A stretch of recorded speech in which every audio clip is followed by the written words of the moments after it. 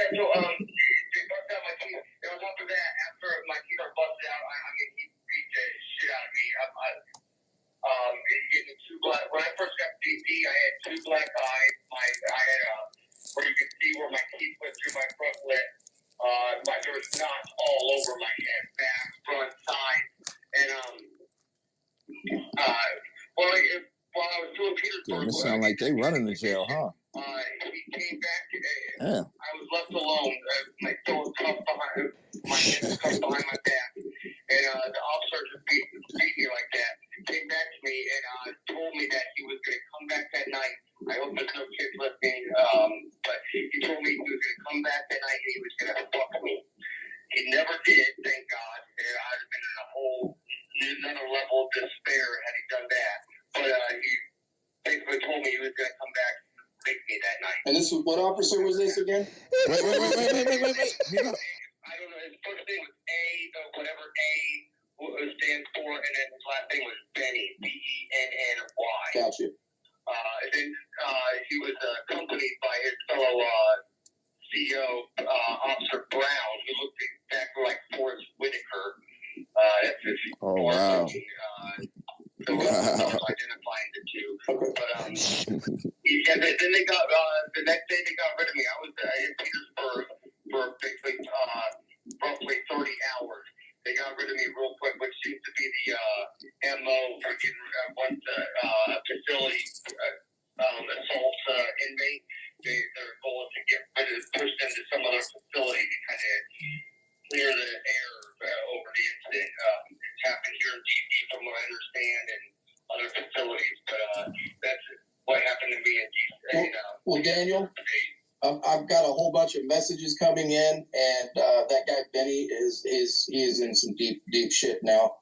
We're gonna handle no, the this, fuck and he we're ain't. gonna make sure that charges are gonna be filed on that. Benny wanted to rape his ass. The nigga, like what? And we're gonna make sure we get justice. You know what they gonna do to that boy in there right now, Good B? thing it didn't happen. Yo, you know what they gonna do to that boy in there right now, man? Oh man. He said, good thing it didn't happen. Wait till you hear about John. Is this worse than the commissary getting cooked? Yep. Oh yeah. This guy's talking about police coming to rape him. Listen, the general, oh my God, took.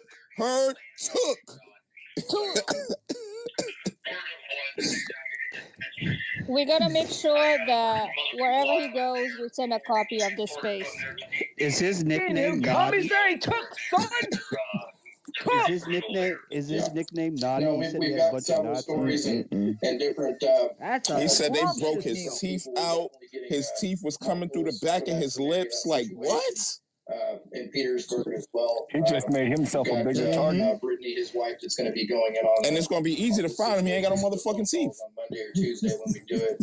And His name is gonna be Mr. Amos. So he's claiming the guard. Jail is the real life nobody ever wants to from all experience. of us here. Man, listen, they ain't going through nothing yet. Beat him up. I'm not sure. Well, everybody was talking, so I didn't hear if it was the inmates or the guards, but I think he said the guards. That was Queen. Hey, thank you so much. Hold on. Oh, I think they're about to end this call. Thank you for what you do, and thank you for all your listeners out there for everything they do, being patriots, and just trying to fight this global cult. They got 26 people in their space. Yeah. Why this nigga General was talking about he be having 900 people in his motherfucking space, B? When I always got double the people he got. And I only be having like 50, 60 people in this motherfucker. So is less than 360 days before. Yeah, that's early. We still got more than you. Oh yeah, we caught the first call. Getting corrected, and I think that anybody the first call we heard was the first call. Persecution, including yourself, is going to be vindicated. Thank you, I know Queen. Yes, that. thank I'm you, just Queen. saying, like it's early and it's still more. Oh, yeah. than here.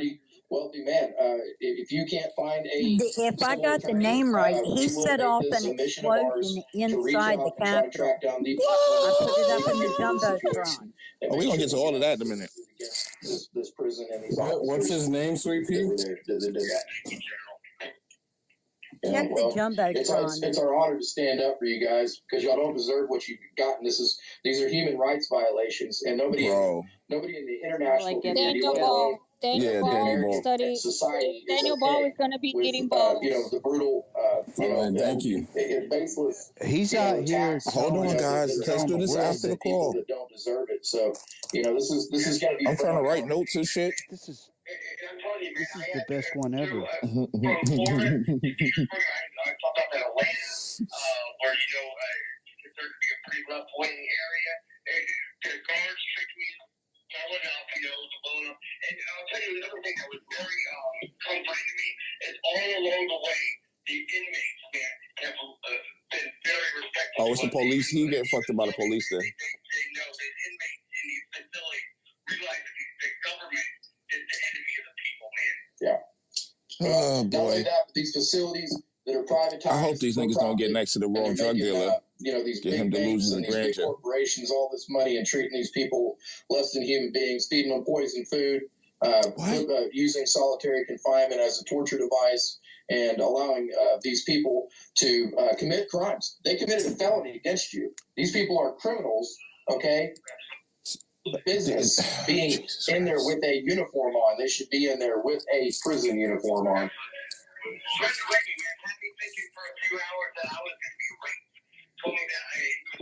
Uh-oh. Yep. He said he thought he was going to get raped. This is an adult space. We put that. That's that the out there third from the very time he beginning. said So, that about no, that that's cop. and you're quoting somebody, a very evil individual that probably has done that before to people. He's probably actually done that. You don't even know who he's talking about. How do you even begin to speculate that? Somebody that would do that to somebody, to say that to somebody, I mean, saying it is pretty bad, but as long as he ain't spin the block on you in the middle of the night, bro. I don't believe him either. I don't believe him. I mean, now it's gonna come to a head. We're gonna be putting this out. They got a lot of free time on their hands. We got a show coming up on Diamond and Silk. We're gonna out this on Diamond and Silk show as well. Jesus. The story. Is that the little voice motherfucker? Yeah, just talked to her recently today. I'm gonna see if she'll come on there and break this. One of them died of Oh, okay, I know you're talking about. Okay. A huge group of people and a huge audience. So this is just beginning. The stand is about to happen. We love you, brother. God bless you, man. He's lying to you. 40 seconds left. We got your gifts and go up.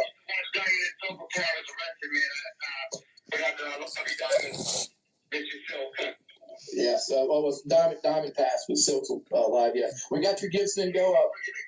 Yeah, we got your gifts and go up, brother. And so it's up there. I know that there's folks that are going to be listening to this. They're going to be willing to help you and put in. So, God bless you, brother. We'll talk to you soon, okay? Likewise. Thank you, sir. All right, buddy. Have a good night. Good night. All right, everybody chime in. Oh, man. Oh, man. Wait. Boy, these motherfuckers is off the chain today. And I'm sitting here with my fist ball. He's really upset about when you hear that, what do y'all feel? Getting what do y'all feel, guys? Having sexual Ladies and relations gentlemen, in jail with how the do you feel guards. about this? That's what he said. Yeah, he did say that. I was trying to be About nice. this torment, Anally rape. the beating and the threatening of rape. You know, I mean, they going in on this one. I ain't even gonna. We not. The thing is this even real? To be I don't honest think with so. you? I don't think so.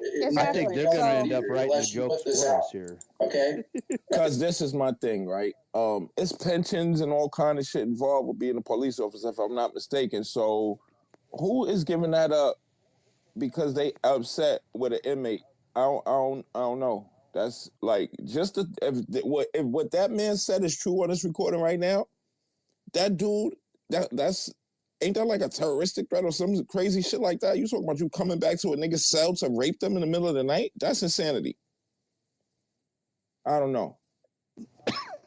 They ain't gonna do that. Definitely a menacing charge. Something like that. Well, he also said that like a bunch of them came in and beat him up. Hello, Oh, the guards will beat you the fuck up. Yes, we can hear you. Which made me, Yeah, in prison. Yeah. Happy birthday, Livia! Happy birthday! Yeah.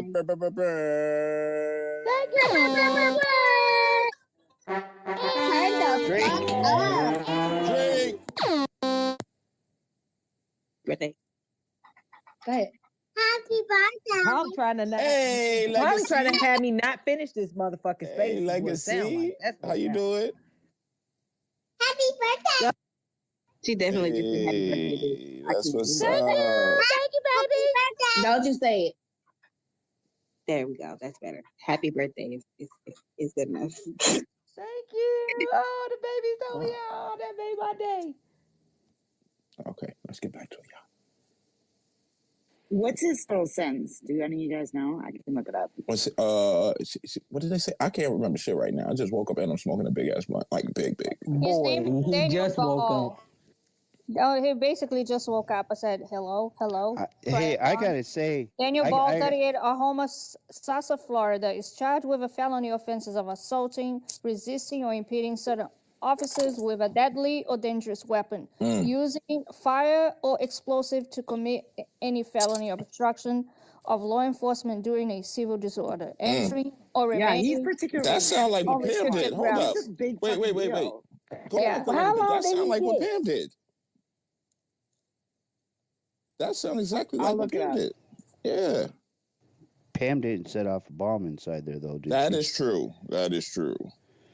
But that's what I'm saying, bro. Like, you setting off bombs in the Capitol and all that. Well, how many years he got? I don't think he's been sentenced yet, has he? That's why he's there. No, he's in the FCI, so yeah, he is. Oh, was that the first call that he said he? Okay, I think that was the first call. I'm getting mixed up with the second call. Daniel Ball. Yeah. He's in federal Yeah, that's prison. the Daniel Ball. What was Why his is he in the sentence? DC jail? What was He's not in the DC He jail. hasn't been He's in sentenced yet. Petersburg. Yeah, he's in Virginia. I don't know where he is. I thought it was Petersburg, or he just got done with Petersburg. They're talking about the people that have been going to and from different facilities, right? So, getting sentenced and then getting moved. They're all complaining about different guards in different prisons. Wait, doing and another things to call. them. Sorry, guys. Sorry. Will happen in the future 100% if there is going to be a jail and prison reform. So all of you liberals Oh my God. who are listening, and all of you... You talk about the ones that been... Drink. Yeah, no, fact, drink. Listen. Antifa, drink. Double shot. Double shot. They are. Okay, we're not quite... Livy, hang in there. Right? We with you, sister. We with you. Ain't this a bitch? I'm not sure if you're familiar with England jails. I was locked up. Don't expect her to be in the morning spaces. Do not expect her to be in the morning spaces at all. They said, listen, in England, it's totally different, man. You show up, everyone's respectable. Why is he talking about jail in England? Then you go in, like, the hole, which is the real jail, right? But if you're there and you're pre-trial, it's like the Hillen. You get that makes sense for it to be like that, though. That's how it should be here. Because that's not guilty until proven innocent when you automatically put in with the rest of the prisoners before your trial. Or your mortgage, or your rent, or your this, or your that. You have to, and it varies on the person. You have to justify your mortgage with this and that. Because if you're pre-trial, you're still innocent until proven guilty. Yeah. So with you getting a decent amount of money, let's just say £1,000, right? Which is like $1,500, whatever it is. But if you get that every month, it's doing a bunch of things. It forces the state to say, listen, either we're going to release this guy because he's pre-trial, and we expect him to get back and come to court, and we're going to throw an ankle bracelet on him, But if he is so dangerous, and he's done such a horrific crime that we're going to keep him here, guess what? We're not going to continue to pay this money to let him pay his house and pay his mortgage or pay his rent and pay this until court, and that gives him the speedy trial. If we can't, at least, worst case scenario, it gives someone a couple months paying rent to get their stuff situated and say, hey, listen, I'm going away. I just robbed this bank. Unfortunately, I shot someone right here. Well, at least you get a month. And I'm not saying you're deserving of it, right? If you took someone's life, right? I'm not saying that. But you're still innocent until proven guilty. Well, they've already. That's the difference between, that's the way it's supposed to be in America.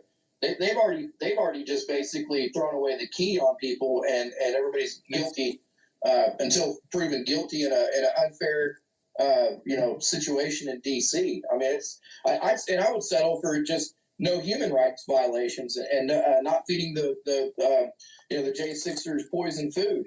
or utilizing solitary confinement as a torture device. I mean, just the human rights violations alone. I gotta write shit down because he's pissing me off. You know, but none of this situation, none of this process, the whole entire process is torture. That's what it is. This is not real justice, Chris. I agree. Absolutely. And what I can say is, and what I told them, I said, again, we're going to have, these channels are going to be held accountable. What happened to Dan Ball is complete BS. Okay? And I'm really trying not to curse here, right? Yeah. So it was complete BS. So on top of that, I will tell you what Don told me. And he said there were several things that were said to him. They used Dan Ball. They used Dan Ball as an example. They knew exactly who he was. Okay, before it happened, they knew exactly who he was after it happened, because they specifically said, "You want to act like terrorists? We're going to treat you like terrorists." That was number one. Okay. The other thing is, you want to get effed like Dan Ball. That was number two. Certain things were said that, and I don't know if it was the same officer or not. Again, I wish Dom could be here, but he can't. So those things were said to me today. And I said, "Hey man, make a bullet point. Make a bullet point." And he said, "No, I got it." And then unfortunately, we got taken away. So, but those things were said. This place, and again, you are left in solitary confinement. Now again, we're free trial. So you're left in solitary confinement. Well, he's not saying shit. Got it. Who is the first guy that Tommy talked about? Really, really, really nice guy. Michael? Florida. Michael Perkins? Yes, Perkins. So Perkins was there for weeks. Listen, I hate to make it about me, right, because I wasn't there, but I'm just going to use me as an example. It's not that I'm a Muslim or a Jew or a vegetarian, all right? This is not a lifestyle choice. I have a food allergy. I cannot eat food if it is given to me. If it has wheat on it. If it's contaminated. That's how messed up I am. I can tell immediately my stomach blows up. If I break my diet really bad, it blows up to the point where my stomach is 3-4 times the size for about 3 days. Finally happens, right? Or I'll hack everything up. But usually I don't. But I don't even get into gory details. But that's what it is. My mom just had surgery. She had half of her stomach. I know I'm getting mixed up, but half of her stomach, half part of her colon, some sort of something tube that connects everything. Her gallbladder, basically all of her inside had cancer of some sort. So they just said, "Hey, we're in here now. We're just going to take it out." And you don't absolutely need it. We're going to take it out because you know what? You're 67 years old, and we want you to live until 90. Because if we do this right, and we take out a little bit more than what's needed, so be it. Go live. You're right. And but if this cancer comes back, there's no going back. And she's going through chemo as we speak, all because of the celiac, right? So this isn't like some people say, "Oh, well, I have celiac. It's not that big of a deal." Great. Well, when you're 60 years old or 65 years old, you're breaking diet all the time, and then you wind up with cancer of stomach or colon or this or that. Small intestine was removed, half of that. You know what I mean? Like when you wind up with cancer, don't say I didn't say I told you so. I hate to do that, but that's where it's at. The whole point is, if I'm there, let me just throw up a crying emoji. I've already gone through this in Essex. I've already gone through this in Lewisburg. I've already gone through this in Lewisburg. They tried to help me. I'm not getting into that. I'm not putting them in the same category. But in Essex, in D.C., I've gone months upon months worth of no commissary at a time. Drink. I've lost 30, 40, 50 pounds out of jail and then had to gain it back. You know what I mean? This is crazy. So you can't just say, "Hey, listen, there's no diet breaks." You can't do that. You're breaking the federal standards. And where this all boils down to is the marshals. It falls on them. Because you know what? This is what you guys have done, and this is why this movement has become so so big, and this is why the right is going to have to finally fix something that the left has tried to fix for the past 40 years, 50 years, 60 years. Yeah. All right? We're going to have to fix it. And because you guys like you, General, because of guys like you, because of the Vigil, because of this, because of all these podcasts, because of that, because of the voice of J6, because we are political prisoners. Okay, I don't care. I've said so much other crap on the air, it doesn't even matter at this point. Give it, it doesn't matter. We are. Okay? You can't treat one group of people, one riot, different than the other. Forget about how the FBI already knew about it. Forget about this. And that's what we're going to talk about it in future weeks coming up. But forget about all that other stuff. We have the voices. You know what I mean? We're going to fix what the left couldn't do for 40 years again. Well, and basically we're going to do that by exposing people that don't care about human rights violations, man. What you're talking about, but them feeding them not, you're talking about a medical situation that you have, Chris. Okay, you've got a medical situation. And not to mention, I'm sorry to cut you off, and not to mention the fact that, listen, I've been told by two different doctors, I'm staring down at my knee. It's twice its size right now. I'm running around. I'm trying to get people set up on the Vigil and on Twitter Space at the same time. I'm running around. I got knee brace on that I got from the hospital, but I have a torn ACL. Well, that's what they told me. At least two different ones told me. I think you tore your ACL or your MCL or your FCL or something torn. Well, it's been over 2.5 months. I still haven't gotten an MRI. Something's got to change. Chris, I'm getting a phone call right now at 7:55. I think you're going to start the national anthem here pretty quick.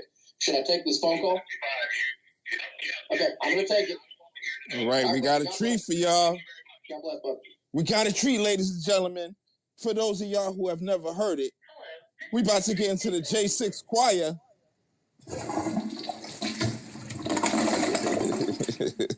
This is gonna hurt. Oh, man. He's getting the call set up right now. Everybody retweet the space, man. Let's get some more people up in here. This call is from a corrections facility and is subject to monitoring and recording. Thank you for using Global Telling. This is the General. Who am I speaking with? Dom Shoka or some shit like that? Dom, what's up, man? Yeah, we got you on the lineup, and I'm glad we did, man. Talk to us. We want to hear about some good stuff. The window breaker, the baby. Whatever else you want to talk about, my friend. Go ahead. Itty bitty baby. Sure, I'll let Don go here first. Well, for one thing, we sure met a lot of good people here. No sounds right now. Just all around good people, and got to be proud of that. We've been here for about a week. We arrived in D.C. We were putting intake for about 10 days before getting here in the J6 spot. So Don just got his, he'll tell a story to them. He just set up his get set to go, so we can get the URL right now. Yeah, we got those coming up. We got those pre-pulled up for you too. Go ahead and tell us about it, and kind of want to know along the lines of your story about everything that's led up to where you're at, real in a kind of a timely manner, because y'all are splitting this phone call. Go ahead. Yeah. I just came home from work one day. My wife said, "Get ready, we're going to go," and we ended up driving 8 hours to get there. It didn't end the way we wanted it, but my wife's here too with me, so we're both locked up at the same time right now. I think she's going to talk to you Tuesday, though. Yep, she is, and I wanted to bring this up. You and your wife are in prison there in D.C., and you have a 25-year-old daughter that has been basically left just with the whole entire back, keeping everything up, and she's having a real hard time doing that. So why don't you go ahead and break us into that? Yeah, she's doing a good job. She's 25. That's an adult, right? It's a good thing for her. I thought so. But yeah, she's doing a good job for her age, and we're proud of her. Well, we got your Give Send Go up. And, He's crying. we're gonna be pushing your Give Send Go. We're gonna be asking people to retweet it out to help you out. And what's your experience so far, brother? Man, I know you're about to start the national anthem, but what's it been like? It's been rough up to this point where we got to the J6 pod, and now we're surrounded with a lot of good people. I'm here with my buddy Frank. So, Don's been a real trooper. We've been really helping each other, and ever since we got out of Oklahoma, transfer to DC, we've been trying to keep our spirits up, each other's spirits, stuff like that. That's great. But we've had our ups and downs, but we're definitely, things are leveling out now. We're around people that are really accommodating each other. Well, that's great. Stay on. Yeah, but you guys got to walk out. Yeah, you got to walk out there. All right. Well, let's listen to it. We'll pick back up on the phone conversation afterwards. Oh, yeah.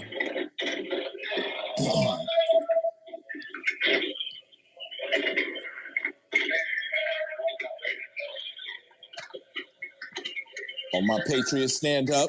You know what I'm saying? You're about to sing the national anthem. Let's go. Put your hand on your chest and put the other hand at a salute position right now. You know what I'm saying? We being serenaded by America's finest. Play this? You know what I'm saying? Come on, they man. giving it up right now. Big J6 shit. Fuck y'all talking about, B? Star Spangled Banner. You know what I'm saying? Through the perilous light. Out this motherfucker. Fuck they talking about, B? I don't feel good. Through the ramparts. You know what I'm saying? For the ramparts? Ramparts. Yeah. Ran through. Uh-oh. That sounds like what boy about to get if that police come back. He gonna get ran through. Jesus Christ. That bomb gonna burst somewhere, but it ain't gonna be in the air. Lord have mercy. Then, what's his name again? Balls? His last name is Balls, right? Daniel Ball. Yeah. Daniel Balls is worried about his balls. Getting taken advantage of. This is ridiculous. Do y'all hear this? Yeah, my ears hurt. For the land of the free, B. You know what I'm talking about? And the whole choir. Bubbles bursting in air. Hit the wrong part. Yeah, definitely did the wrong part. It's okay. The wrong one? It's okay. Yeah, it's okay. The right word, right? What the fuck? Nah, you're definitely at the wrong section of the song. It's okay. USA! My Patriots, B. My Patriots out there in the hood, B. Who the fuck knows? All my motherfucking Patriots, B. I can't hear. I got my hand on I've got my right hand on my chest and I'm caressing my boobs. I'm sorry. I'm not supposed to do that, Damn. I think that's a whole different type of scenario going on. That's a different space, goddammit. That's the Velvet Voices. God damn it. This is the J6. I'm saluting the Tapu D. Right, where the fuck are you at? Girl. Wait. Call, guys. Come on. Come on. Don, you were in the middle of your story, right? Yeah. In the middle. He sounds so interested in these guys.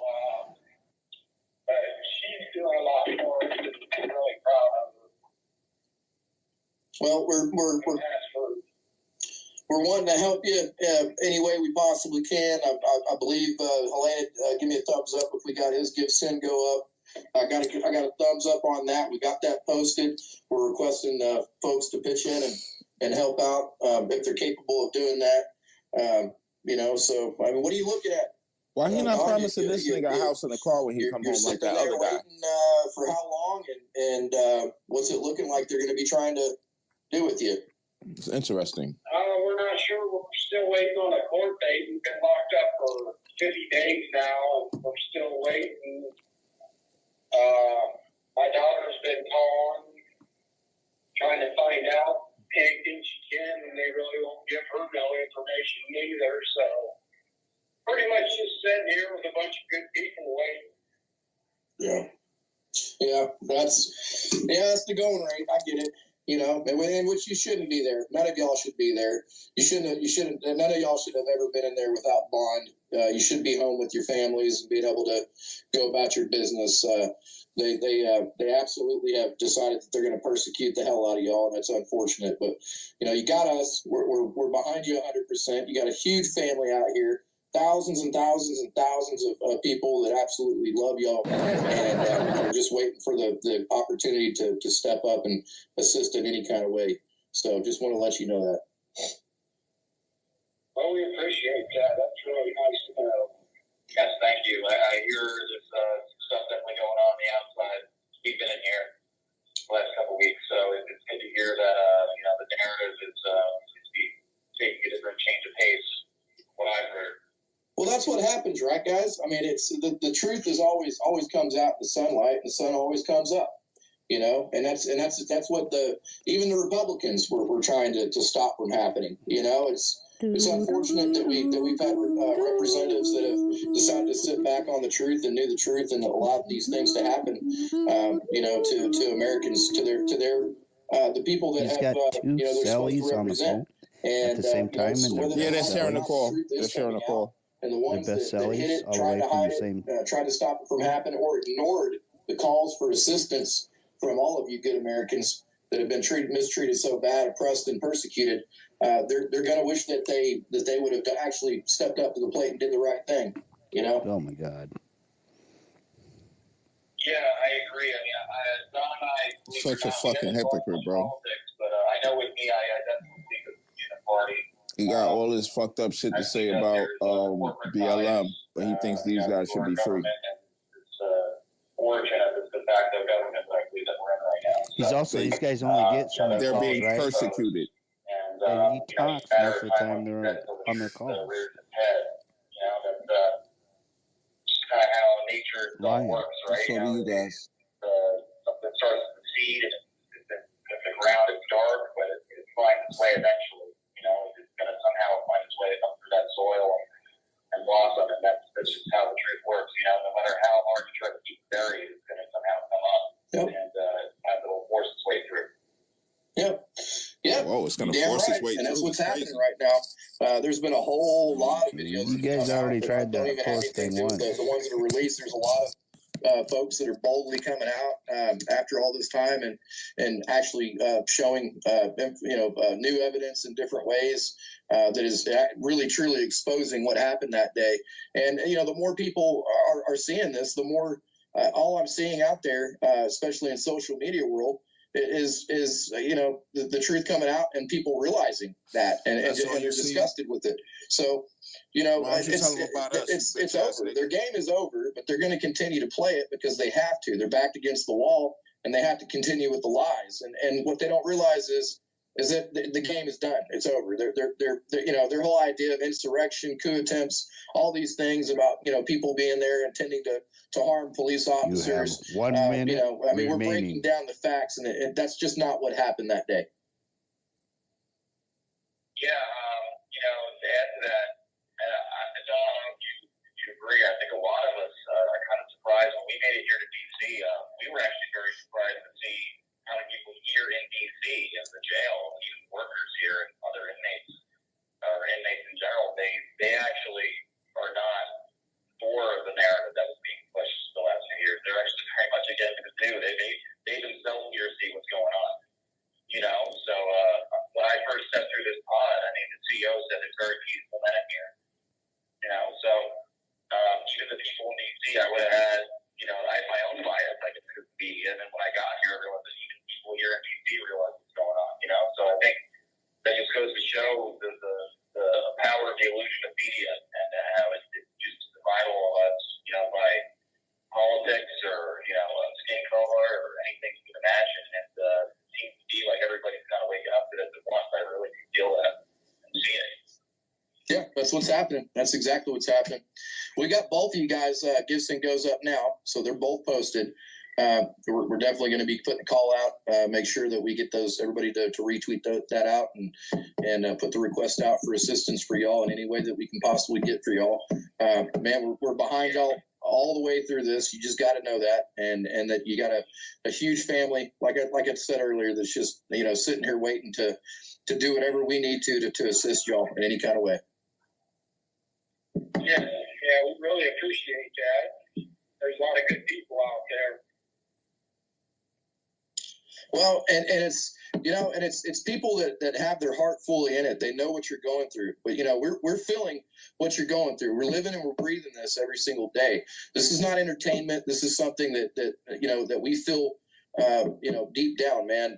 I know that there's a fracture, you know, in all of our chests over all of this, and I know that we all want it to be done and over with. And you know, it's not going to be done and over with unless we all stand up together against it and shut it down, you know, finally and completely. You know, I know that they're going to try to drag this hell on, guys, but you got to make it through this, and you got to make it through intact spiritually. You know, God's going to be with you through this, man. You know, just stay righteous, stay good, and you know, keep praying, stay in the Word, and you know, you're going to get through this, man. Y'all are going to get through this. This is going to be behind you one day, and we'll be together one day out here free. Sounds great. Yeah, one day we'll be together. This whole time, as far as the jail experience, I've never been previously incarcerated before, but you know, stay positive, and even in the darkest of places, you know, you can find light, and you can find good people, and stay out of trouble. And as far as, you know, Don's situation, I just want to say too, if anybody out there listening, please donate to the children or anything. I do my name right now. You have 1 minute remaining. Well, guys, you got 1 minute left. Give me your final statement to America and what you want to say to them. Just glad we got all the support from everybody out there, and they talk to us in here. So that's really nice to know. Yeah, I agree with Don, especially for them. I know there's a lot of talent. That old nigga that was just talking, his mother be calling him a baby. I'm only going to be here for a few weeks, but just want to remind everybody that our representatives allegedly taken over office for a reason. And we must focus on that. We must focus on the oath. We must focus on the word that they should be taking to us as people that they say can serve, and the Constitution and God. You know, so that is something I think we need to focus on. The root causes. Go back to the oaths, and we need to furnish our country in such a way where. Thank you for using. Bitch. Knew that was going to happen. Get you. Dang it. We cannot let that happen.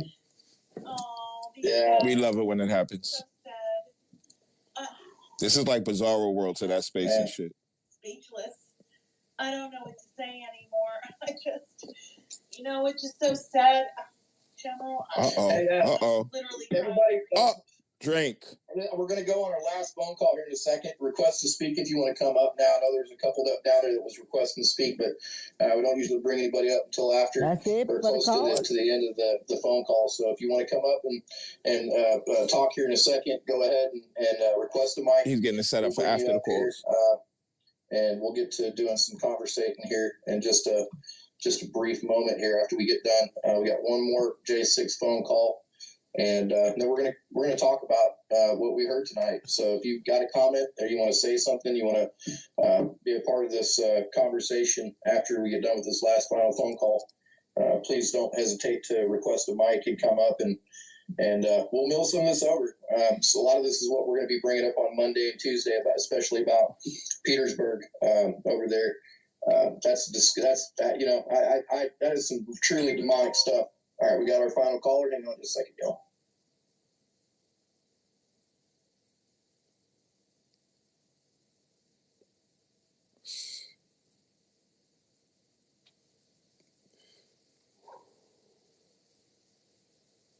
Fuck you, General.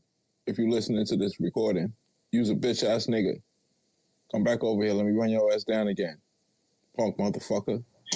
This call is from a correctional facility and is subject to monitoring and recording.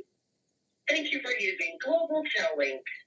Hey, this is the General. Who am I speaking with? Brian Jackson. Brian, what's going on? Jackson? Oh, come on, you got to fix the Sorry, audio, Mr. Brian. I thought he said Jay. Well, yeah, you're welcome. Welcome, man. You know, we're going over all the stuff that we're going to be doing over the next research and all this stuff, all the stands that we're going to be doing, especially against Petersburg prison. We've been standing up against Butner recently. We got some other things that we're going to be doing to expose Butner, and then we're going to be moving into Northern Neck. We're going to be kind of laying into these evil places, man, that are committing these atrocities, crimes, and abuses. I'm the fucking children, I swear. Definitely get Northern Neck. Jefferson's been out there. My wife started Northern Neck Vigil last year. They said we're going strong out there trying to shut that place down. So hopefully they get shut down. Well, we're in the fight now too with this, and it's not just these three. We're going to be we're going for the whole thing, man. It's time for this country. It's time for the country to understand the human rights violations that are happening, right? You know. So. One jail at a time, huh? Yeah. We're gonna we'll hone this. We'll hone this blade all the way until it's razor blade sharp, and we're going to cut through all of them, eventually. So this is a mission, man. It's a calling, and we're focusing on the J6 paths and all the things that have happened. We're hitting those hard. We're going to beat that monster up. We're going to knock it down. We're going to explain to these people that there's an army behind these people, and that threatening, abusing, and torturing these people is not going to be acceptable. So. Well, talk to us about your situation, man. Let's get into your deal. How long you been there, man? What are you looking at? Whatever you want to talk about with your deal, with your situation. Let's see. I've been locked up 18 months so far. I started off I'm from Houston, Texas. So I started off in Joe Corley jail, then went to Grady, of course, and then flew to Pennsylvania, Harrisburg, Pennsylvania. And they drove me to Northern Neck Jail. I'd never heard of Northern Neck day in my life. When I walked that jail, where in the world do y'all have me? Where's the podunk at place do you have me at? And I learned real quick with Northern Neck. And then I stayed there for 7 months, I think. And then went to Lewisburg prison. They shipped all the J pictures off within, I think, a 2-week process. They shipped 20 of us from Northern Neck Jail. Some of us came to DC Gulag, and some of us went to Lewisburg. So one of us went to Lewisburg for 6 months, and then we stayed there and came down to DC Gulag. I've been here since May, I think. Got here in the middle of May, I think. I'm still in status hearing. My brother's actually my co-defendant. He made bond last year from Northern Neck Jail. They denied my bond. So I'm actually going for another bond reconsideration this month. So we'll see if that goes through. Really, I don't care if it goes through or not. I got the 18 months in, so I just lost everything so far. So it really doesn't matter if I get back out there. I mean, it'd be nice to get back out there, but everything is already gone. So and I got the time running, and we know we're going to be found guilty regardless. So hopefully, in about a year, we'll all be going home to Trump makes it in. Yeah. That's where I've been so far. Well, that's unfortunate, man, that you even have to think that way, to even know that you ended up losing everything. That's, it's not hopeless though. That's the whole thing about this. By the way, this guy has Hitler's signature tattooed on him. The hell that they're putting everybody through is only temporary pain, and it's going to be done. It's going to be gone. They're going to have done their damnedest, and they're going to have failed in their objective, what they intended to do, which is destroy you and destroy, patriots. So. Yeah, I've been kind of blessed. I've had my wife with me the whole time. She dropped everything, and she flew to DC shortly after I got to Northern Neck, and she met up with Mickey and Nicole, and she's been with them ever since. She started the Northern Neck Vigil, then she was in Lewisburg while I was there. Started the Lewisburg Vigil, now she's down here hosting the DC Vigil with Mickey and Tammy. So I've been blessed to have her here with me. It helps a whole lot having her out there advocating for me and stuff. So, that's a good thing. I believe. Yeah, you got support, man. You got people that care about you, and You know, that's what I'm saying. I mean, this torture can only go on for so long, but the bottom line is we're not going to be standing for any torture that's going to be coming to any J6ers. We've done what we could to correct things there in DC the best we could, and you know, we've gotten other things, you know, accomplished in other prisons and stuff like that. He's going to get these people along killed. the way, and exactly. you know, Northern Neck. You know, give us a little backstory on Northern Neck so that we have somewhere to go. When we you know, put that in the lineup. You know, we're dealing with Butner first, and then Petersburg, and then we're going to be moving into Northern Neck. So tell us a little bit about that. There are no prisoners, J6 prisoners in Northern Neck jail. There you go with the fucking tapping again. They hire anybody off the street, and they're very unprofessional. That's why you have some abuse that takes place there. They're not professional correctional officers. They're just drug off the street. They hire whoever. But you know, you got this, it's like, hard to hear some powder or you know, like for instance, they make the cake and they set it out in the hallway and places infested with rats and roaches. So you know, in the middle of the night, rats and roaches are crawling all over these things, and they the next morning when they're serving the trays, they get up, they prep them. Sometimes when you get a tray, you're waiting in line to get and this bitch has been to prison before. And mind you, they ain't in a county jail. It's gonna be come on, bro. The prison is gonna be clean. Actually, the county jail is gonna be nasty as hell. Right. Speaking about the food, there's an aspect that we've been picking up on that they feed. They're feeding a lot of these inmates rotten and rancid food that's already spoiled and has fungus growing on it or mold, stuff like that. No.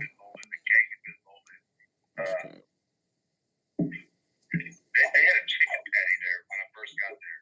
It was my first chicken patty. I didn't eat for the first 2 weeks. I was there because of this. So I get my first lunch tray, and there's this chicken patty. So I go bite of this chicken patty, and it crunches like bone. There's just like pure crystal. I don't know what it was, like chopped up bone. It wasn't even meat. And I immediately spit it out. Nothing it did for me. But I lived off honey buns and chips the whole time I was there. It just destroyed my. You know, before I got locked up, I was on a very healthy diet. You know, I was very body conscious. I was stay trim, slim. You know, I was in the gym all the time. And when I got to Northern Neck, I didn't eat. I started living off the honey buns. So I started eating. My weight started deteriorating. So when I noticed that my eyesight, because all the sodium intake and sugar intake that I was suggesting, when I got to Lewisburg, they checked my eyes. They said I was hypersensitive behind my eyes due to my diet in Lewisburg. What the fuck is that tapping sound? That's him over there cutting his coke up or something. We trying to figure it out for months now. What the fuck is the tapping sound? Two guys were in there. This guy takes a bite out of a piece of cornbread, and there was like a black sluggish, like a slug in the middle of it. And this guy immediately went up in his cell right next to where the table was. And it was just disgusting. Just, you know, things like that. You know, what else? What else is going on there? Well, what we're doing, Brian, is we're actually tracking down these corporations, banks, and people that are involved in profiting off these prisons too. So we're definitely going to be dealing with addressing the people that are you know, making money off of this kind of stuff too. Northern Neck say that, and here there's 3 judges and some kind of company that own Northern Neck, right? Mm-hmm. So the people there, that the locals. I thought that him chopping up coke or crystal meth or whatever was a drinking term. Oh, No? Well, no, because he does it for so long. Like, it's kind of. Damn, he's still doing it. Yeah, no, he's still making it. Whatever he's doing, once he starts, he continues. Maybe a Class B misdemeanor or a Class A misdemeanor, you know, something that requires 30 days jail or maybe up to a year, 6 months of jail time. And these people are sitting there for 2 or 3 years without a bond. It's crazy. I've never seen nothing like it. You know, but they deny bond for a reason. Because these judges own these jails and they're making money on people staying in these jails. Yeah. Right? Yep. So that's why nobody gets bond. It's a black hole. Once you're in, they already know they're stuck. You're screwed.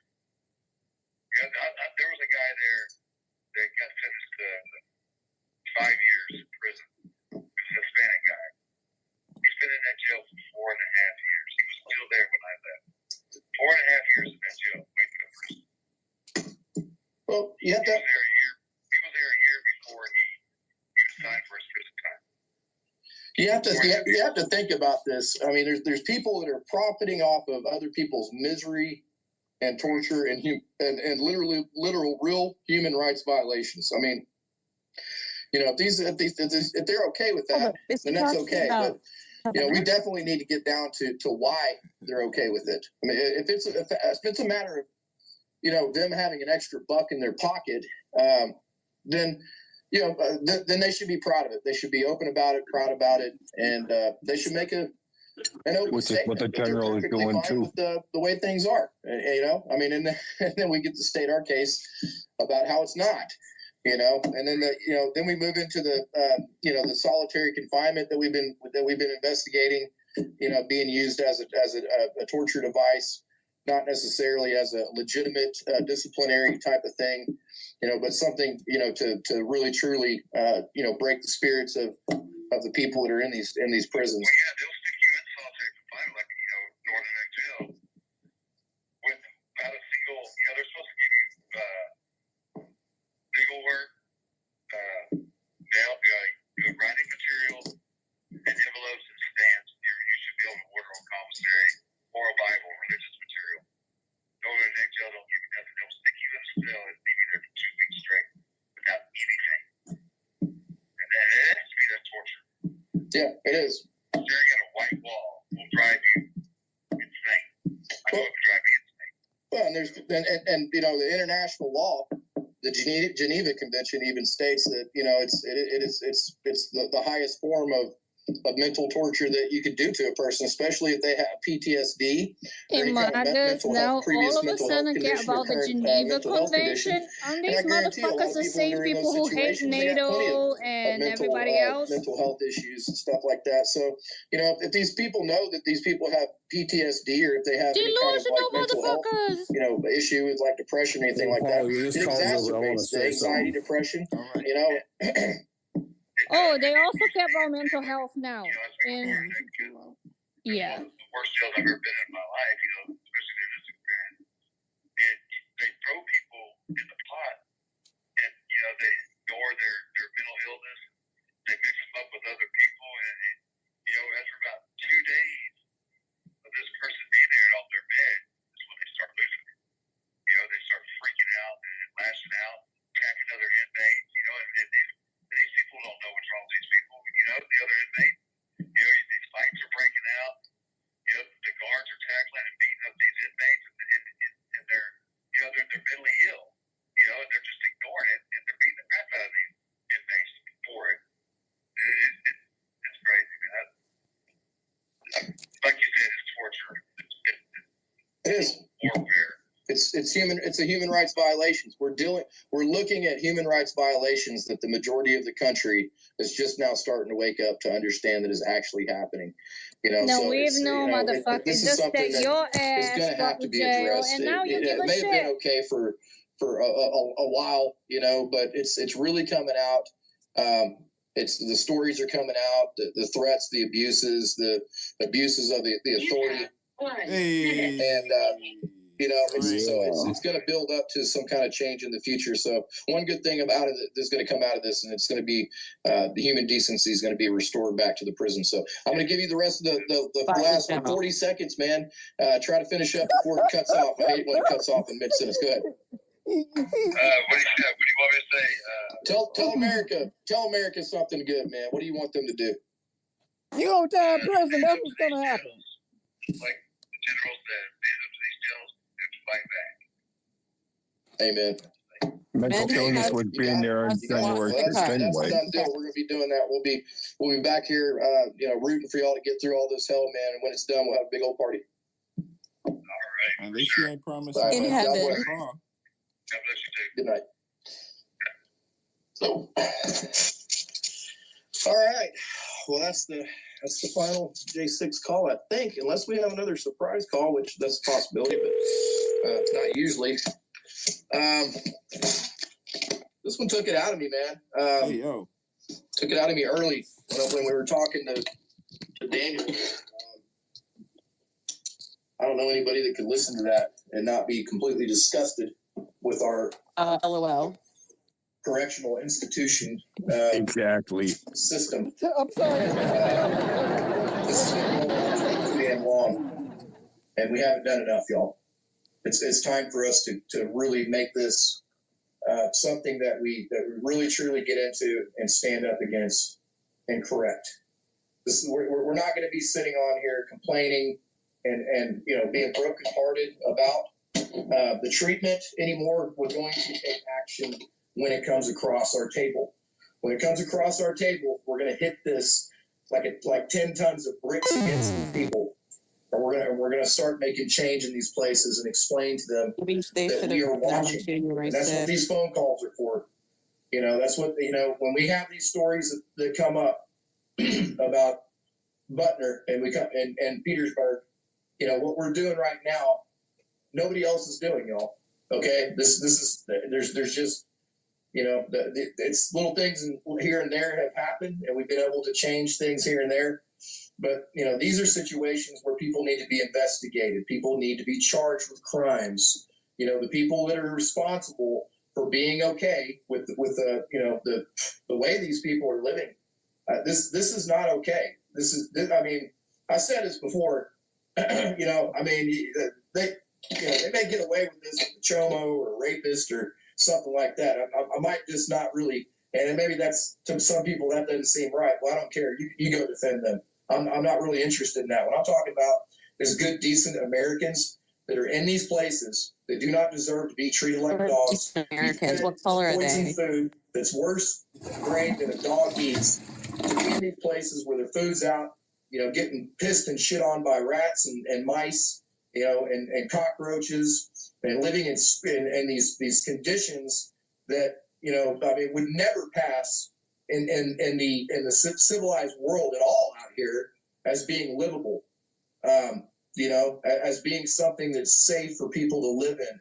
And then on top of that, you add into these guards that apparently think they can get away with whatever the hell they want to. Okay, we're talking about just absolutely disgusting human beings that God can get away with whatever they want to get away with.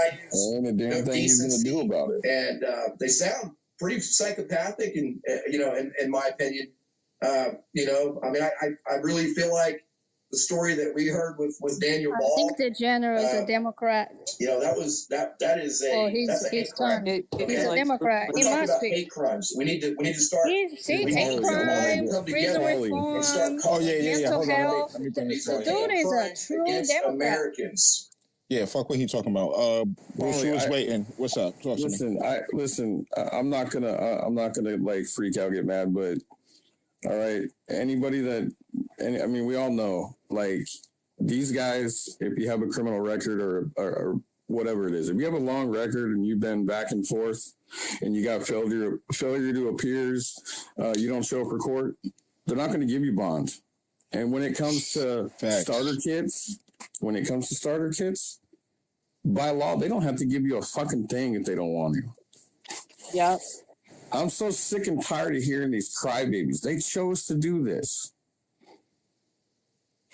If all of us here chose to do what they did, we would all be locked up too. Or dead. Definitely. Or dead, right. Exactly. That's true facts, Chairman. Hey, Chairman, I wanted to ask you. Some would not make to the steps of the Capitol. Let's just say it that way. Right? Hey, Let's Queen. just say that. And I'm not, you get what I'm saying. I'm not.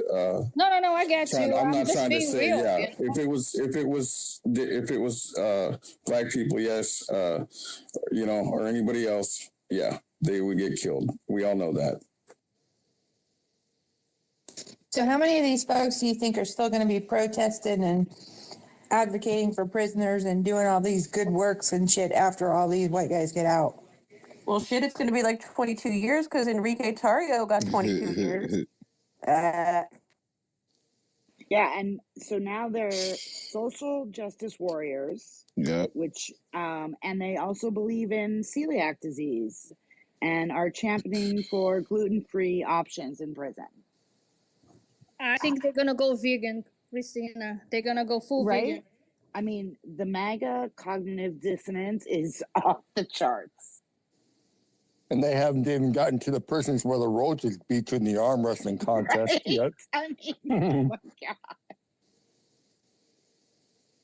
I mean, that was their big insult against us, that we're social justice warriors. And now here they are. But, you know, as soon as they realize it's also helping brown and black people, then they'll pull the plug. Because, you know, they hate that. Yeah, They're that's not going to be unhelping. that's the dilemma that they're having. That's the dilemma they're having. Like, wait a minute, can we get this stuff to only apply to our guys? Right. They're making calls for individuals, and the jail is looking at the phone like, what are you talking about? And hanging up the phone on them. The general hasn't done shit. The people that they called yesterday, so their big fight against Butner or whatever the fuck Butner, they called, right? Somebody answered and told them to go to the website and hung up on them. Wow. They called the governor of North Carolina. Hey, it's a federal prison, right? Like, they're that dumb. They called the governor? Of North Carolina, where the prison, the state, the federal institution is located in, to complain about it, ask him to go tour the jail, and that they're not being fed hot food. P.S. They're on lockdown and they somehow expect hot trays. Are they fucking kidding me? Oh, and Dominic Pizzola, the dumb Proud Boy, he's like the dumbest one I've ever heard of. He's such an idiot. He told his mother, and she was announcing this, that it is collective punishment, what they are doing, because one prisoner did something wrong, so that all the prisoners get locked down. And it's a security thing, though. They doing that. Yeah. So wait, so even if it means that they're unsafe, they have to be comfortable, right? They have to call mommy. They have to be able to call mommy. That was the whole thing. Is she was like, I cannot get in touch with him. He has not called me. And they were like, ma'am, we're in a lockdown. Every time something like that happens, they have to make sure that that wasn't a diversion from something else. You understand? They didn't have that fight to fucking cause a riot later or a breakout or something later. So they got to do all these 1,000 security checks every time some shit like that happens, and make sure that motherfuckers didn't do no other shit to, to make somebody escape in a little while, or none of that shit, because everybody was directed and focused on that fight. You know what I'm saying? Wow. Yeah. But for them, it's because he's a Proud Boy, a domestic terrorist. So, everything changed when he got there. They never had lockdowns. They never had things where you couldn't talk on the phone. Like, no. Fucking idiots. They're prisoners based on their political actions. They're hate towards because of their political actions. They're not political prisoners. They need to redefine what they mean by that. In a minute, they're gonna say they're POWs. Watch out. Oh, I think I posted something. I bet they will. I posted something in the, it's a little video. It's going to be about the coroner. And in there, I think this is what a friend told me. I haven't watched it yet. They said that they refer to the J6 prisoners as slaves. So, just an FYI. Really? No. Yep. So, yeah, it's in the thing if you wanted to watch it or listen to it. I think we should have a watch party. But yeah. And we're wondering if like some of us are featured in it because we were You got to be in it. Yep. And where did you put it up in the pill, or did you put it up? I put it up above? in the, what is it called? The Jumbotron, the right? nest. The nest, whatever. Sorry. Let me see if they talk about anything still. Hold up. Oh, they got another call. Mind, body, and spirit, and persevere. Well, that's what you need to do, and you should do it. And you may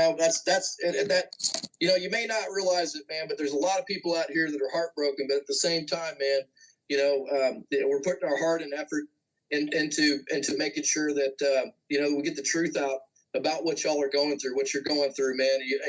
The amount of people that are behind you, you could never understand. There's a huge, huge army out here that supports and backs you up, and no matter what happens, man, we're looking folks at here right now laughing at your ass before we get pardons for everybody. So they can take their plea deal. He said that 360 days from pardons for everybody. Goddamn it, everybody getting a pardon. A positive in all this is a lot of my close family and friends, even distant friendships, have seen what's going on. We're fucking crazy. It's shifted their view of what they really truly thought was like a just system, and what they really truly thought were people who did wrong that day. And all we did, at least I can say for me, as well as all my other brothers here, is we showed up to just have our voices heard against what we saw as blatant fraudulent happenings within the election. And I can't go into much of it, but it's thrown out of control. And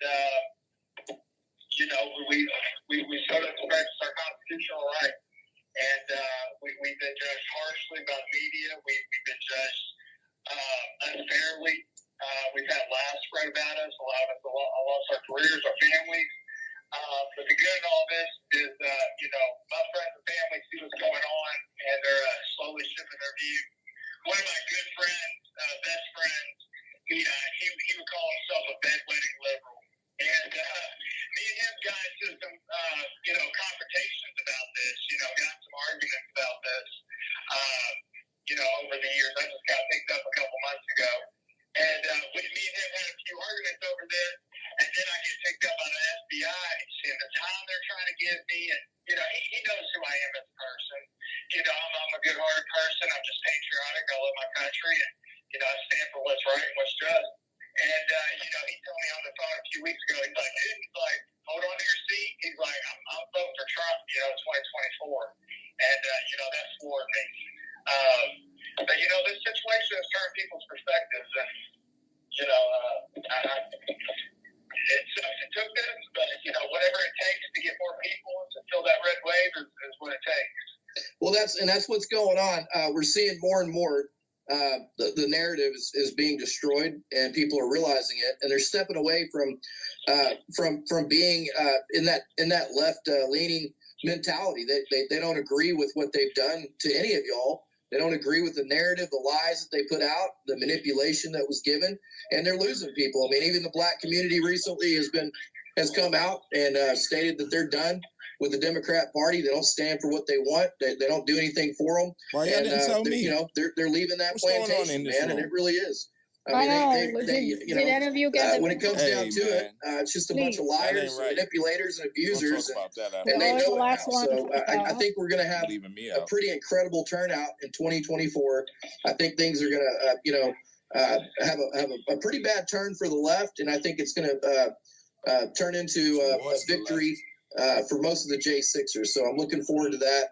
I know a lot of people are, man, and just keep your head up, and like you said, mind, body, and soul. Just keep yourself going, man, and just know that you got a bunch of people that you may not know their names, man, but you got a bunch of souls that are behind you 100%. Yeah, and I mean a big shout out, a big thank you to all the ones who do speak up and who do voice their support for us. Because what I do know is it's not this small minority of very loud left wingers that seem to seemingly control the narrative. That really do the damage. It's the men and women who know what's going on is wrong, but are too scared to stand up and say anything. So one by one, we'll get people speaking out, get people on the J6 bandwagon and supporting us, and having their voices heard as well. We all live in this country, we're all citizens, and we all have a right to voice our opinion without persecution. And I think that's what has fired me up. I've become more fired up, going through this process. I'm here for the long haul. Looking forward to next year getting that part. But until then, I'm gonna stay speaking out. That's grimy that he giving them that fucking false hope like that. Why are you not? Exactly. How much y'all want to bet this time next year this fool ain't gonna be doing this? Know that you were coming on. Do you have a give, send, go that you can put out that we can post up? Yeah, I do actually. It'd be really helpful. Give, send, go. Everybody cash app at ProgressAnyone. CURTIS. His give, send, go is in the title right there. Got it. We'll pull it up and we'll post it on here. We'll make sure that we get the folks to retweet it out, put it out there, and hopefully, we'll have some good folks that step up to the plate and throw into the pot, man. We'll definitely keep your give, send, go on tap. And anytime you ever want to come on, man, you're more than welcome to speak your mind and give us your message. And this is the place where we give you guys a voice and be able to let the world know exactly who you are. Y'all are systematically, one by one, breaking that mentality that y'all are a bunch of crazy terrorists, which you absolutely aren't. Which they are. I know that y'all been treated like that, and they want the world to think that. But we're breaking that nonsense apart, man, and we're throwing that away. And more people are waking up to the fact because y'all are willing to come out and tell us who you are. Exactly, man. And man, my biggest catchphrase in all this is never give an inch. Keep putting one foot forward, no matter how small that step may be forward. Just keep pushing forward. Keep spreading the good word. Keep being a good person. Keep, standing behind your values and by your principles, man. And good will prevail. Like I said, I didn't know I was getting on here. I kind of got hauled into the cell. But I'll be a little bit more cohesive next time I get on here. But thank you guys, and I know the rest of the guys thank you as well. Yeah, no problem, man. No problem. Like I said, our honor, brother. Keep your head up, man. Get through this crap, and like I've told everybody else, in the end, we're gonna have victory over this situation. It may seem like they got the upper hand right now, but they ain't gonna have it very long.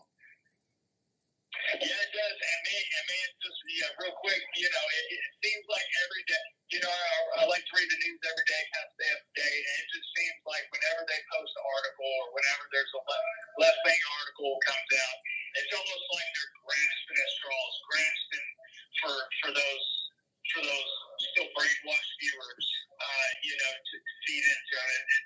You can tell almost that they're losing stride, and it's the long view, but that's kind of what we've always had to take on our side, and one by one we're changing that narrative about us that we're these terrorists or we're these insurrectionists or whatever you want to call us.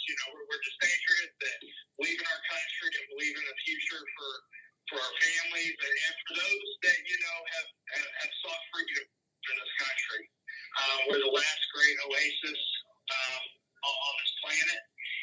We're the freer of nations, and if she goes down, that's the last refuge. So you're actually in jail. Give up the good fight. Yeah. Good words, Tate. Very good words, man. I'm glad you came on. This is a very good surprise, man. We didn't know you were going to make it on today, but I sure am glad you did. All right, thank you, brother, and yeah, like I said, everybody wishes you well, and we will talk to you soon. Okay, I hope we do, brother, man. God bless you, and like I say, man, keep your head up, stay positive. God bless you, brother. Bye, brother. Good night. All right. Well, that was a nice surprise. That was cool. Okay, so yeah, I do remember talking to Curtis a while back ago. That was probably about a little over a month and a half ago. Probably, I guess, when he first got in there.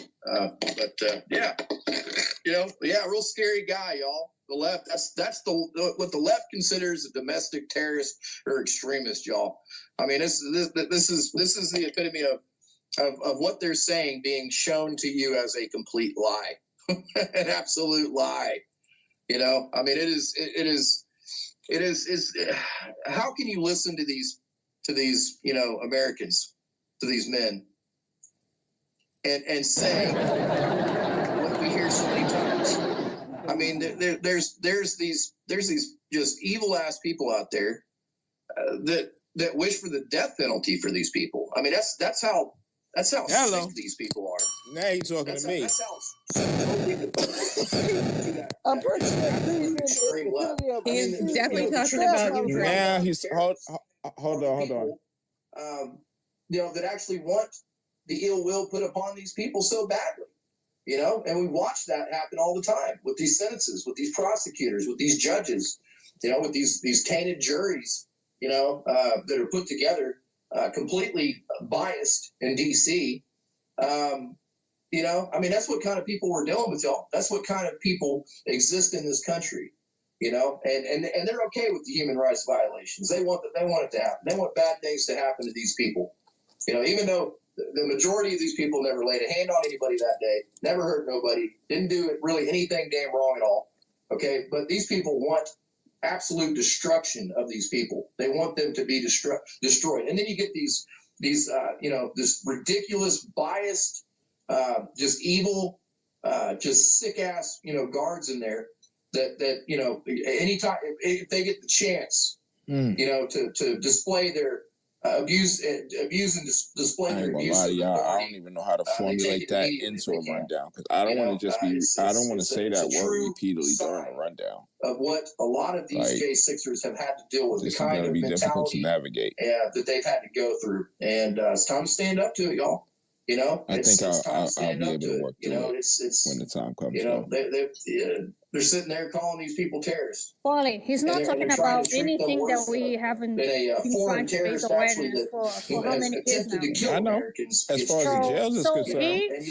So he is full of shit. A long time, a while back ago, there was people that were absolutely putting in that wanted to go Talk about human rights. J6ers that wanted to go to Guantanamo Bay. Let's go to the 1500s, okay? This is the funny thing. I can go back to that. All of these discussions that we're having are about the fucking county jail. That is not where they're doing their bit at. And that they're not being abused. When they go to Club Fed, you notice he ain't getting no calls from the feds, right? They still know the phone number. Food or rotten stuff. Why they ain't calling from the feds complaining? No, Dr. Pizzola is in the Federal Correction Institute. And there was a change that happened in that place. It had to. They weren't going to be able to. Oh, that's why they was able to call like 2 at a time like that. And that's what we got. They got the tablets and shit already. We have to make people see this. We have to. I think that people. I'm not sure he's at a final destination. Awaken them you know what I mean? The reality of the situation. I think that the people that they're referring to are actually traveling, to make it to their final let the world know that they don't care. They don't care about human rights violations. They don't care about abuses. They don't care about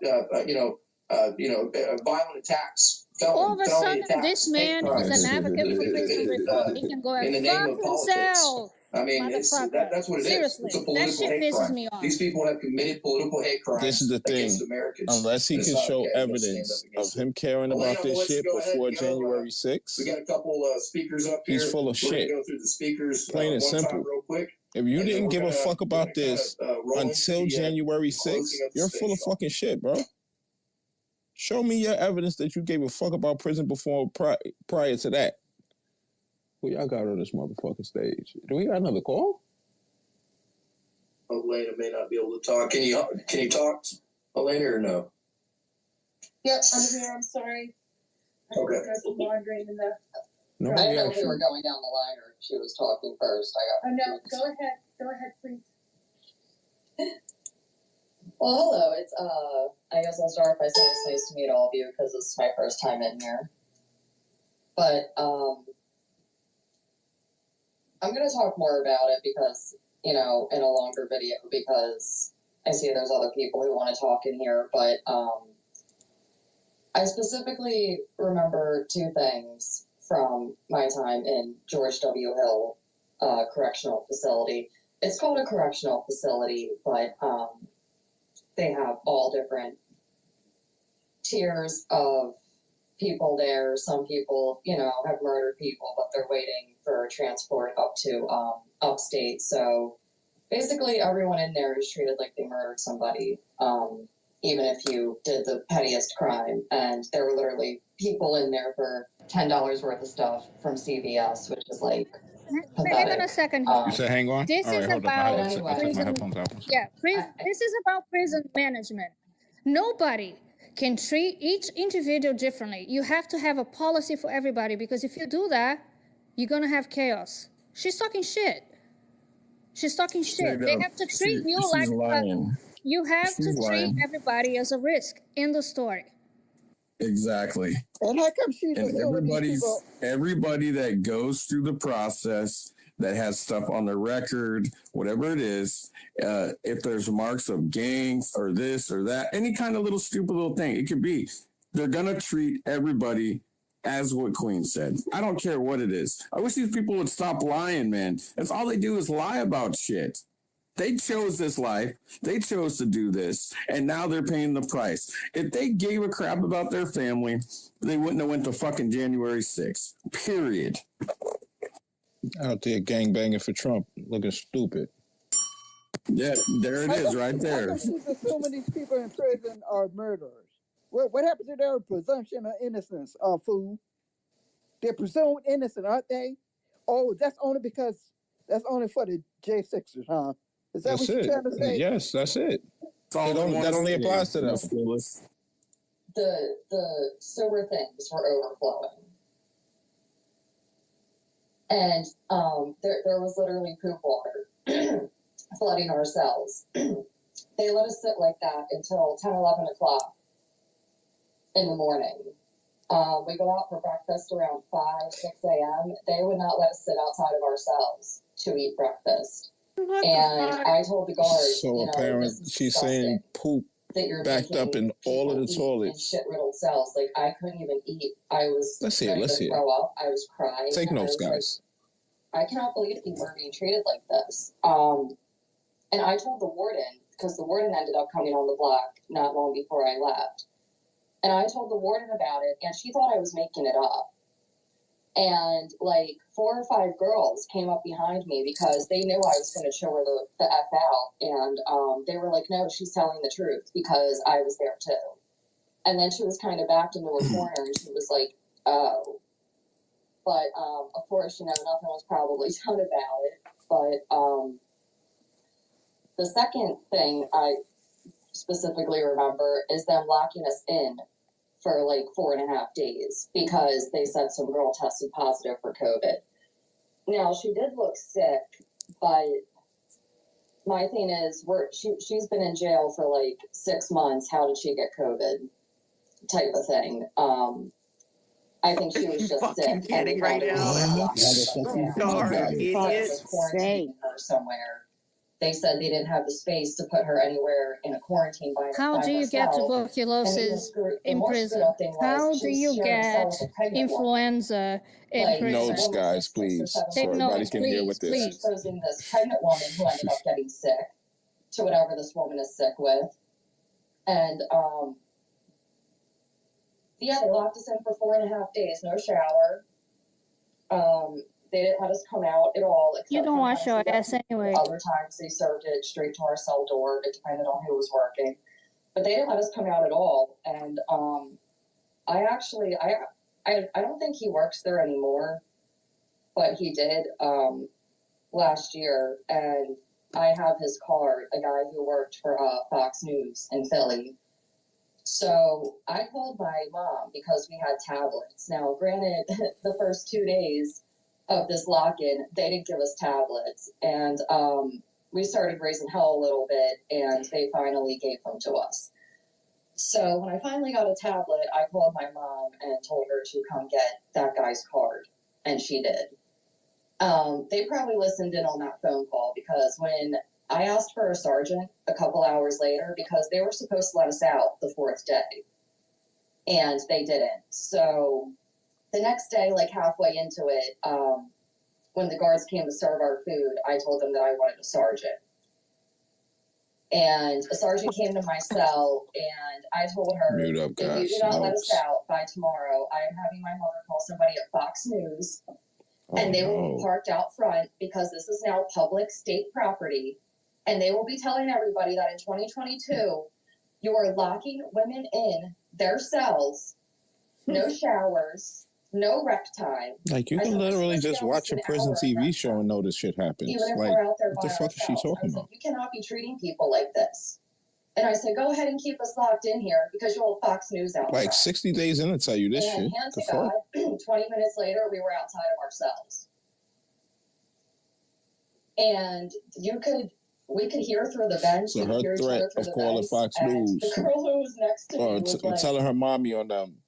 And her mommy calling Fox News. What did you say? Got the whole prison unlocked. She was like, what did you say to them? Because we're out. And I said, I told them I was going to call Fox News. And she was like, no shit. And I was like, yeah. Like, you stand up for yourself, you get shit done. A lot of the people in there had the mindset, oh, well, you're in jail, kind of like we deserve to be treated this way. And I'm like, we don't deserve to be treated this way. I mean, like, the food in there. Well, one last thing I'll go on about. I'm a vegetarian. It took them a month and a half to get my meals correct. And I was basically living off of commissary. Like ramen, stuff like that. And I'm hypoglycemic, so I ended up down at the nurse's station after my cellie made enough of a commotion because I was about to pass out, and the CEOs did not give a fuck. So my cellie made enough of a commotion for me, like banging on the door. And they finally took me down to medical, and the nurse actually told me, oh, well, you can just eat the cake while you're here, and you'll be okay, right? Because they gave you, like, a little tiny piece of, like, cake or whatever. They called it cake. I don't know what the F it was, but he was like, you can just eat that and you'll be all right, right? The food on commissary. And I was like, how are you a nurse? Like, did you really just say that to somebody? That somebody can live off of this sugary cake crap and the stuff on commissary without getting diabetes or something? Like, dude, I have enough problems. And, I mean, they just did not care. They badgered me, and I was like, and I said, the last time they accidentally ate me, I ended up in the hospital. And I was like, I don't have faith in you to save my life if, I get severely sick. And they just did not care. And it took me seeing the chaplain to finally, which took like a month and a half. Well, it took a month to see her, and then it took like another 2-3 weeks for the paperwork to go through. Because medical told me, oh, well, we don't do that. We don't grant special meals. Meanwhile, they're giving me double meals because they considered me underweight. And I'm not underweight. I don't, I'm 5'2", like how much can I possibly weigh? But they gave me double meals and a snack bag. And I'm like, so you can. Oh, you piece of shit. Oh, shit. They space ended. God damn, y'all suck. Shorty's complaining about the meal, complaining about not seeing a chaplain. What the fuck she thinks she's a Motel 6 here? Yes. Well, hey, Queen. So I was going to say that when I was locked up, I had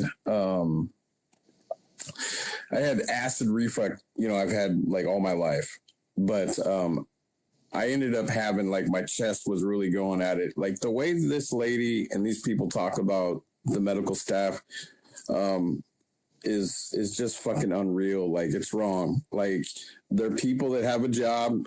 They have it's not the best place to be. So yeah, like once in a while, you're probably not gonna, have the greatest, thing with some of these people, but like they rushed on me because I was having chest pains. I started kind of like, having real bad nausea, I had fell down. They immediately took me just like that, Queen. Boom. And they're on the phone. The doctor come like immediately right up, and they had checked me and everything. So the way these people talk about them, it's wrong, man, because they're good. They treated me, they helped me. So I made it through, and I spent a lot of time. So these fucking liars, man, that's all they do is lie. It's like, it's ridiculous, man. I hope whatever happens to them, I wish some of them would escape so then they could get more charges and they could spend maybe the rest of their life in prison, because these fuckers are not American. They're traitors. Nah, they're only going to get like 7 more years. Oh, I don't know what it is for the feds, actually. Maybe it's a little more for the feds. Maybe they get an extra 10. Well, it just depends what, like, an escape, like The an escape feds, I think they have to do 90% of their prison sentence. No, we're talking about on the right? escape. On the escape. Oh, on the escape. On escape. Like, it depends, like, if it's like a class C, or, maybe it's a class, it just depends. Class C, class B, class A, obviously it goes up.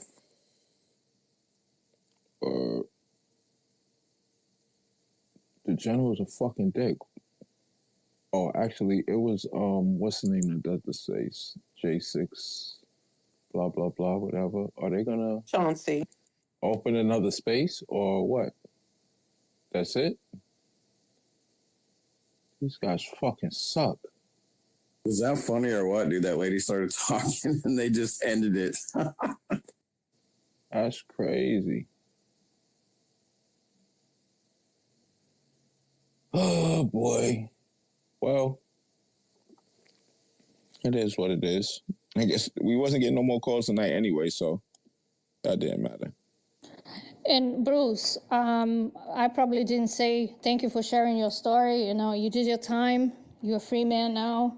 Fuck these guys. They're lying, and I'm glad that you're actually here to tell us exactly what happened. Yeah, I mean, but the thing is like, it don't matter. It don't matter. Like, if you break the law, you break the law. Okay. It took me a lot of years. That's all it was. The fact of the matter is I was addicted to heroin, and I did stupid shit, and I was guilty. Well, what am I supposed to say? Am I supposed to act like these J6ers and say I'm not guilty and go to trial? I'd be fucking sitting in prison.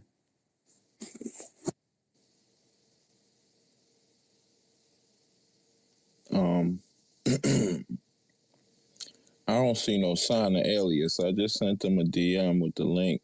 He's afraid because I know we're gonna. I mean, he got. I'm ready for him. He got all facts though, man. I'm worried, Queen. I'm worried, Queen. He's gonna come in here with his facts and shut us down. Whoa! I'm so scared. You see? I'm quivering here. Look, can you feel my voice quivering? I do. The fear is real here. You got us shook in our boots. Can we talk about her delusions of grandeur? Please. That she lifted you talking about prison. No, you. I mean, Queen. You are queen of the soundboard. I mean, you are so on point with those sounds. I know. I try. Hey, listen to me. Be honest with you. I've been very measured because I know that shit is annoying. I think you're always on point, but apparently no. I try not to do it so much these days. It's just bad when it's over. Previous nights. It's just bad when it's over the speaking that we're trying to listen to. That's the only issue, But I know that's the issue, and I do it because I know that's the issue. But this woman who, in her delusions of grandeur, thinks that she lifted a fucking prison lockdown because she threatened her mom who was going to call fucking Fox in Philadelphia. Okay, girl, sure. That 100% happened.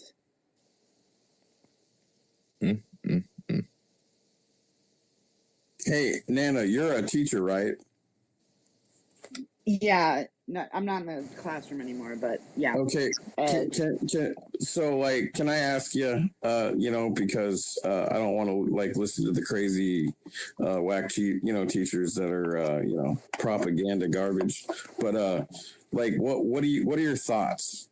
I mean, there's so much crying going on from these crybabies, man, in the GOP. I mean, honestly, when a lot of them talk, they remind me of middle schoolers, which are 6th, 7th, and 8th graders, and who I love. That's where I started my teaching career, And, you know, and for those of you who have, you know, kids, cousins, friends, nieces, nephews, neighbors, you know, middle school is that, like we used to say, you can't grow pubic hair and brain cells at the same time.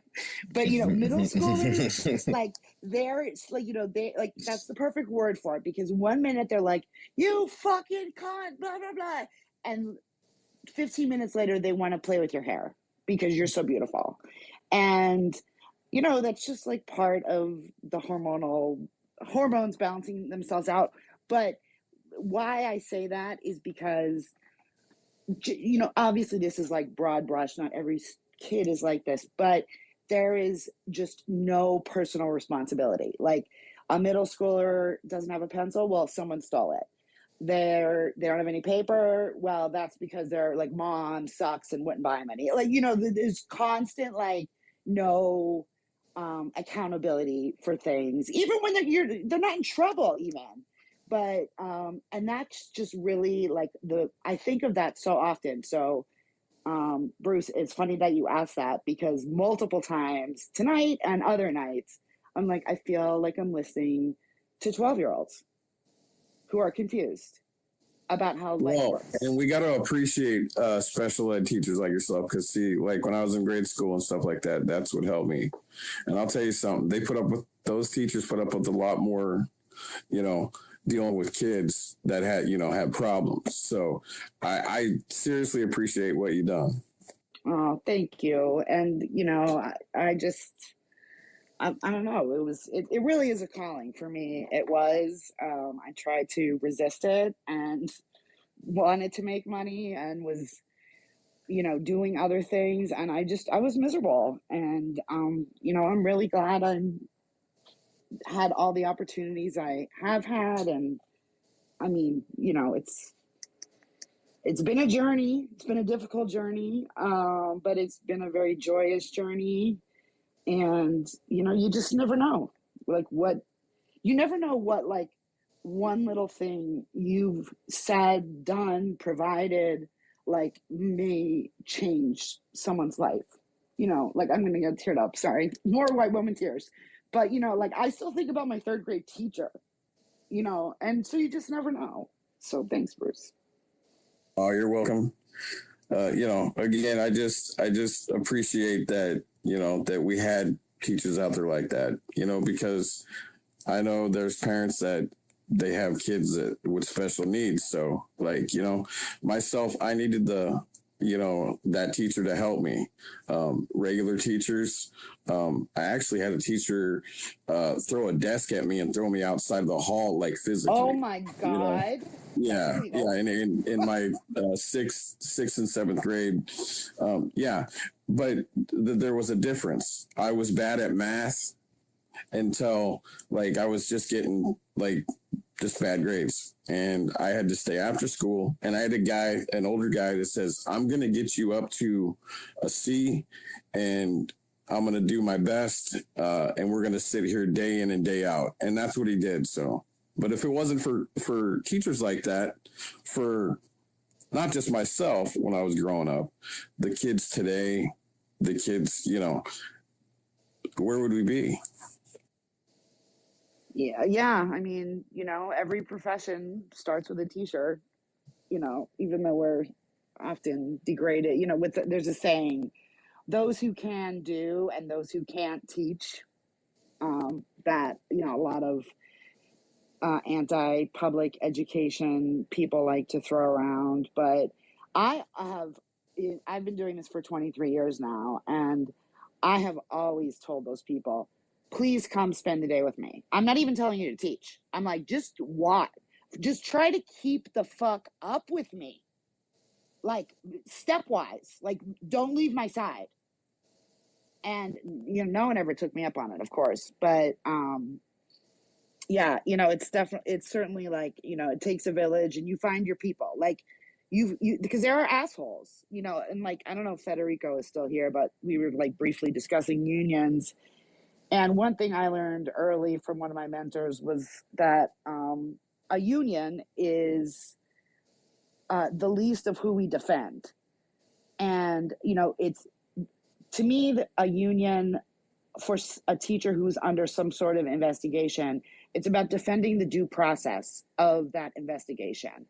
It's not about you defend anyone no matter what they have done. You know, there's a big difference there. So, yeah, that we were talking about police unions, but so that's my little diatribe on that. But thanks, Bruce. I appreciate your kind words. And, you know, I also want to thank you for sharing your story. You've certainly been to it and through it, and I'm glad you're here on this end, and I've gotten the chance to meet you. And it's great to meet you and everybody, you know, everybody. Like, everybody's got downfalls. But I mean, thanks, everybody's Eugene. got downfalls. Yeah, thanks, Eugene. Yeah, everybody's got downfalls, but I don't know, like, the older I get, I love to learn stuff. And if it takes that I have to, you know, take myself to sit down and listen, then I'll do that. I want America to be good for everybody, you know, not just one group. Yeah, absolutely. I mean, and that's why protecting public education for everyone is so important, because it does level the playing field. You know, it just makes me sick to see the attacks on public education, and you know, we need. I'm watching this show right now about Victorian England, and it followed like petty criminals in the late 1800s, and went to their families in 2016. And you know, some of them were sent to Australia, where they had like a fresh start.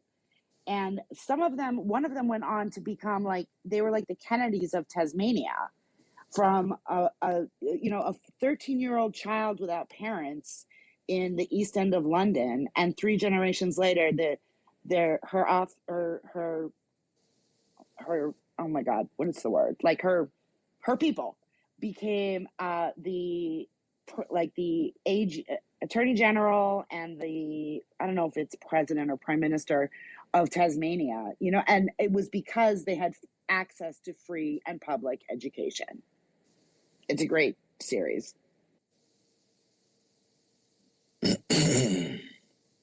So I hope everybody is enjoying the Cryathon up to this point. They, as usual, cannot operate Twitter correctly over there on the J6. What is this? Free J6 political prisoners. There's God. Thank you, God. Free J6 political prisoners. They can't get their shit together, so they ended the space in the middle of somebody talking, and then never restarted the space again. They just said, fuck it, I'm going to bed. So, with that being said, our friend Alias has pulled up. Shout out to him. We didn't think he was going to make it. Honestly. Christina's also here.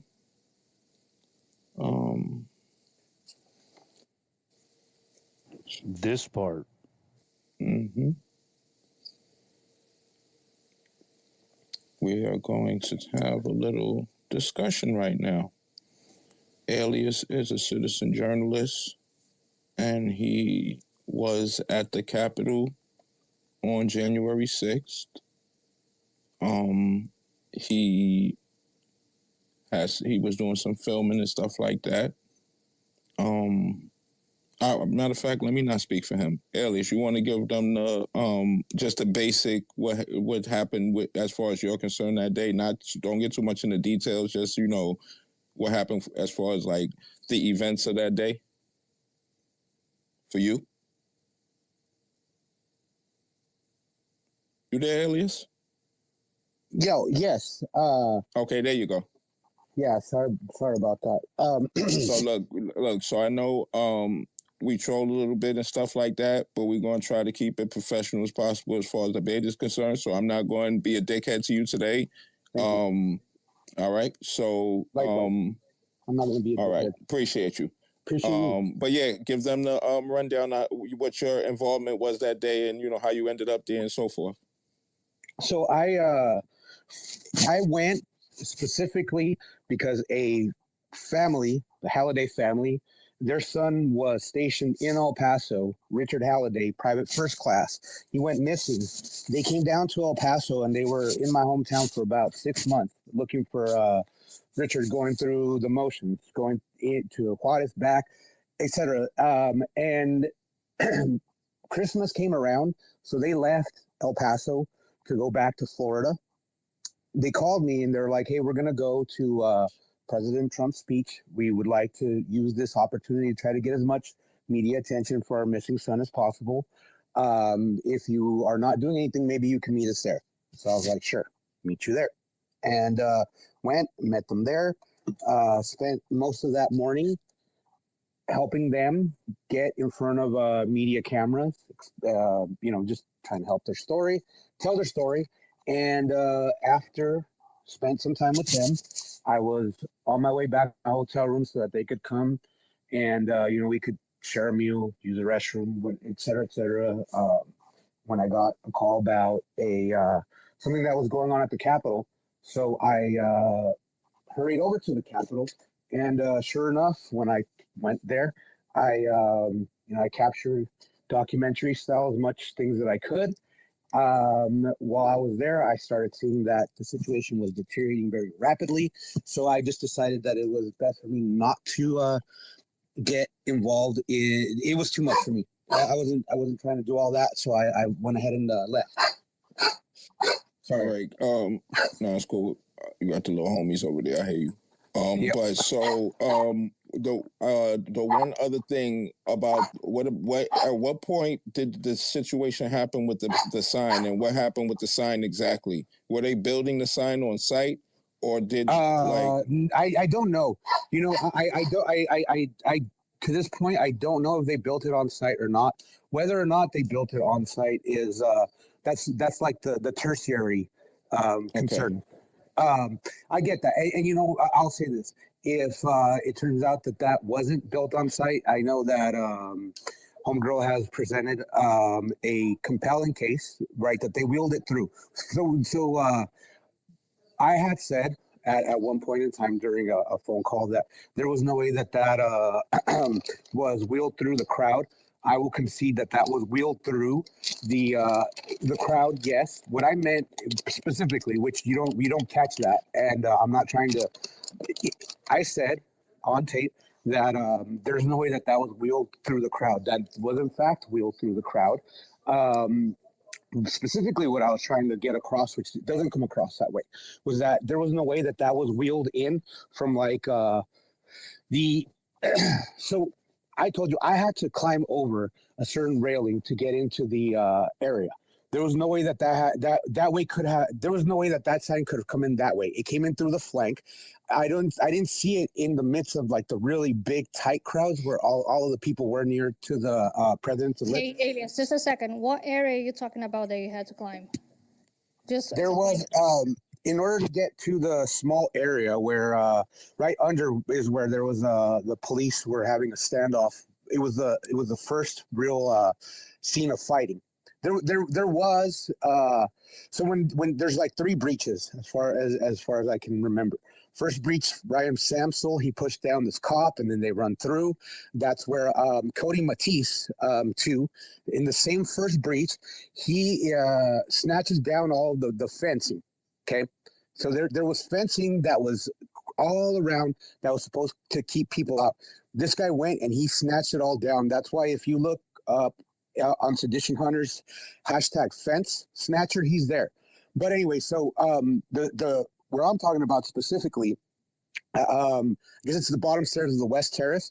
You had to kind of there was a police barrier line, like a metal kind of a thing that was tilted up as a ramp. So because you couldn't like climb up of it directly, and there was people that were telling people like, "Hey, come over."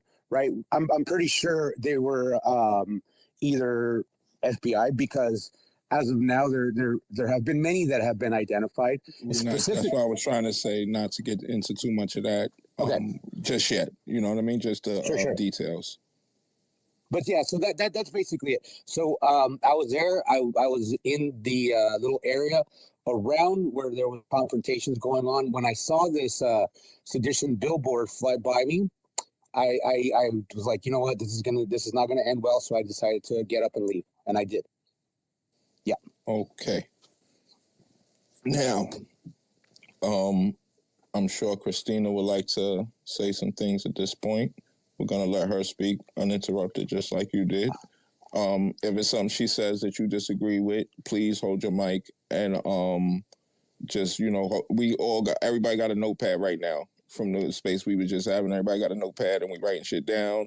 So just write your points down, what you disagree with, and we're gonna keep this mad civil. You know what I'm saying? It's not gonna be the situation of the other day. All right.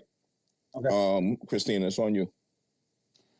Well, I mean, I'd actually like Alias to go first because I'm a little confused now because I thought that the whole premise behind the whole ironworker conspiracy was the fact that the sign was welded together on site. So I would just like you to elaborate on that. Like, just run through it because I'm not. Okay, the ironworker conspiracy, let me boil it down to this. Why the ironworker in the grand scheme of things is important, okay? So, one in April of 2021, this is 3 months after Cody Matisse and James Malt have been identified by the FBI. The FBI has made a decision not to charge them specifically. Probably, you'll probably only find like 5 to 7 cases like that in all the J6ers, right? That they got interviewed, but then they didn't get charged. Anyhow, so I call and I do confirm. This is later confirmed 5 months down the line by their arrest and their court document. But what's of material interest in regards with me, Cody Matisse, and James Malt, and why I think that specifically I helped spur action is that the union boss, right? Union boss on that taped call that I've shared with you, Christina, that's spliced together with video, he mentions that there's iron workers, locals from all over the country who had these stickers, okay? And I'm very specific. I'm asking him, right? Because he's like, these were not my guys. And I'm like, so you're telling me that there was other people that are dressed up as your guys? And he's like, what I'm telling you is that there's iron workers from all over the country. Sorry, from all over the state of the country, all over the state of New York and the country who were there with our stickers. So the substantial thing, right, was like later on when I'm talking to the FBI agent in September of 2021, I'm like, okay, look, this is why I'm telling you that this to me shows infiltration. Okay, so iron workers came from all over the country. Who paid for all of these people to come from all over the country?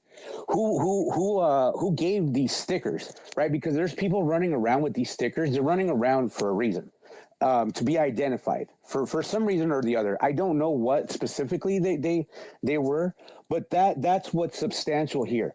And it's important, right? Because unions, I don't know if you know, Christina, have 100-year history now of being used to turn protests violent. Are you aware of this?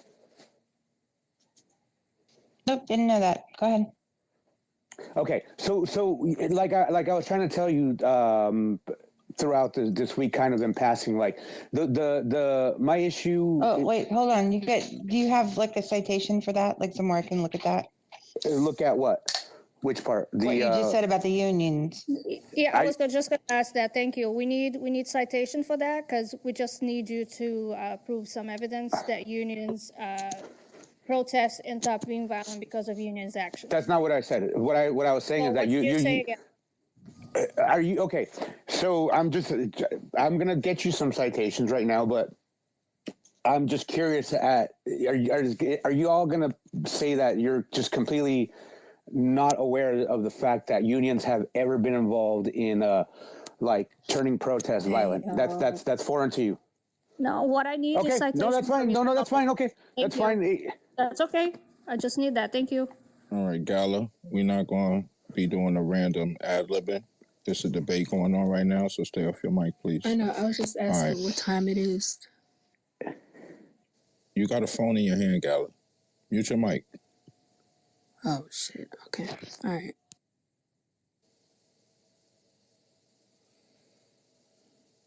Oh, man. I don't even know who it's on right now. One of y'all go ahead, man. Eugene, stop laughing, bro. Shit ain't funny. Keep going, Alice, and then I'll ask my question. Out for Cody Matisse, and it's linked to FBI, things like that. Is he in the Matrix for anyone else? Yes. And, you're in the Matrix, bro. I did Cody and James Matisse to Alias. the FBI. All right. Alias, can you hear me? I'm going to drop him down and bring him back up. I got him. He said Cody Matisse. That's what he was talking about. We got to bring him back up because he was in the Matrix. He's a plant. AI got his ass. Yep. Got. Hold on. The deep state don't want him to talk, man. Cool out. Everybody cool out. We trying to bring him back up. What? I said what I said. I know, but we trying to have a debate here. Did he leave? Can't debate with one person now, can you? This guy, man. Sensitive Sammy over here. Let me send him a DM, guys. Give me a second. Anyway, good space, Polly, just letting you know. Okay. What time is it, Gayla? Let me take this opportunity to say happy birthday, 10:30, yeah. I'm tired as a motherfucker. Damn. Got these bitches doing these fireworks. I'm cramping. I'm just dozing off. I'm like all over the place. He's gonna come back. I don't know. I just DM'd him that he was in the Matrix and we couldn't hear him. I mean, he might have lost connect, or his battery died because Yeah, his battery be dying. When he come back, somebody dropping off the stage. Adult, what's up? I just wanted to say peace and blessings to everybody involved. Livy, happy birthday. Yeah, happy birthday. And peace and blessings to the Twitter homies. Peace and blessings. You already know, bro. Hey, adult. Hey, peace and blessings. Good to hear y'all, boy. Peace and blessings. Salute. Peace and blessings. Christina, can you send him an identical DM, please, so he understands and nobody was trying to kick him out or nothing? We couldn't hear him. I sent him a DM that said, oh, boy. This guy. Does anybody know if Publix are open this hour? I'm trying to decide. Again, you have a phone in your hand, Gala. Can you get your phone, Gala, please? No side talk right now. Thank you. Okay, all right. Yes. Gala, you sound like you're going through it. Peace and blessings. Gala, do you know if there's any McDonald's open at this time? Oh no, I just want some zebra cakes. I just want zebra cakes. Is the liquor store open? No. Okay, it's going crazy. Y'all crazy. I love this. I just need zebra cakes. That's all I need. Craving. I just need Gala, you pregnant? Was that intrusive? Hey, yo. No. Is that intrusive? That's crazy. My bad. Fuck no. My bad. My bad. That was intrusive. I guess the liquor store's open in the adults neighborhood. Shut the fuck up. Fuck you. He has access. All right. Facts. So I guess we're gonna hear a lot of crying on the timeline tomorrow about this, but Christina is anyway. She gonna get the business on that timeline tomorrow, boy. Whew. I'm not gonna hear shit. Christina, the only thing we did was to ask for proof, right? No. I didn't do nothing wrong. Like everybody was being civil. Everybody was all good. You know what I'm saying? I DM'd him too and said, that he was breaking up and you dropped him to try to fix it, and we couldn't, Yeah. All right. So we'll give him a second. Hey, Christine. So was that guy part of the J6? Like, was he charged or something? Or nah. Not at all. Like he said, Not he at all. spent No, as he's just a soon as he wannabe. saw things getting out of hand, he left. That's what he says. So yeah. But as far as But is he showing his face? Because I know that's the reason well, why I was Talking to asking FBI where then. he was, because yeah, I have questions. But I just want to say something about. I want to rewind while we got a little bit of time to see if he come back or not. What they was talking about the food in the jail, bro. Like these dudes is in county jail. They will literally give them 2 pieces of bread with salami and or bologna in between that shit and a milk and call that shit a meal. You forgot the Every wrapper on the meal. cheese. You forgot the wrapper that be on the cheese. Wow. On the sandwich. Man, I love the old bologna sandwiches, man. That been sitting for 2 months, and they give you that piece of cheese. Or the peanut butter and jelly. I never been to Rikers Island. The cheese that never. I never been to Rikers Island. I heard it sometimes What about the infested with mustard? insects. What about that dollop of mustard right in the middle? Nah, man, they give you a None of mustard that? packet. They give you a packet. Okay. This Yeah, is you got a smaller packet. than regular mustard Damn, packet. they're closed. Little mini packet. I heard Store it closed, sometimes. y'all. Okay, Gala, can you please not do the side talk on Publix? We don't need to know about Publix right now. Thank you. So, I Paulie, heard then, that so- sometimes the food is infested with All insects. right, Is our that boy true? is back. Oh shit, no, I never saw that before. Somebody got to drop off the stage because our boy Alias is back. I'll drop. No. You say that. Gala, do you mind dropping yourself? No problem. Thank you. She needs to focus on shopping or finding an open. Exactly. Hey, Eugene, the food I got was good. Where was you locked up at? Florida. What? I mean, where was I locked up at? I was locked up in Portland. I was locked up in Portland. Portland? Yeah. Okay. Hey, they serve deer. y'all They baby, serve y'all. deer in Portland. Eugene, there you go. All right, guys. All right, Straight guys. facts. All right, let's rewind. Rewind. Thank you, ladies and gentlemen. Alias, can we get a mic check? Yeah, sorry about that. It's not the first time that I've got this matrix down. If I drop you down, don't leave. Just take the mic back because it's just you in the matrix for a second. Oh, Hold on, how's your battery, Alias? Battery's fine. I'm on Wi-Fi, Okay. but yeah. Cool. It's on you, Alias. So what I was trying to land there was that so what I think that is different than anything that I had brought to the FBI at that point was because sedition hunters, as I mentioned, they had identified them to the FBI according to court records back in May, so they knew who these guys were.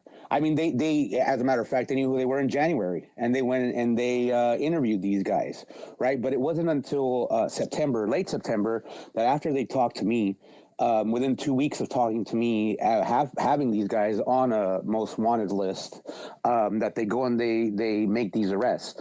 And as I was mentioning, I think that where I came in, what's different about me is that I provided to them evidence, not only of these men violently attacking police, but furthermore, I gave them specific evidence of a criminal conspiracy. That criminal conspiracy is these union members that came in from all over the country with these identifying stickers. Now, these identifying stickers are really important. I probably won't have it tonight, but I will have it because it's part of it's a tranche. You have to. I call myself Alias right now because my main account is shut down. Okay, got shut down for similar reasons. You're really not anybody in the Twitter space if your account hasn't been shut down once at least for misinformation or whatever they want to call it. To me, I know it's not misinformation. It's just things that make the powers that be embarrassed. So to land there, again, evidence of a criminal conspiracy. What is the evidence of a wide-ranging criminal conspiracy? That there was union members from all over the country who were there in Washington, D.C. on January the 6th. They were distributed these stickers, and the stickers were identifying factors for some reason. Metropolitan Police Department, they themselves were sporting some rainbow bracelets that allowed them to walk through the crowd, not in uniform, but this is how they were designating themselves to other law enforcement. Yeah. All right, hold on 1 second. So, let Christina go, and then Joel, if you want to chime in real quick. Christina? Okay, so the last time you were in here, you presented us with the video of your interview with the union guy, right? And he was a gentleman from Union Local 6 in New York, right? Yes. Iron Workers 33 also. Actually, if I'm not mistaken, it's Iron Workers 33. It's either Union 6 or Local 33. But we'll get that, drill down on that. Why? Okay, so the video that you presented was extremely edited. Large swaths of it were cut out. And I told you this, and you laughed at me and said, oh, come on, and got mad. So I'm going to play the parts of the video that you cut out. I'm going to play the parts of the video that you cut out that refute everything you just said. Y'all ready? Sure. Please. Saying that another iron worker local pretended to be your iron workers? There was other locals from the New York State area and even out of the New York State area that had our stickers on their hard hats. And they had a lot of other stickers on their hard hats at the same time, but it was just that ours was more noticeable. But they actually belong to the organization. Is that what you're telling me? Yeah, there was definitely ones that, as a matter of fact, a couple of them got thrown out of our organization already because of that. Yep. Very, very, very, very interesting. But so some of them got thrown out of the organization, but some of them, are you saying that they were wearing those stickers, but they were not part of your group, so they just basically were pretending to be part of your group? Very common in our industry for guys to share stickers and stickers, and they all, if you look at the pictures, here's the problem. There's multiple stickers on the hard hats. It's just that everybody wants to say that it was Local 6. There was like one or two guys that had Local 6 stickers on their hard hats. There was Okay, so did you hear the union man say the same thing that I told you the other day in DM, that they share stickers? It's a thing. They trade them like challenge coins. The fact that if there were multiple union members there that happened to be of any union, that they had stickers from another union local, that guy had probably 10, 15 stickers on his hat. I hold on. I did not hear him say anything about it, like how those stickers got into anybody else's hats. That's conjecture there. I heard it, but he didn't. Go ahead, play it again. I didn't hear how he got that. Christina, is there any way you can send me that audio? Absolutely. Yeah, send it to me. Let me play it. But can we just play it like now? My audio is just much clearer, so everybody can hear it clearly. That's all. Yeah, I'll put it up here, and it's I'll put the whole thing in the pill and give you the timestamp. Okay, cool.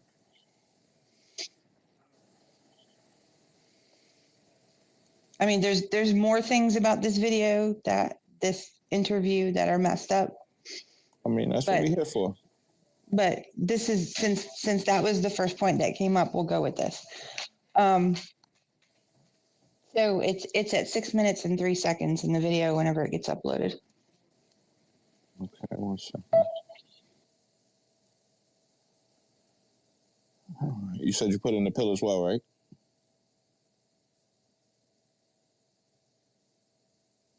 Christina? Sorry, it's still loading. Hold on. Did you put it in the pill? Oh, you're putting it in the pill first. Gotcha. Yeah. It's got that delay on it, and it's a 9-minute video, so it'll take a minute. Oh, it's a 9-minute video. Got you. Yeah. So the first part of this that you hear, where it starts. Hold on. Let me look at my list. Actually, can we let Joel go while we get in together? Yeah. Yeah. Go ahead, Joel. Oh, hi. Hi, everybody. I just wanted to ask a question of Alias, which is, I heard in another space, a J60 space, that they're not too happy with you for providing the coverage to the FBI. What's the end game there in terms of like what are you doing, sort of going around different groups and proffering this footage? It just seems like you're going to get in trouble with someone at some point, right? So do you think that you'll continue to do this, or do you think that maybe that footage has, especially with the 44,000 hours that have just been released, do you think that footage might have an expiry date on it? No, absolutely. First of all, no, absolutely not. Let me say another thing. People are upset. The ones that are upset about with me, they're part of the group that had people in that advanced crew of 200 people. Because there is an advanced crew of 200 people that had an hour to do their thing before the real big group of people who actually went to go to hear his speech, not to do some insurrection. So the ones that are mad, they have defendants in that first group of 200. They're these fucking idiots, and I have to say it. Like Dominic Pizzola's mom that goes around calling her son political prisoner, fucking idiot. There's this one mom, I think her name is Angie. Her son's name is Mason. Mason assaulted multiple police officers. She called his son a political prisoner. Fucking idiot. There's a lot of people there and it irks me because these are some of the people that are the most vocal and they get some of the most airtime. No. I wholeheartedly, reject the notion that people were that wholesale. You can apply this idea of political prisoners to people. No, that's not true. That's not true. That's not true at all. Dominic Pizzola, not a political prisoner. Enrique Tarrio, not a political prisoner. I'm not going to go through Ryan Samsel, absolutely not a political prisoner. So this notion, right? The people that are mad at me, they're mad at me, one, either because they're Guy Reffitt, not a political prisoner. I'm sorry. Like, there has to be a distinction between here. And I'm not here to, like, try to make everybody into, try to paint broad strokes. No, I think that what we really need to do is bring it down into very, very fine strokes. And individuals who did things, they need to be held accountable as individuals.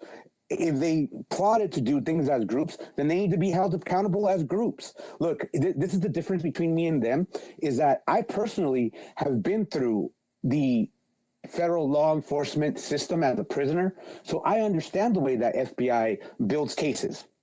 I went through years of hearing OGs talk about how one person got arrested, all of a sudden it was 5, 10, 15, 20 people. So I know how these people usually act.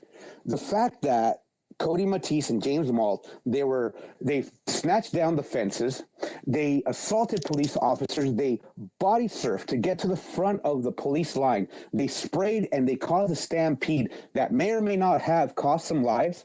And then when they went down to plead, you know what? The judge allowed them to plead their minimum case. That's bullshit.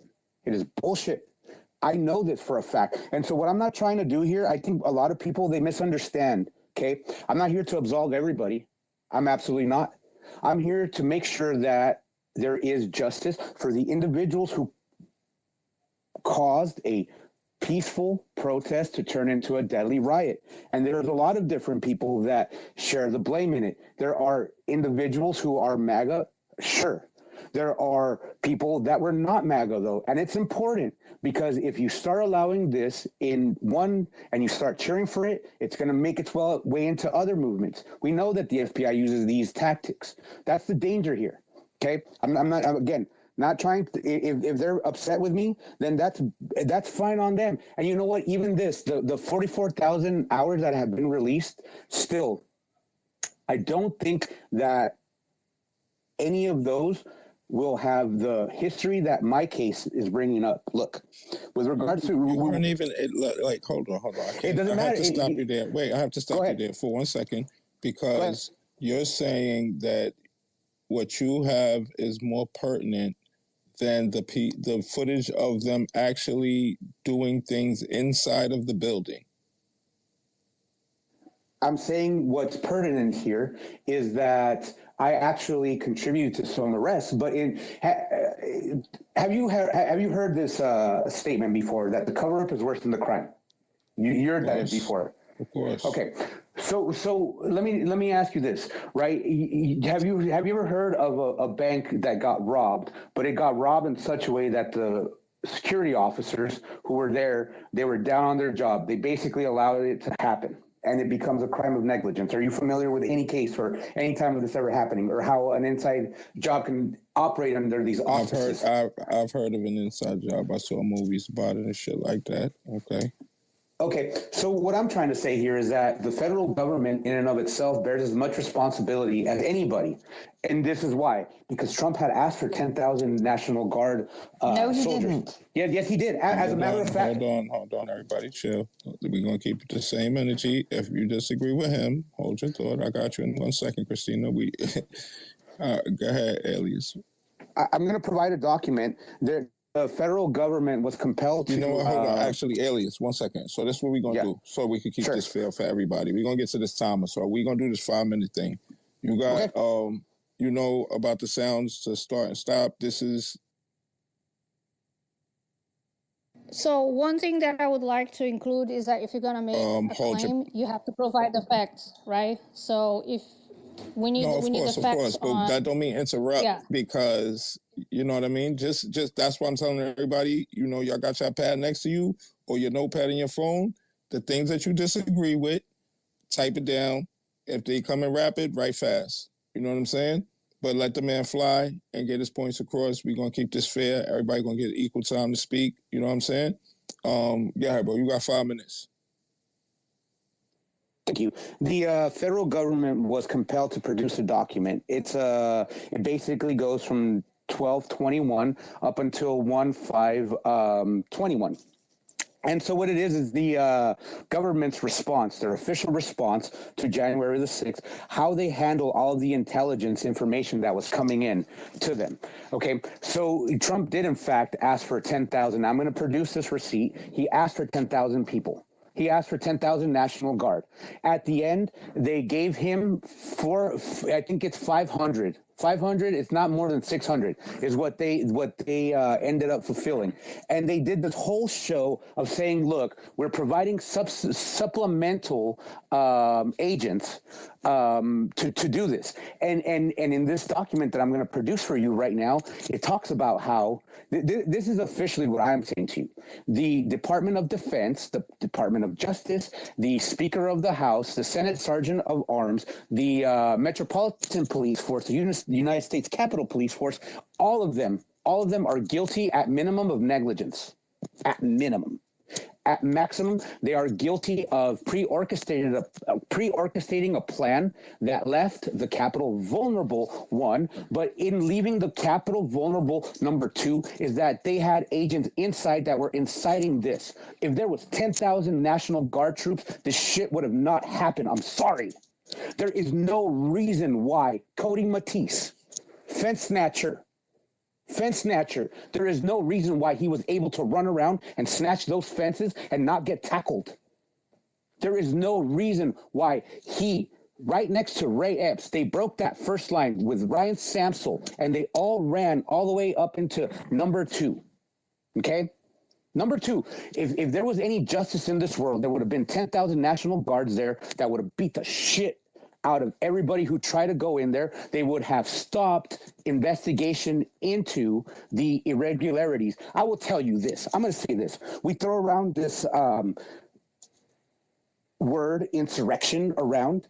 I will tell you, there is no clearer case of insurrection that the government has than Cody Matisse and James Malt. Insurrection. What is insurrection? Insurrection was a pre-planned plan to go there and stop the certification, whatever it was, okay? In this case, what was supposed to happen was that there was supposed to be an investigation that would have most likely not certified those electors, kicked it back down at minimum to the state of Arizona, because that is the state of Arizona. That is a state that was interrupted in their decertification of their count. I'll land my plane there. All right, thank you. All right, we're gonna go to Christina. You got 5 minutes. Okay, so I don't know when we want to get to the tape, but first of all, there was no 10,000. I got it on deck. If you want to hit that first, if you want to. Okay, let's a few quick points. So Kyle Rimmer, who's in the room, who's used to be a union member, says that they do trade stickers. That's in the nest. 100%, there was not 10,000 troops ordered, as decided in a court of law in testimony in the Colorado case to take Trump off the ballot, where Kash Patel was found not credible. And the judge stated that there was devoid of any evidence in the record. And Trump, the max number of troops that Trump had any authority over is 2,000. 2,000. DC doesn't even have 10,000 National Guard, just for the record. That is also in the nest, receipts. Now, to the video.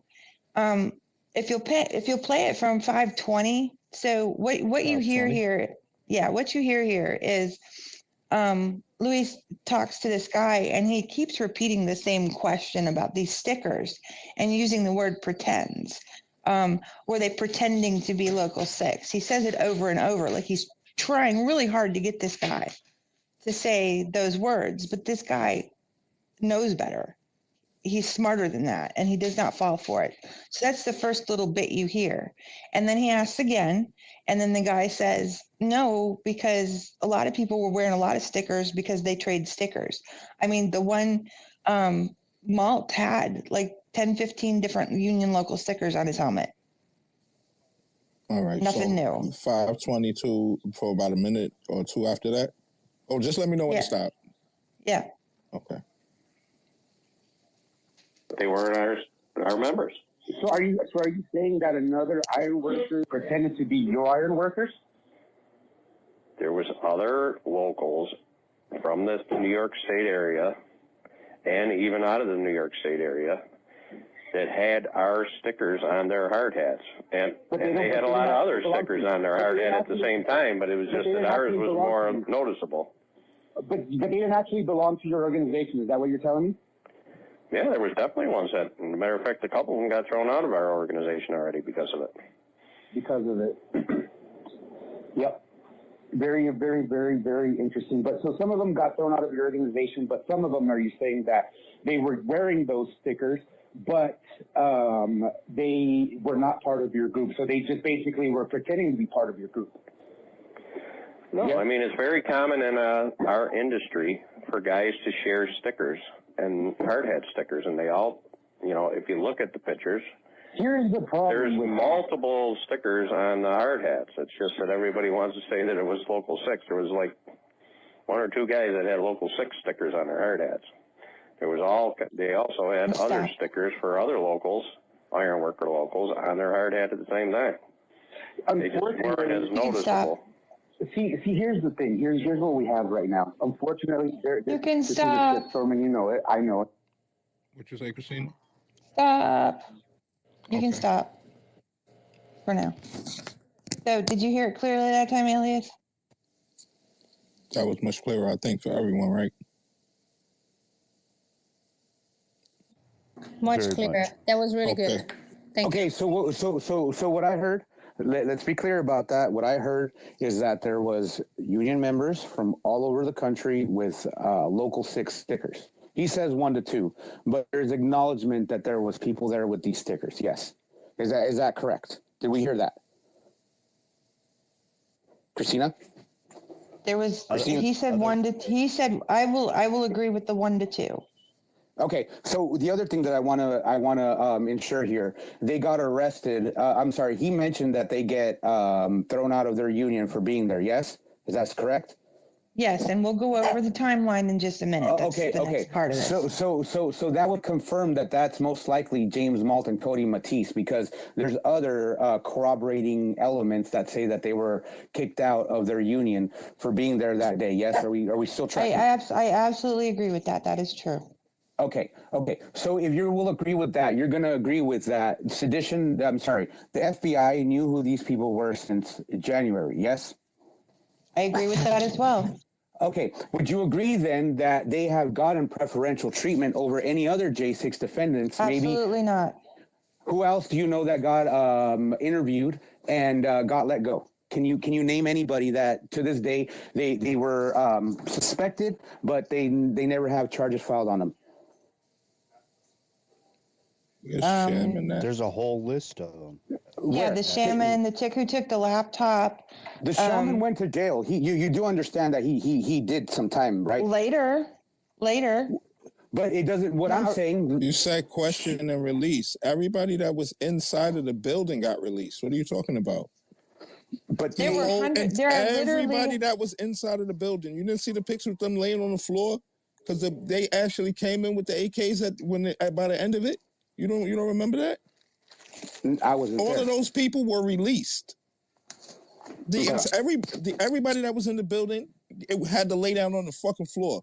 Them people came in there with them big guns. They wasn't playing with them. Everybody had to lay on the floor, and then all of them got to walk the fuck out of there and go home. And so all of them got released. But they eventually got charged, right? Exactly.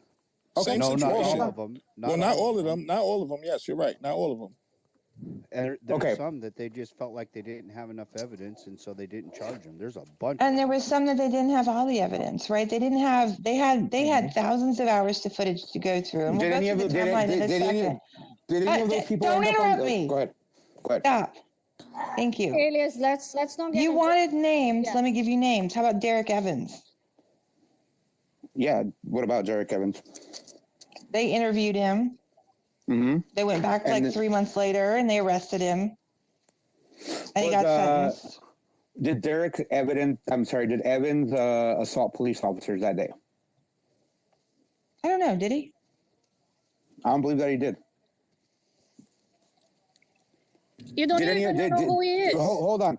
Did any of the people? Sure, but did like and we're parsing words. I'm not saying like I'm the end all know all, but I can tell you this for a fact. They were on a most wanted list. They were known to have assaulted police officers, and they were still not arrested for months after having that specific bit of knowledge. When did they get put on the most wanted list? When did they get assigned an AFO number? I'm not sure. That's a good question, but certainly, but it was certainly before September. It was certainly before September, and it was certainly before they talked to sedition hunters.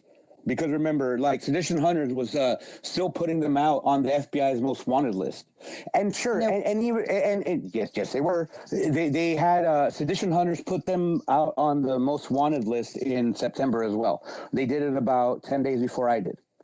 And keep in mind that's okay. Hold on, hold on. Hmm? Okay, we're gonna go through the timeline. Okay, because the two of them did not follow exactly the same timeline. Okay. They were both arrested during this after each other. That is not true. They both were arrested in October. From day one, they did not follow the same timeline. They were not identified in the same manner. They were not known publicly. They were both known the same way. By January did not pass of 2021 without both of them being known and identified to the authorities. Okay, you're not listening. So January 6th happened, right? Mm-hmm. Okay. The next thing that happened was, hold on, I have a thing. I gotta go find it. Okay. January 6th happened. On the 13th of January, the FBI received 2 tips. One from a confidential informant that was not named that said James Malt was at the Capitol. The second one identifies James Malt in his hard hat near the Sally part from a video on YouTube. The FBI goes to try to see the video, but it has now been deleted. So they don't get to see the video. All they have is this one still shot from the video, which shows him in his Union hard hat. On the 17th, FBI Washington sends FBI Buffalo photos of James Malt that include detail on the helmet decals and interviews Malt's mother, and Mom gives them James Malt's phone number. Malt is interviewed and admits involvement and that his hard hat had Ironworkers Union decals. This is on the 18th. Malt is denied knowing Cody Matisse, but they looked at his phone and they found a phone call between the two on 1/5/21. And at that time, they did not have video available that showed them assaulting police officers, and neither one admitted to it. Malt is fired immediately from his ironworker job and expelled from the union, which puts him in the news. So now Malt is publicly known and identified. Okay. On May 1st-ish, I don't know exactly what day it was. I just know it was in May. So I just put the first-ish. James Malt re-enlists in the Army and is stationed at Fort Bragg. Somewhere in June, you decide to call the ironworkers local. And you try to get Thomas Halligan to make statements to confirm the welding junk, and he dodges you. Thomas Holly is his name, right? Is that what you're telling me? You've done follow-up? Yes? That's what I do. Okay, wonderful. I'm so glad because I didn't know his name. Thank you for helping me out. Go ahead. Yep. Did you ask Tom, really quick, did you ask Thomas Howley, hey, were Cody Matisse and James Malt? Hang on a second, Alias. We're not gonna switch. We're not gonna switch the goalposts here. We're not deflect. Okay. I got this. And we're on the timer too, so you can't really interrupt right now. Right. Go ahead. So you got like 2.5 minutes left too. Okay. So mid-August, okay, we're in August now. Mid-August, the sedition hunters receive a tip that Malt and Matisse assaulted the police officers on January 6th.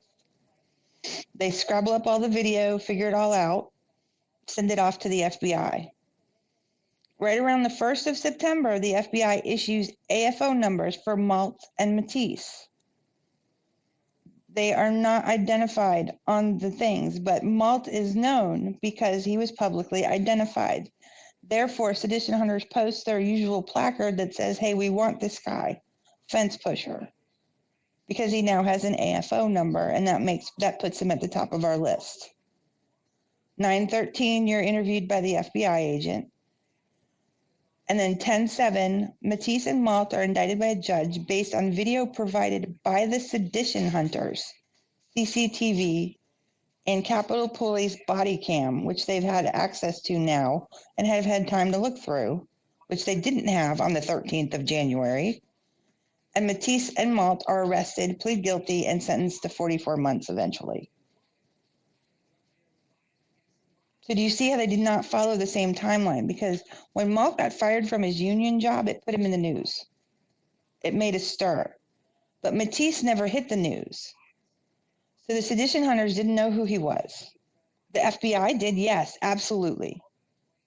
But the FBI, neither the FBI nor the sedition hunters at that point had gone through enough of the video and cataloged enough things, which if you need to read the book Sedition Hunters by Ryan Riley, you may not like Ryan Riley or the Sedition Hunters, but you need to read the book and it'll tell you about the deficiencies in the FBI's process and why the Sedition Hunters did such a better job at it. And it's not for lack of trying. It's just the FBI didn't have the tools. The FBI had the week before January 6th, a bunch of their systems for cataloging threats were going into were shut down because they were switching to new software, and the new software was delayed for a week. So they were blind for that whole week right before January 6th. Did you know that? So let me ask you this: does the FBI ever lie? Oh, sure, they have to. Okay, did Matisse and Malt lie when they were first interviewed by the police, by FBI? Okay, so we have a bunch of liars here who are playing a game of cover your ass. I'm just gonna cut to the chase. Listen, there was a confidential informant that identified this guy. Right now, I don't have it yet, but I will. That confidential informant was somebody that was inside of the crowd that probably watched it. Okay, you look at the timeline of when this confidential informant hold on, January the 6th. Wait. It's my turn now. It's my turn now. My turn now. Is it? So yeah, it is. It is. Because you. No. It's Christina.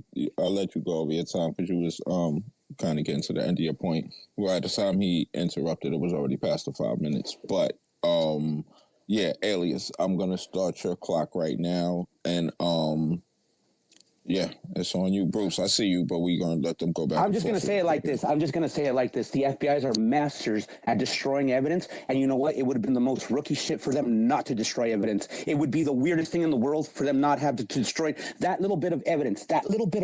Oh, they didn't have video from that day. How amazing! Wait, no, it's not. No, Christina, no. Let them go. Just You're right. My bad. Sorry. Hold your points. I'll pause your clock too, bro. Go ahead. There is a lot, for the sake of argument and being concise, there is based off of the history of the people that we're talking about, James Malt and Cody Matisse and the FBI, all of these people, if they're actually involved in the actual insurrection, keep in mind, this is a matter of life and death for them. They have to lie to save their life, okay? So if they wouldn't have lied, that would have been weird. But for the sake of discussion, here's the thing. Right now, the only one thing that is stopping this from like really being a slam dunk case is that there was some evidence that was destroyed, which is not outside of the realm of possibility. I've just made a very compelling case that it's actually more likely that they would have destroyed that video than anything else. How quickly could they have made a call to YouTube or whatever hosting platform that was on and say, take it down right now? And they have the power to do it. And so, yes, that would have been an absolute cover your ass idea, a cover your ass move. It would be completely within their history. It would be with everybody's. So now I'm going to say this. It is highly, highly out of the ordinary that this guy, Fence Snatcher, didn't get charged for fence snatching. It is highly, highly out of normal procedure that the FBI will have you on a slam dunk case of violently assaulting police officers, and they give you the very smallest charge. If you know anything, and you probably don't, nobody in this room, I bet nobody's got the street cred that I do. Nobody has sat in federal prison and heard the same story over and over. Wait, no. Queen, mute up. What's happening right now? I'll pause your clock. Mute up, Queen. What is happening right now? You're the co-host. You're definitely not supposed to be doing that. Come on now. Fuck that shit. Okay. Excuse me. All right, I got your time paused. You still got like 3 minutes left. Keep flying. I hope y'all are writing down. Just show of hands. Who's been to federal prison in here? No, Queen. No. Just continue your flight, bro. Show of hands. Who has first-hand knowledge and second-hand knowledge of how the FBI builds a case when they have you? Yeah, exactly. So nobody's going to tell me how the FBI behaves normally and how they don't behave normally. I'm sorry. Not you, Christina. Nobody. I heard it for years where one person got arrested and all of a sudden 10 people got arrested. If you look at how they built their cases against Enrique Tarrio and everybody else, it was one person that got arrested and 10 people got arrested. So how is it that Cody Matisse and James Malt, they got the sweetheart treatment? So this is what we have so far, Christina, and thank you for verifying it. We have for a fact that there was union members there from all over the country, verified. They were using these stickers, verified that in fact they were known, that they did get disciplinary action, right? All this, that number when it was issued, you know what? That's just a cover your ass move. That is like, obviously, you know what? The same person that didn't issue that AFI number is the same person that allowed this guy to pass a federal background check to enlist in the Army. I will tell you this, and this is where I'm going to land. Not a single one of us in this room would be allowed to assault police officers on January the 6th and then go and re-enlist in, of all of the bases to go and be re-enlisted in Camp PSYOP. Does anybody in this room know what a PSYOP is? Show of hands really quick while I still have the mic. Oh, Jesus Christ. It's not your turn. Everybody knows what a PSYOP is. Show of hands. Okay. So you do understand. No, mute up, Queen. No, but thank you for asking. Absolutely not. You know what? I'm going to, if you can picture an all-seeing eye, picture me right now throwing a spear through that all-seeing eye, and I'll land right there. Okay. Thank you. So for the sake of the discussion, we're going to go through the hands and then come back to you, Alias, all right? Just to let everybody get a chance to speak. Christina, you got 5. Oh boy, there was a lot there. Okay, so we also confirmed that it's normal to share stickers, and therefore there was nothing nefarious about that. We're dead ass in the middle of the land of Occam's razor here. Okay, like you're totally looking for unicorns in a pasture full of horses, bud. But you want to talk about people who assaulted officers and got less time than Cody Matisse and James Malt? How about Greg Rubenacker? Matthew Miller. Wait. This is one of your premises that conversation. You said they got special treatment. I'm telling you about people that got more special treatment. Wait 1 second, Christina. You got They're not pertinent to this conversation. Alias. Hold on. I don't know who they are. It doesn't. Okay. I didn't even do that. Yeah, but It was me. Okay, you got to chill though, bro. You dead ass. You said mad shit that everybody disagreed with. You got to use your emojis when somebody else's turn is up. That's how you make your point until it's your turn again. Everybody just chilled. Nobody agreed with nothing you just said, and nobody interrupted you. Maybe Christina once in the beginning, and that was it. You got to chill, bro. Christina, start your whole flight over. You get 5 minutes. Go ahead. All right, so again, there was nothing nefarious about stickers. There's just nothing nefarious there. It's normal for people to have more than one sticker, period. The end. The union guy said it. The union guy that's in this room said it. We can bring him up if you want. You stated that they got special treatment because they got such a small amount of time, that they got off, without a hand slap because they were special for some reason. Okay. I have a list of people, and this is just a few of them because that's all I had time to put together. Greg Rubenacker, Matthew Miller, Kevin Creek, Mark Leffingwell, Nicholas Langerand, Devlin Thompson, Scott Fairlem, all got charged and convicted of assault, and all of them got less time than those two did. Less than 44 months. Less. So, and no, none of them are iron workers. Okay. If you have a distrust of the system in the way that you do, and I think a lot of people have a distrust of the system as far as, civil liberties, things like that. Okay. But to the point where you're not going to believe anything anyone tells you ever about anything, you're going to see unicorns where there are just horses. And, there's really no reason to think that this thing happened on January 6th and that they viewed every video by January 13th. The FBI systems weren't even capable of handling it. They got tips from people who saw a video on the news and happened to recognize the guy. It says in the court documents that one of them saw one on CNN. It's far-fetched to think that the FBI went through the 44,000 hours, not even counting the stuff that was going on from people's cameras, people who hadn't posted yet, whatever. Once they figured out that the sedition hunters existed, or that people were getting arrested or going to get arrested for those crimes, because they all thought they got let off scot-free, and a lot of people did some stupid shit. I mean, they basically filmed their own crimes, right? They ratted each other out because everybody had a camera out, and people started deleting their shit. I know tons of people who wiped out their years of Facebook history, just nuked their Facebook pages. The local insurrectionist here wiped out accounts on 6 different platforms to get rid of his footage.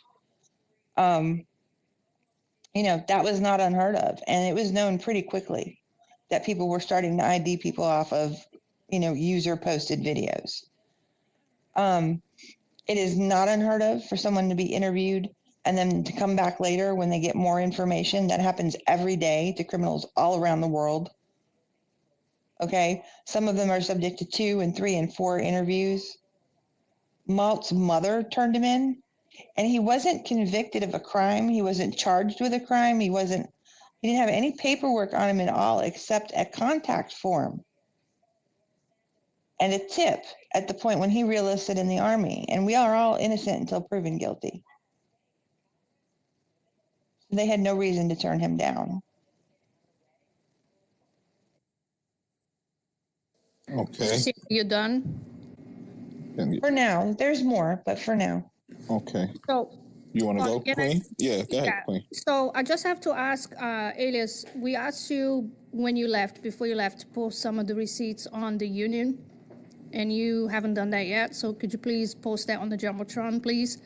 And we're going to go with Bruce and then Interrobang, yes. Bruce, 5 minutes. I'm just like, with regards to receipts, the first one I'm going to provide, I'm like literally just about to post it in the pill, is Trump's 10,000 troop request. Once I finish with that one's the most important for me, for you all to have. Once I get that one, then I'm going to give you the 100 years of New York unions infiltrating protests. But first, 10,000, because that one's really important to me, and it's really important to me because once I have that one, it's going to show you that there was a crime of negligence that was committed by the federal government by leaving the Capitol unprotected. So stay tuned for that one coming up. And you just know that Christina posted the receipt that Trump did not order 10,000. You do know that, right? She posted that with the document as well. So please take a look at that. We're going to examine all of that when we get both of the documents on deck. We're going to examine all of that. Let's let Bruce go. Alias, mute up for me, bro. Go ahead, Bruce. 5 minutes. All right. Hey, I only need a couple minutes. I've known Christina for a while, and her and I have talked back and forth many a times. All right. And the one thing I can say about her is she don't just talk. When she talks about something, she puts facts up. Okay. So I will believe her 150%. I'm not here. I don't know. I just DM'd you Twitter. It's in your inbox, bro. What's everybody chill. Everybody chill. Please. Once I open up my mic, I didn't interrupt you, man. I know, Bruce. Hold up. Once I open up my mic, that's the sign for everybody in the room to stop talking. All right, Alias, you all right? You okay over there? Are you okay? I'm not because I'm trying to do two things. I'm trying to both interact. All you have to do is listen right now. It's not you asked me if I'm okay. Yeah. I'm not okay because what I'm trying to do is that I'm trying to interact with the crowd and I'm trying to provide No. Wait. Speak right now before you speak. That's what I'm trying. It's not your turn to talk. I'm providing my references. You don't need to interrupt nothing. I DM'd you. Okay, listen. You don't need to interrupt nothing, bro. You can do all of that without speaking. You're trying to throw people off. When somebody, you're going to make somebody lose their train of thought and not be able to say what they wanted to say because you need to interrupt in that moment because you don't have impulse control. Their train of thought has to be thrown off. How's that fair? When I'm keeping everybody off of your neck, when I'm keeping everybody off of your neck, how is that fair? Everybody wants to interrupt you, and I'm keeping them off of your neck. But you feel like you have the right to interrupt everybody on the stage. How does that make sense? Start over. It only makes sense. It only makes sense because I'm facing off with 10 people. But I'm facing off against 10 people. That's the only reason. You're taking one thing at a time, bro. You got time to take notes and all of that, bro. You can look shit up and stop and take notes while you're looking shit up if you need to. It's not that serious. You ever fought 10 people at once? Bro, you're not fighting nobody. What are you talking about? Okay, cool. You're not fighting nobody. We having a discussion. You feel like you're in a fight, that's on you. But that don't mean interrupt nobody. I feel like that based off of the last conversation that we had. I'm sorry. Let me ask you this. I'm sorry. It's okay to interrupt somebody else. You don't even have any history with Bruce. Well, no, he's saying what he thinks. The last time that we did a space, like 10 people interrupted me. Why you? Just a second. Wait, Let me just say Queen. one thing Oh here. man. Now I'm gonna mute him. Let me say one thing, Alias. No, calm down. This is a different space. This is not. Don't bring shit from the other space here. Okay? People are allowing you to speak, so don't interrupt everybody else. Don't think that you want to fight here because you're not. The only thing that people are asking you is for the receipts. If you cannot do both at the same time, it's not our problem. This is a debate, bro. Like, you This is knew a what you was debate. coming If you to. can, yeah. Come And on. the other thing is, you're not gonna keep moving the goalposts because I know what's going on here. Yeah, it's cool. Let him say. He can say whatever he want to say. Like, we sharp with it. Let's unmute. Yeah, we sharp with it. He can say whatever he want to say. He just got to say it during his time. I'm not stopping this man from saying nothing the fuck he want to say in this fucking world. He need to have impulse control when it's somebody else's turn, though. Bruce, you can, and this the thing. You want to talk, but every time you interrupt somebody, I'm starting their time over at 5 minutes again. So if they get to 1 second and you decide to come off your mic, they're gonna get another 5 minutes. Bruce, 5 minutes. Go ahead. Hey, as I was saying, okay, Christina has proven to me to tell facts and tell truth. She's never lied to me. She's been honest, and I will believe her. I don't know you, sir. And I'm not here to put you down or say that I'm better than you or this and that. But the facts of the matter is, okay, the people, we all seen it. The people live and in color, okay, filming themselves all over Facebook, YouTube, Instagram, wherever, while they're inside the fucking building committing crimes. Okay? I've been locked up. I've been around people that went to the feds. I know plenty, but I'm not going to sit here and say that I know everything because then that would be false. But I'm going to tell you this. These motherfuckers deserve everything that they get for what they've done because I had to do my time, and guess what? So do these motherfuckers. And I don't want to hear bitch ass people crying because these people can't get the food they want. I didn't get my medicine for 2 months. I'm diabetic. I've got heart problems. Guess what? I didn't get it for 2 months.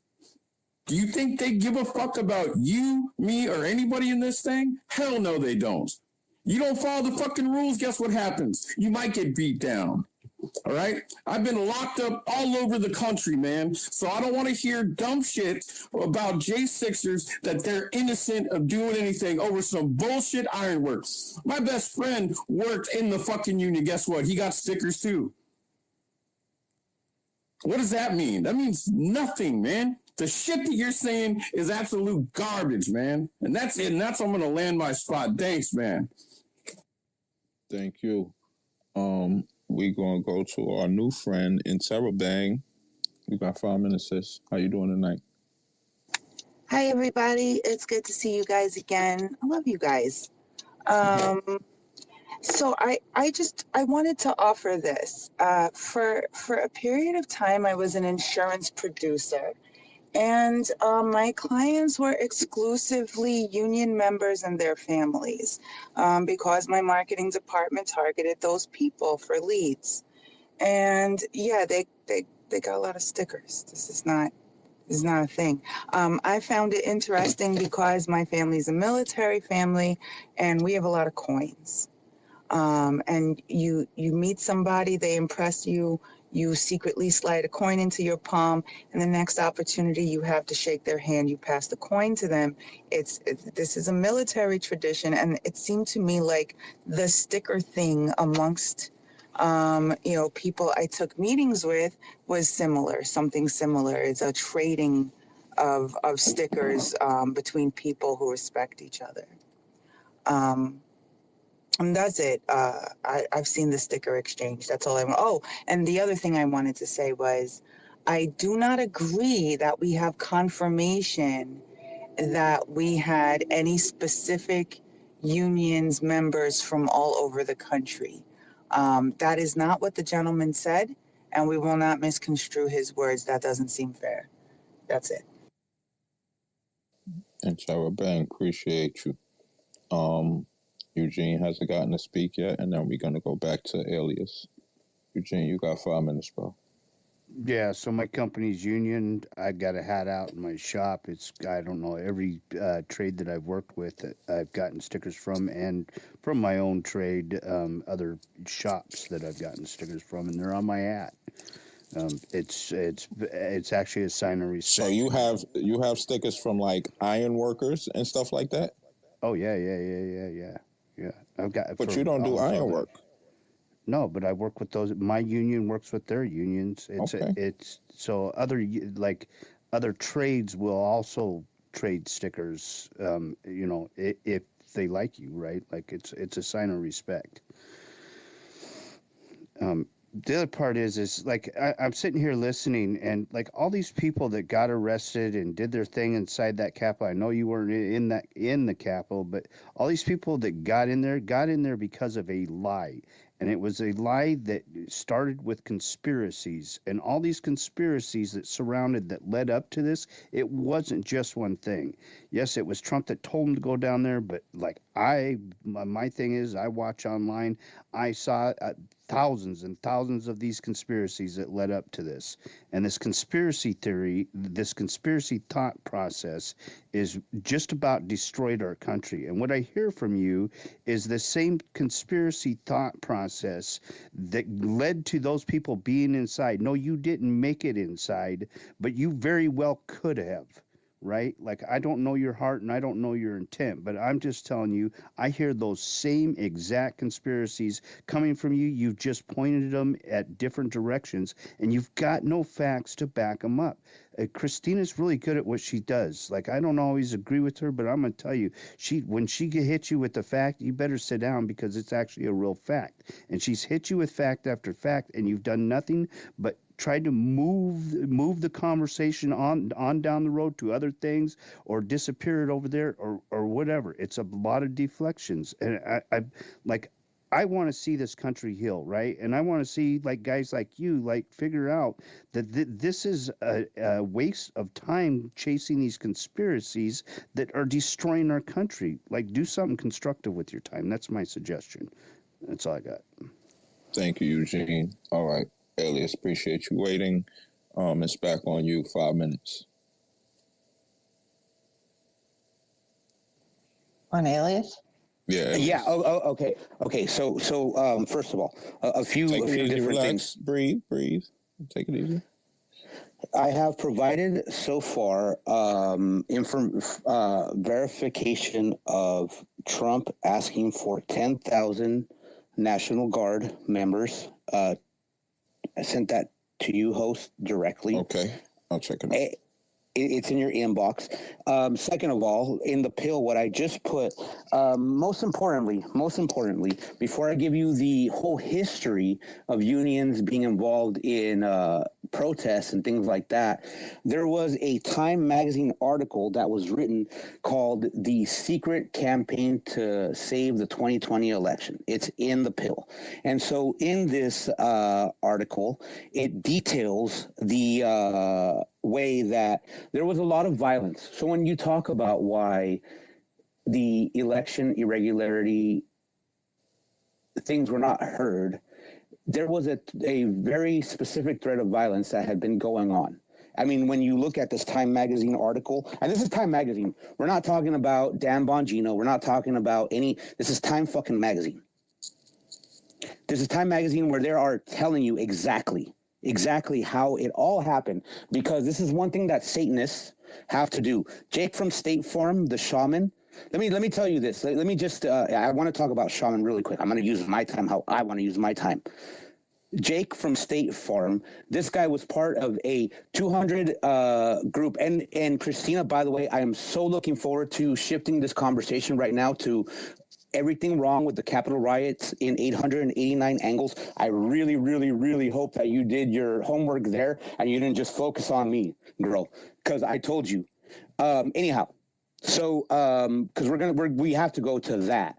But before we go to that, right now, what I want to show you is specifically how unions were involved in the 2020 election and how it was a cause of them not just them, Black Lives Matter, you had the Fortune 500, all of these different organizations who conspired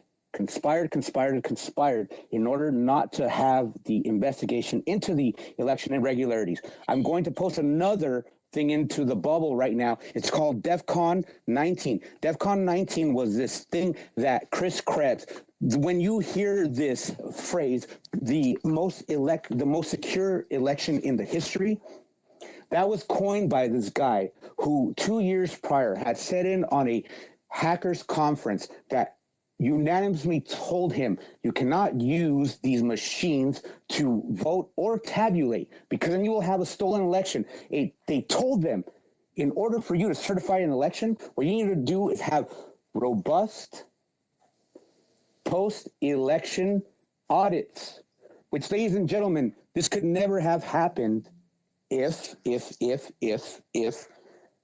guy, Chris Krebs, the same guy that put together this hackathon. Listen, anyway, so the government, they've lied about every single thing going up to how the ballots were processed. They changed all of these. They didn't change the laws. They enacted emergency procedures. So unions played a very specific part. Unions had every reason to make sure that there was not an investigation. And so I'm going to close there. I've provided very specific ways that the union did, in fact, have a part in this election. I have provided a timeline of the government's own response where they did not issue the 10,000. And it doesn't matter. Look, Trump may have had his authority might have capped out at 2,000, but the level of information that they had that it was going to get violent, that should have been a extraordinary circumstance that they saw coming, but they didn't. At minimum, the federal government, the Department of Justice, the Speaker of the House, the D.C. mayor, all of them guilty of negligence. And this is what all this is going to show. It's what it's all going to show. Okay, so I'm going to land right there, and then I would like to get some back and forth. But so 10,000 people were in fact requested. He was denied. He was denied by all these different people, and the unions did in fact not only have a hand in this particular riot turning into a deadly riot, they have had 100-year history of doing so. That's the next thing I'm posting in the bubble. Thank you. All right, thank you. All right, so you're doing a good job, Paulie. So now I just want to submit everybody what Alias sent me is now in the Jumbotron. The title is Trump did float idea of 10,000 troops on Jan 6 to protect him on Capitol March committee. Okay. So he didn't order them. He just floated the idea. Okay. Just putting that. I just wanted this to be clear what he submitted for the argument. Now, Christina. And so wait. You're gonna go back. The commander-in-chief had the authority. Check, 1, 2, 1, 2. Party people in the place to be. You forgot the part about when I start talking, nobody else talks. You forgot that? Nah, we're not doing that.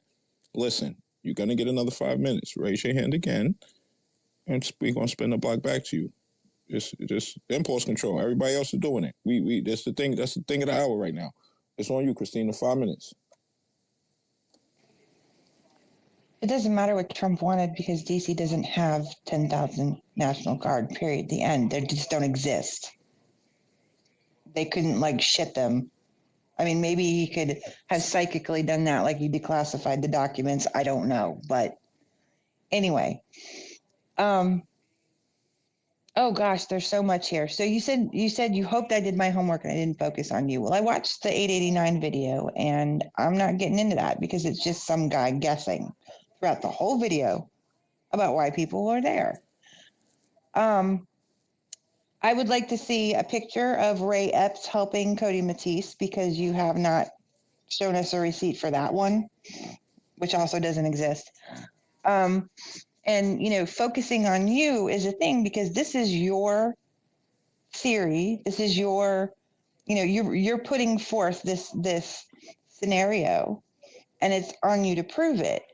The only thing is that your credibility is pretty suspect when you are calling up this guy at the union and breaking basic journalistic integrity by offering up a false narrative, by recording him without telling him he's being interviewed or recorded. And yeah, I know they're one-party states, but that's not really the point. Okay, you don't know anything about me. You don't know my background. You don't know what I know or what I don't know. And if you've never run into a polymath before, welcome. Hello. But so, I have probably more journalistic experience than you do. And I haven't worked in journalism in 20 years. So anyway, point being that you're laughing. It's cute, but I wasn't disrespectful to you that way. Big facts. I was, but she wasn't. Go ahead, though. So, my thing is, you called this guy up, you called up the union, and you told them that you wanted to buy something from them, that you were looking for something. I have the whole interview. You posted it like a dumbass, and then you clipped it and put it out there in a manner that was less than truthful. You asked him leading questions. You pestered him to get him to say that, to get the pretend word in there, and he didn't fall for it. Okay. And then, Holly, we're going to go to the clips if you don't mind. Okay, what's the timestamp? Let's see. The full of shit timestamp. I can't remember which one that is. Okay, 803, 830, I believe. And he didn't believe a word you said. He eventually just pretty much hung up on you. You made a fool of yourself. And I don't want to make the whole space sit. I think, I don't know. I don't want to make the space listen to 10 minutes of flip. I think he's losing his signal. He keeps coming back, though, so it's still on you. We'll go to the clip, actually, until he gets his thing together. How's that? You cool with that? Yeah, I'm cool with that. Let's, go ahead, sorry. Yeah, but the whole clip is posted in the pill. And if you guys listen to this interview, if any of you have ever had any experience being interviewed or interviewing anyone, even in high school, for a report, anything, just listen to the way he talks to this guy, right? Listen to the leading questions, listen to the pretext that he got the guy on the phone with. Remember, this guy doesn't know he's being recorded. And by the end of the call, he does. And he's like, what the fuck? He has basically come in there with his theory, and now he's looking for things to prove it, which is pretty much the opposite of the way that should work. Okay. And some other things that he told me, just while we're waiting a second here, is that he called Antifa and that there's no MAGA in Rochester. And I would I'm so sorry to interrupt. Rochester, New York? Yes, Rochester. I know, sis. And, just throw your hand back up, sis. I know. I would just like to say that Dominic Pizzola would probably beg to differ with that.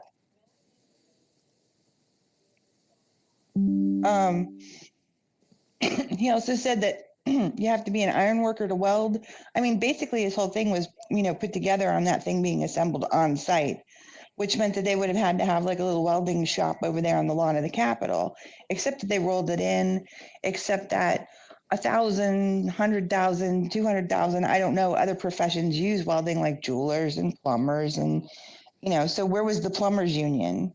Where was the HVAC union? Where was the auto body union? They all weld, right? They're going to carry that big tank around and just leave it there on the Capitol lawn. They're going to have like a blast furnace to forge. And the reason the guy brought a bus was to fit the pieces of the sign in the bus to put it together, I guess, or something. The sign was, the whole thing was premised on the stupid sign. And now the first thing he did when he came in here was blow off the sign, because he knows that that's bullshit. He knows it's impossible. The guy that built the sign is a 2-time convicted rapist from Ohio. 30 seconds. Who had bought it, had it custom made for $700. It's not even a 10 by 20 sign. Anyway, cool. I'm done. So So before we go to the next end, let me just stop here for a second. So because when people pull evidence, you have to give the folks in the space for us to read and go back to the evidence. So I did that, and I have to cover two things. Number one is the union paper, okay? Me and Bree took a look, and I read that Time magazine paper, and I would say to you that absolutely it does not say that unions were organizing to stop violence. What it does say, however, is that when the unions, they are very highly and skilled in organizing, and they started organizing early on in 2016 to help ensure that the candidates that they favored got elected. But this is what unions do. Nowhere in that article that he provided as evidence says anything related to violence, period. Number two, we're going to cover that the 10,000 troops. I read the evidence that he provided. Damn, you read fast, and it does not follow with what Christina has provided. And it says here, the former President Donald Trump did raise the possibility of calling out 10,000 troops. It does not indicate, however, that he actually did that. So the evidence follows that Alias has not provided enough evidence to be convincing that what he's saying is actually the truth here. Thank you. Okay, thank you. And Sarah Bang, who got 5? Go ahead. Thank you. I really just wanted to tell Alias something. I'm gonna put my oh, he's back. Okay. Listen, Alias, the thing with you interrupting people, you asked at one point if any of us have ever faced 10 people. I absolutely have. I was in a room full of Islamic and Christian, deeply devout people discussing the fact that I used to be a phone sex operator for 12 years and how I think sex work benefits society. And if you think that wasn't a similar presentation of diametrically opposed views, you would have to be crazy. The thing you absolutely have to do is keep your emotions in check so that you don't end up accidentally yelling at anybody, and so that you can hold on to your impulse control and speak when it is your turn. Is very difficult to I'm finding your input very interesting, but it is very difficult to have a productive conversation without everyone just agreeing on social norms. And it's not a social norm for this group of people to talk over each other. So you're doing better since you got back, but you have absolutely got to stick to that. I really want to hear what you have to say. I want to examine your evidence in support of what you have to say. But your statements and your evidence aren't as valuable to me without an opposing voice. So I don't want you interrupting my thoughts when I'm listening to the opposing voice as well, right? I think that we do not need our friends to agree with us all the time.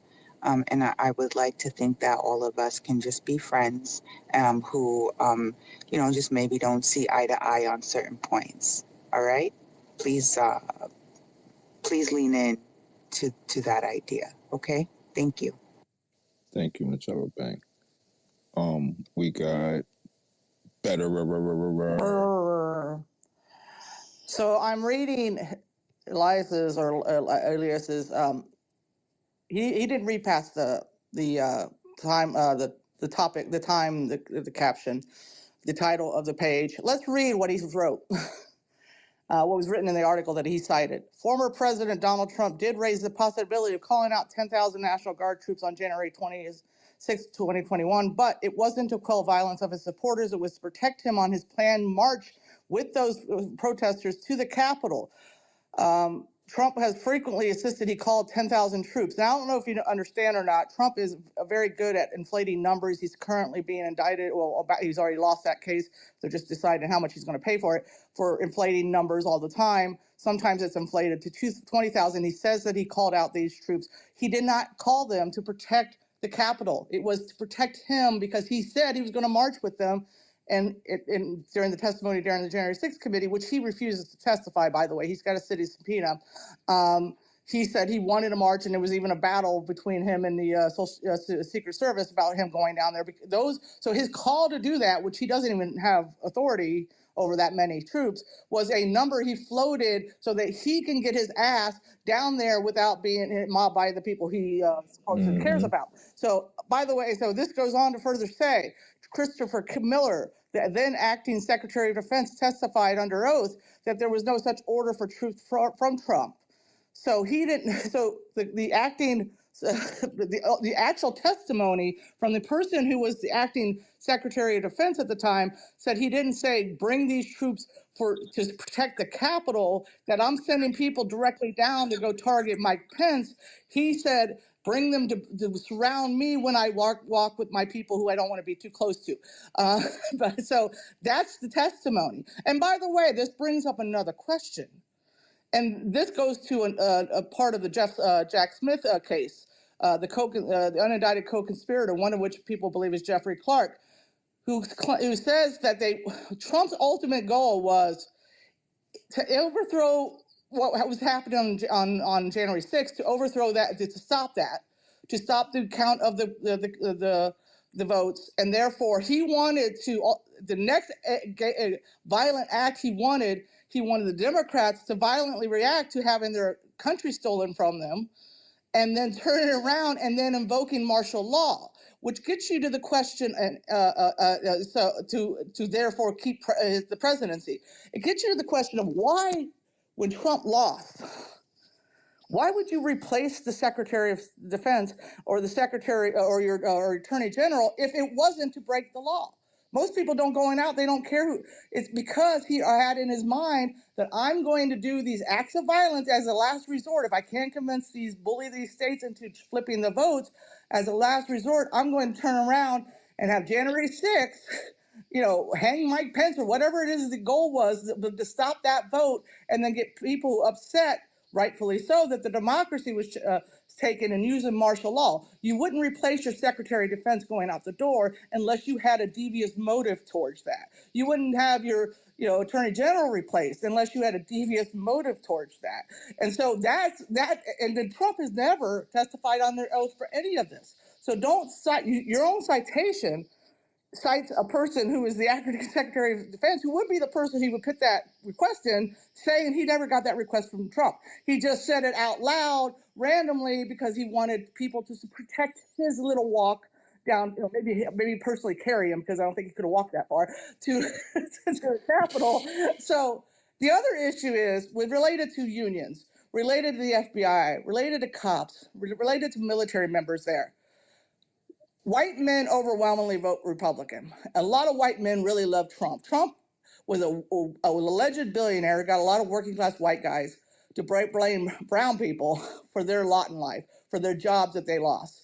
That's what he does. So there's people within the trade unions. There's people within the FBI. There's people within the police force and the military who are white, who are MAGA. And that's why they were there. They weren't there as some sort of organized, subversive act by the unions, by the FBI, by the cops and the military themselves. They were individuals who happened to be cops, who happened to be in the FBI, who happened to be labor members, who happen to like Trump because, I don't know, they have daddy issues and they think he's going to save their ass.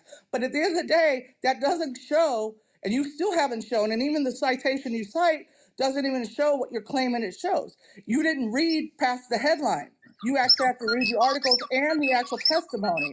And Donald Trump has never testified to anything because he knows he's guilty. So don't quote him on anything unless he says it under oath. And there's two people who respond and support what he said. The actual acting Secretary of Defense said no. Hello, can you hear me? I'm sorry. It's over. It's cool. Sorry. Yeah, the time is up. And our friend Alias is not here at the moment either. So, oh, there he is. There he is. He's back. If somebody is not speaking, could they drop down so we could bring someone else up? Just read Bruce, his you own got. article that he cited. It contradicts everything he said. Bruce, It should be my turn to respond, right? It's on Bruce. And no. Look, Hey, you all right? Listen to me, brother. Listen to me, brother. Let me speak. You're gonna like what I have to say. I do understand. You are right. It's a lot that, and everybody's directing their speech towards you. So I'm gonna let you go longer. No, I'm not. No. I can't. I'm not. I'm about to leave because you know what? I'm not even. I don't have the brain bandwidth to respond to like those things. That's not cool, man. You can't keep me on ice, coach, for 15 minutes and then expect me to like get back. Bruce, do you mind if he goes? Hold on, Bruce. Do you mind if he goes? Can you go, Bruce? Yeah, he can go, but we just stay. You go man. right after him, Bruce. You go right after him. Can we stop yelling at him? Can we stop yelling? There's a lot of yelling. Alias, everyone, just stay afterwards. I just want to ask a question afterwards, and then you're free to go. If So that's listen, okay. nah, don't. How you releasing him? Chill. Chill. So this is what I will say though. If anyone wants to ask him a direct question on their time, you can do so. You know what I mean? You got 5 minutes for a reason. You can't have the back and forth on your time if you want to. But Alias, if they doing that, you have to remember to kind of and you can ask questions to people as well. Alias, you got the same right. But how can I interrupt? You have to right in the right way. No. You have to wait till it's your turn. Like everybody's waiting patiently until it's their turn. This is the only way the system works. If you kind of like write your stuff down, sure. That's why all of us got notepads. You know what I mean? I understand. But like I said, you have been waiting, so I'm gonna give you an extra minute and a half. So I'm gonna give you 6:30. No, I don't want to be on ice. Right? I don't want to. I'm gonna leave if you're going right now. Okay, cool. What are you talking about? I mean, honestly, I thought cool. this was. So no. Hold on. So I thought this was going to be a one-on-one thing anyway, but. Okay, you're right, Christina. Actually, yeah, we're gonna because Christina's the one that did the research, so she is the one that should be. We're gonna let them go back and forth a couple of times here. Actually, he's gonna get 6:30, and then we're gonna go 5-5, Christina and him for a couple of times before we get back to you guys. Sorry, Bruce. Give me a second. Just a second. Apologies. So we're gonna let Christina and Alias go because actually the space was for both of them. So we're not gonna take questions after. No, I just wanted to say happy birthday. Oh, okay. To Livy, that's why I put my hand up. Happy birthday, Livy. She might be sleeping. I ain't gonna even hold you. She usually by 10 o'clock she's asleep. Yeah, we had a drinking game before this, and she was. It was a lot. Yeah. Okay, but go ahead. I'm still here, but no, that's why I was having my hand up. Thank you, so appreciate you. For the conversation. We tricked her into taking a few extra drinks. Thank you, Saul. Yeah. All right, Alias, you got 6:30, and then we're gonna go to. I apologize, Bruce. I know you was waiting.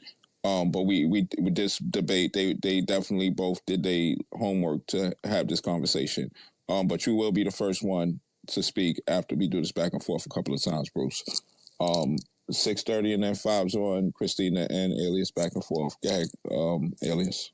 Okay, so first of all, I just want to defend my honor versus the honor of the FBI because my methods of interrogation were examined. Okay, so let me just say this. If you were to look at the methods of interrogation that I use against the methods of interrogation that the FBI used, you're going to come up on a losing, that's a very losing proposition here. That's just one. Okay, you said you asked leading questions, things like that. I was operating as an activist, not as a journalist at that point, because you know what? I have some things to uncover. I understand. Look, Casey,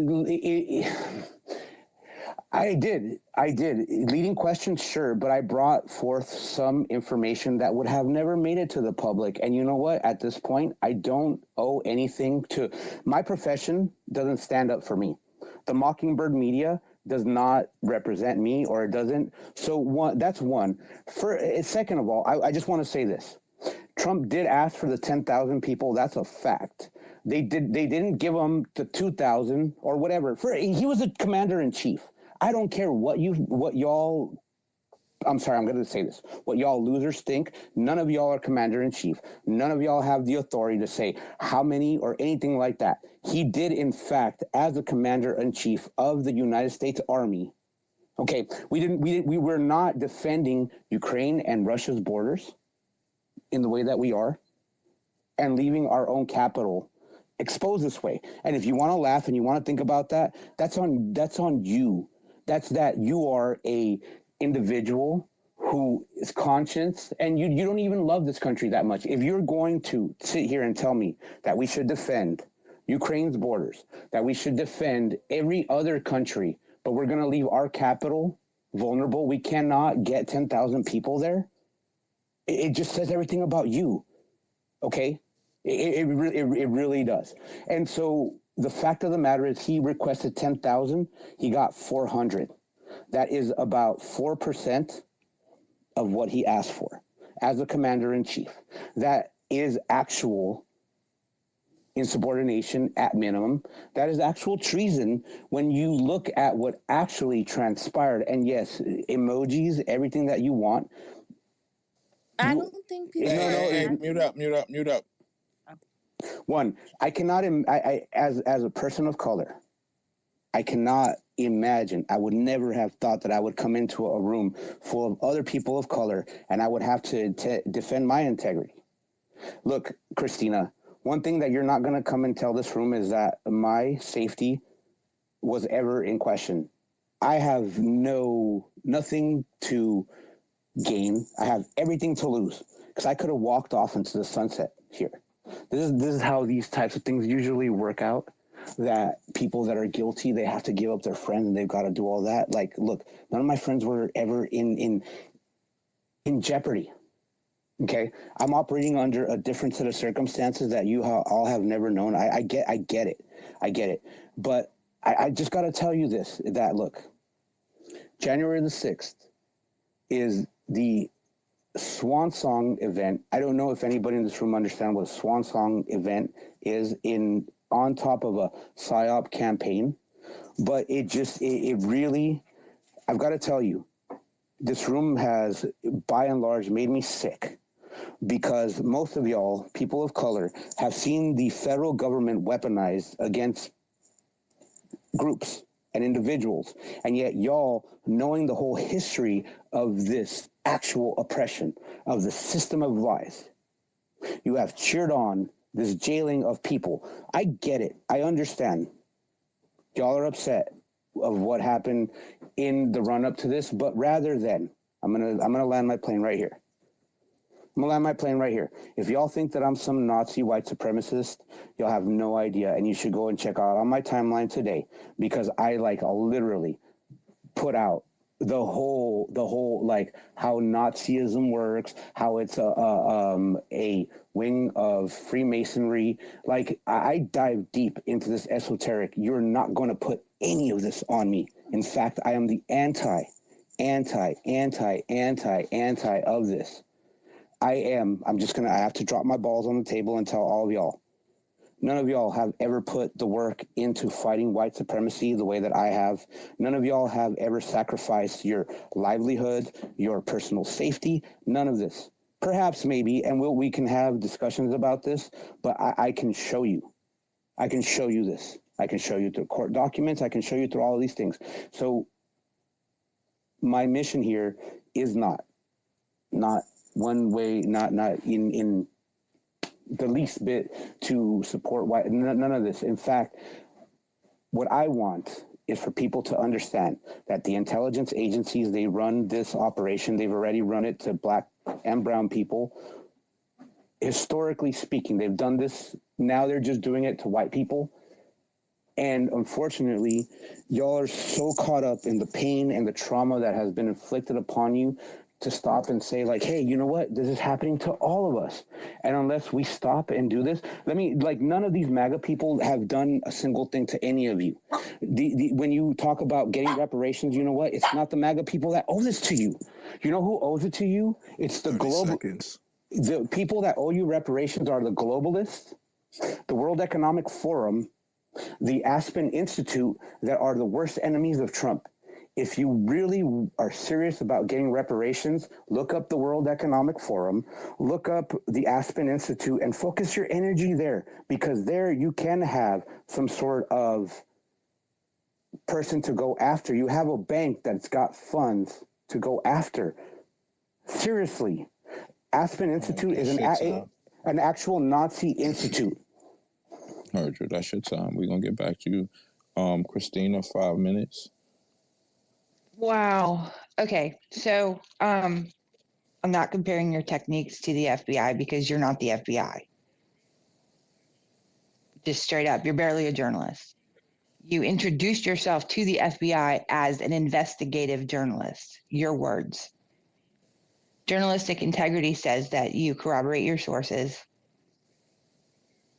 and that you don't mislead people. You know, I just can't with that. I can't. And you're right. We don't live in your world. We don't see it because it's a complete fantasy, dude. Like, I mean, I'm sorry. I am really, really sorry that you live in a world where you think that everybody is out to get you and everybody's working against you and there's these huge plots. No, I mean, that's basically what you just told us. Did the World Economic Forum even exist in the 1800s?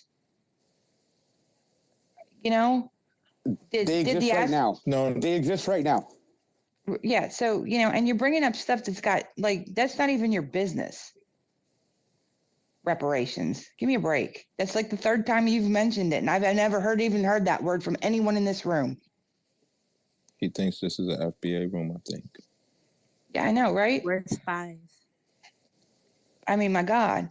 Y'all did terrible. not do I mean, you didn't bring up reparations in the first room I was in with y'all. You back to that again?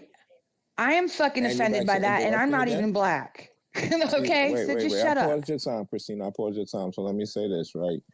It is nothing in this world that you are going to say to trigger anybody in here that's going to start the argument that's going to be the reason you leave.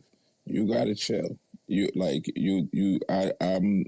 I'm way more advanced than you could possibly believe. I'm high as hell right now, but I am smarter than the motherfucker. So I told y'all, I keep telling y'all, the goalposts on my soccer field, the spikes in them shits, they go to China. You're not moving that shit, boy. Like, anyway, you got 3.5 left, Christina. So Please stop interrupting. Now let's get this back on track here, okay? Because we're talking about the initial claim that you had. We're not off in the weeds with this shit. And, you know, the only sidetrack I'm willing to address here is the National Guard. Okay, it was proven in a court of law and decided by a judge, okay, that there was no credibility to that claim. And Trump musing aloud in the Oval Office amongst friends does not mean it's in order. Even so, that responsibility was delegated to the SecDef and is now delegated to the SecDef and who is it? I think Army. I don't know. Somebody else that are neither are the president. So he can still call them, yes, but there weren't 10,000 to call. And for 178 minutes, 178 minutes, Trump did nothing. He did not call the National Guard after it started. He did not open his mouth. He did not get online and say, shut the fuck up and go home. He did nothing but incite the crowd further. 178 minutes. So I don't want to hear that shit anymore. Now, your union thing is broken into little bitty pieces because it was brought there by some pervert from Ohio, your little sign, okay? Ray Epps and Cody Matisse were never even in the vicinity of each other doing things together, okay? And you haven't posted that receipt anywhere. And Ray Epps did nothing, okay? As far as are there instigators in these things? Sure. It happened during every BLM riot. You know who like first smashed up that auto parts store in Minneapolis? It wasn't the BLM people. You know who set fire to the police station? Also not the BLM people. Okay. The accelerators are always people from outside. Every fucking time. The FBI set Mute your mic. Mute your fire. mic. What are you doing? I don't understand Bad. this. It's crazy. Bad. Now. I know you don't want me to reset her time. You better chill. Yeah. Reset her time. Reset her time. Let's go. Reset her time, please. Reset. Right, and I'll take it from the top. So from the top. Let's go. Fuck it. From the top, 5 you minutes. misled the union guy, misrepresented everything that he said in your spliced up clip. He told you flat out that those stickers are traded, that it's normal, they're like challenge coins, like I told you 3 days ago. And you laughed at. You've had people in here who are in unions. You He can said go none get of your those own words. union You're people. fucking lying. 5 minutes again. Keep going. All right, I'm going to ask, what did you guys hear?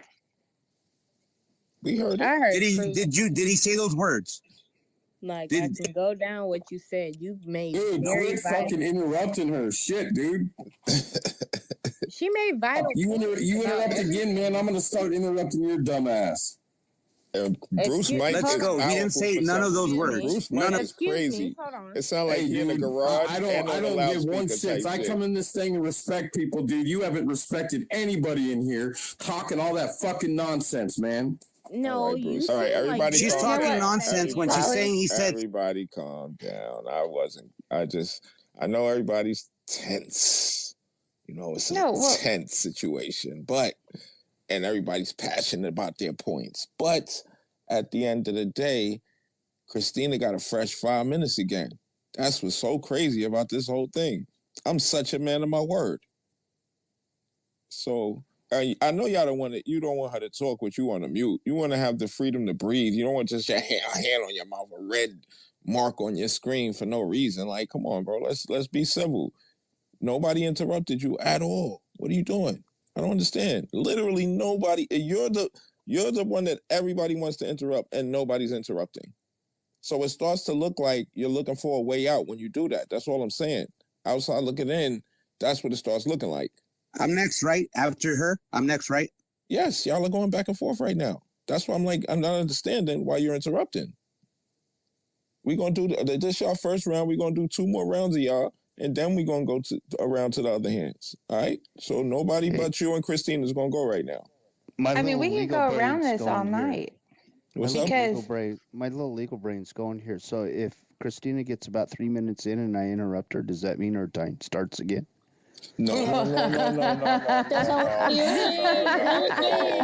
cheating, guys. No cheating. Get out of here. That's nonsense. No. But I don't even like Democrats Eugene. never cheat. Democrats would never cheat. No, never. They would never cheat. We don't get along, and so that's a Eugene hostile and Christina, force. No, I know what he's trying to do. I know what the hell I see what the fucking play is here. I just told y'all. I was not the one who floated the cheating idea. No. I agree, Alias. But what's going to happen if Eugene starts doing that? Then I'll just interrupt you and restart your time. How's that? We'll make it all fair across the board, right? No, all jokes. We just teasing. We're just teasing. Lightened up the space. Thank you. Oh, it's just a joke. Yes, okay, just a joke. Fine, just a joke. We just joke about this. Get some fiber. It was a joke. He lightened up the space. I just decided I did do that right this second. You know what's a fucking joke? Trump's 178 minutes doing nothing, and people that you care about saying that care about this country, okay, are the ones that are sitting in jail because they committed a fucking crime. All right? Stop. You know what's an even bigger joke is that a child could take off a. Nah, why you mute that? All That's right, whack. okay. That's whack. You let Bruce I say know. his shit and you ain't let him say his shit back, though. I appreciate it, but I'm equal application of the law here, right? Wow. Alias, you see me. I'm trying, man. It's you know how it get when these women is around. You can't really do too much, man. They on my neck, man. You're gonna blame me for your rule?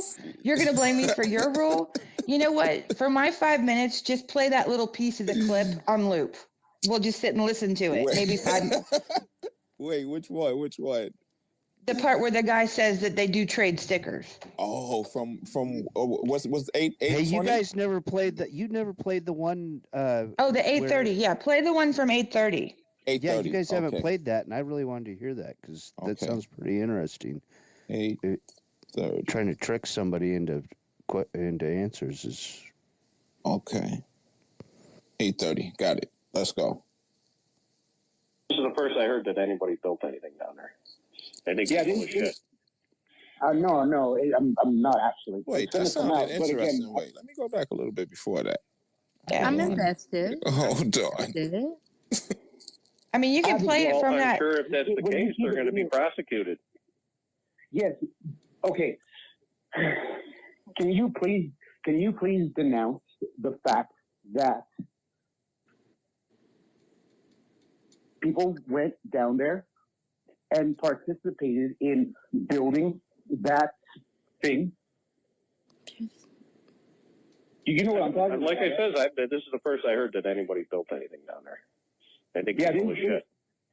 No, I'm not actually. It's going to come out. But again, I was trying to see whether you guys actually do align or not. And if you don't align, then why were you members there? From the moment that I saw those stickers there on site, I realized, like, hey, you know what? This doesn't make any sense. Union workers here for Trump? No, absolutely not. It doesn't make sense.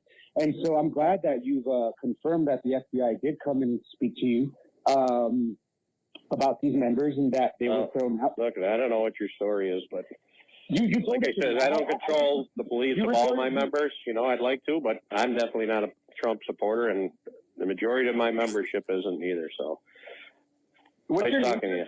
Have a good day. What's your name, sir? What's your name? You're funny. He dubbed him.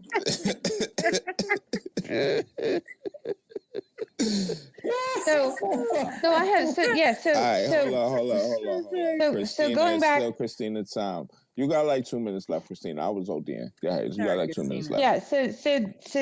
yeah. So the guy said you're full of shit, and he hung up on you for the most part because he was already onto the fact that you had, originally approached him under pretense. First, the lady that answered the phone when she thought that you wanted to buy something, and then that guy. And he felt deceived and he was not happy. The FBI guy that you talked to, that you introduced yourself to as an investigative reporter, didn't you guys just hear him say he wasn't acting as a reporter? As an investigative reporter, which is something you've never been prior in your life. All of a sudden you were. You didn't even go to school for journalism, and all this stuff. You talked about this video and, a little bit about them doing violence and those kinds of things. And I'm sure he was very interested in that because he was not the FBI agent assigned to Malton Matisse. So he would have had to go look it up and see that they were already, in process. But, by the end of it, when you started talking about, conspiracies and El Paso false flags and alien people in lizard skins and whatever else you came up with, he was ready to go too. You have to understand that when, this many people, 30 seconds. in these positions treat you like this, it's not because they're all weird. It's because it's you. Okay, I think she's landed. And now, Alias, 5 minutes. Hold on, before we go any further, though, please retweet the space, everybody that hasn't done so. And also, if somebody is not speaking, could y'all drop down? Joel is trying to come up. And let's go to Alias, 5 minutes. Okay, so a few things. One, I have a degree in it's a multidisciplinary. Part of my degree is in electronic media. So one, you're full of shit that I am not a trained journalist. Hold on. My space. Oh, he was doing it interrupting. My space. All right, I got you. There you go. I got a reset for you. I'm glad he did it early. Go ahead. Didn't hear anybody say journalism in there. Nah, stop interrupting. No, Let him it's get his his 5 space. minutes, guys. It's his space. Hey, if I keep talking right now, you're not resetting nothing, are you? That's right. Reset this, asshole. Suck a dick. Oh, no. No, let him talk. No, I'm gonna stop. I'm sorry. Come on, guys. Sorry, I've been behaving. I just had to get a little pain in there. Bruce. Damn, bro. Jesus Christ, that's craziness. Okay, we're not gonna have name calling. That was crazy. He left. Nah, he know what he was doing. He threw a bomb and closed the door behind him. Because now if he's triggered, we got to deal with him being triggered. Like Alias, like you see, I tried to tell him to chill. So don't.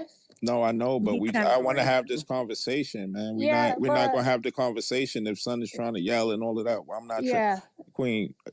I got Was it. I yelling? Because I'm going to No, yell I'm not now. talking about. Oh, no. Please don't. Lord have mercy. I can yell. Believe me, it's midnight and I can yell. She gonna do the voice on y'all. Y'all gotta chill. No, All right. chill, So guys. no. Okay, listen. Everybody chill. So the good news is it's now 9 to 1, Everybody not getting 10 off to their 1. mic all the time is fucking annoying. Seriously. Yes. Everybody, please chill. Alias. 5 minutes, bro. Okay, thank you. So in the pill, I just posted an article that was published about almost 15 years ago in an international publication, not a national, not a state, not a local, an international publication. And that's just the one that I actually wasn't a ghostwriter for. Okay. So when, and I hate to do this, but like, look, so just Christina, so you know, I covered Obama's inauguration for my local newspaper. It was a Spanish newspaper only at the time, El Diario del Paso. If you look up, I'm pretty sure you might have to actually go there, but I covered that for them in 2008. I am one of the only people that I know that has a distinction of covering Obama's inauguration, Trump's first inauguration, January the 6th. Yeah. So it doesn't matter if these predefined notions that you have for me exist. My name is written in history. You're not going to take this from me. I know that you're used to dealing with low quality people, and that's fine. That's an indication of who you are, not me. I worked out of 60 Rock. Okay. So that you try to desperately take away from me. And let me just say this. I haven't done this yet, but I'm just going to say this. Do you understand how disgusting it is for you to white explain to me what I studied, Christina? Do you understand that you are breaking every single bit of rule that you have by questioning my integrity against, like, look, I didn't help kill Martin Luther King. I didn't help kill Malcolm X. I didn't do all this shit. But you know what? You wanted to make it about my methods of getting information against them. Shame on you. Shame on this whole room. Because you know what? When I first introduced myself to y'all, I was just saying this. Look, I'm not invested in the outcome of January the 6th the way that most of y'all are invested. And that's really sad because most of y'all weren't even there. My life, whether or not Ray Epps or any of these motherfuckers ever went to jail, my life was still continuing. Y'all are still hanging on to this without even being there. Y'all are the sad ones. Really. I'm telling you right now, you're catching a glimpse before I go into the next phase. But just so that we're clear, okay? Did the sign get rolled? It doesn't matter. Look, the fact of the matter is that the FBI broke their usual investigation methods by not charging these people, by leaving a whole conspiracy case that could have netted them at least 5 more arrests. They left so many different things on the table. Furthermore, not only did I make the last call to them before James Malt and Cody Matisse went to jail, before they had their numbers issued, the most cover your ass. And you're a damn fool. I just got to say this. You're a damn fool if you think that these people are just going to police themselves. They're going to not cover up the little details. You're seriously, like, it's fascinating to me that a pro black room is going to all of a sudden take water for the FBI. Is going to all of a sudden, the people that killed Malcolm X, look at y'all, rabid in your want to disprove me. And I'm just standing here. I have provided every single bit of evidence that I told you that I was going to. Christina, listen to me. They left so many arrests on the table, whether or not I agree with that, that. and hold on, and I just want to say, you confirmed that sign was actually built there. It was built on there. That's something that you tracked 30 out. seconds. So, yeah. my track record, I am degreed. I am published. You know what? And furthermore, I have never sold out my ethics. I'm not for sale. You should be looking at that as something to like hail, but instead you're going to look at every reason to negate my accomplishments, and that's fine, because you know what? When I do finish my work, it's just gonna make your rees all the much louder. So re right now, and re in the future. All right, that's your time. So this is what I want to say, right?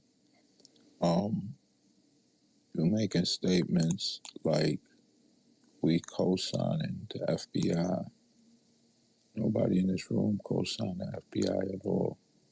What you're failing to do is provide the proof of what you're saying. Had you provided the proof of what you're saying, this would be a totally different space. We would be talking about how fucked up the FBI is right this moment, because we real about our shit. And when there's receipts on the table, which you haven't provided yet, like it's nothing to talk about. Like, Christine, look. So what receipt? What receipt? You got 5 minutes coming back to you in a second where you can address it. What receipts? What receipts could I have provided to you that I haven't provided? Understand, boy? Damn, my nigga. Like, it's not your turn. You have to wait. You had your 5 minutes. Everybody else is fucking. Oh, he left? Oh, well. Hey, look. I just want to clarify Wait, Christina, just a second. Can Mistress go for a second? Yeah. Yeah, please. All right, let me just go. Hey, so this is starting to become a shit show. A debate is fact versus fact. And he keeps trying to change the goalposts and everything else. MLK and Malcolm X has nothing to do with this. Reparations has nothing to do with this. This is not a Black American space. This is a political space, which we call him Polly. That's why we call him Hey Polly, because my name is political. It's literally political. This is a political space. To bring up reparations in a room majority of white people is insane. And he's Mexican. So he ain't getting in no way. So it's just... He wasn't even born here. Yeah, did anybody hear me say anything about his race, or anybody but him say anything about race? He brought that what up. He's doing is he's trying to incite emotion so he has a reason to leave. You know, I said that. This is a political space. This is not an FBA space. It's not a Black American space. This is fact versus fact, and it's starting to be opinion versus opinion. I just want to know his evidence versus Christina's evidence, and she is mopping his ass right now. So he is trying to incite a racial issue is insane. That's it. Thank you. Thank you. I have to also thank K2 and Hacks who helped me with this, and all of the work that happened before me by all of the thousands of sedition hunters and the lawyers and the people that post shit on Pacer. Because gathering the information was fairly simple. And thanks to the rapist for posting all his shit everywhere all the time and getting arrested again a month ago. I hope you enjoy your new visit with the sheriff. Which rapist? Okay, so the guy who built this guy, who brought the sign. Oh, the iron guy. I posted it in the pill and in the nest. No, he's not an iron worker. Oh, he wasn't an iron worker. He just had a sticker. He's just no. Okay, the guy with the ironwork helmet was never near the sign. What? Never near the sign. Him and his pal never touched the sign. They came up there with his dad and some kid and some other grandpa-looking dude wearing like snowboard helmets. So and he saw the sign on a bus. And he saw these guys with these stickers and said, "Oh, they're ironworkers. Yes. They made the sign." You got it right. They never touched the sign. They weren't anywhere near the sign. Ray Epps touched the sign, but just because they were crowd surfing the sign, like over the crowd to get it over those posts and things, right? He touched it for a moment and then was like, that's it. He didn't even, That's why he didn't get an assault case, right? Yeah, so that's what I'm talking. Like he saw welding, and then he saw iron workers, and assumed that it was a plot by the deep state or The something. FBI. Yes, Because so I'm still not seeing the correlation. Like, where did the FBI come into this at? Because he keeps saying that like the FBI did it. He said BLM was in the mix too with them. Yeah. So he thinks that they got special treatment because they didn't get arrested right away because Malt was allowed to re-enlist, which is why I went through each of They're still those. arresting people right now, Christina. I know that. That's why I went through each of those points, and that's what I would have going to get to the next part if he hadn't started in on this bullshit. But there's 1,100 and something outstanding insider, or 1,500 outstanding insiders. I don't know. There's a bazillion. Corey knows the numbers, but there's like I think there's 1,000 people out there that have been identified that haven't been picked up yet. There's AFOs that are identified. The fucking rapist is one of them. The guy that's stalking K2 that I was telling you about, he's another one, right? Yeah. And a lot of these people had an initial interview and just didn't get picked up because at the time they didn't have the video. They knew they were there. They just didn't know what they did while they were there, right? And they were hoping that people would panic and confess and get it over with. A bunch of people did, which is why you saw some arrests in the first few minutes afterwards, the first month or two, right? And then it kind of quieted down because now they're sifting through all this video without the proper tools, right? And then enter the sedition hunters who did all of this work and had all these tools that and the they FBI put the couldn't pieces together for them. Right, because you've heard the stories about how the IRS's system is so fucked up that they're using shit that can't be worked on now and nobody knows how to code in COBOL anymore. The FBI is just like that. Right? It's like they woke up one day and it was 2023 and they were like, oh shit. You know, like I said, they took like their main threat assessment system like offline the week before January 6th, when all of us are on Twitter and sending in tips for 5 months beforehand going, they're gonna attack. I mean, when he said it's gonna be wild, and I'm like, wait a minute, he's having this speech down the block from where they're gonna be certifying a vote. Like everybody, and I didn't understand how the whole country did not immediately know what the play was there. Like I know. Duh. I mean, and the thing of it is that, like, so he had all these things, right? That's why I was saying, I was trying to refute each one of his points, right? Where he said they were given special treatment. That's why I made the timeline. That's why I said these are all people that were charged with assault that got less time than he did. That's why I said, right, where is the special treatment? This guy, Derek Evans, what's his face? Coy Griffin down there in Arizona. You know, the Zoe, whatever the fuck, he ran for lieutenant governor here in South Carolina. These are all people that were interviewed, not picked up until later. Christina, he didn't even know who Derek Evans was. I know. How can, because he does, he's the Jim Stewartson of the right over there, right? He's like, he knows all about it, but he never read it. Yo, what's his at? What's his at? It's the alias. THE? It's the alias, but all the A's are doubled. So I gotta say, Christina, you did a fantastic job with the timeline. That was pristine work, and that's how you combat misinformation, right? And the thing is, you know, he was talking really fast, gish galloping, right, moving the goalposts, and he thinks we were born yesterday. Hello, you're gonna post evidence? Guess what? You're gonna say you have evidence? I'm gonna read the motherfucking thing, and I'm gonna ask for help. And that's exactly what I did. Nothing that he posted provided proof. The shit that he posted, he sent to me the shit about the 10,000 troops, and I'm like, that's not valid though. Exactly. He actually made the point in our favor because he know that language has nuance. Even I know that. When I read that, I was like, in no way here is saying that Trump had asked for 10,000 troops. Quite the contrary, it says a possibility of calling out. A possibility means that he may have thought about it, but he never actually went ahead and ordered it. Ordered the 10,000 troops in, like you said. DC doesn't have that. Well, and that's the thing too, is that when I originally was talking to him a little bit about how we were going to do this, I said, well, why don't you give me 3 to 5 points and I'll pick some and that's what we'll do, thinking I'd do like 3. Because I really wanted to take a look at the El Paso thing, but I haven't had enough time. And just some other stuff that he brought up. But once he got, like, he started making an ass of himself and like some of the DMs we had and that kind of stuff, I was like, there is no way this guy's going to stay on topic. He is going to like spew this. He's going to gish gallop it all over the planet.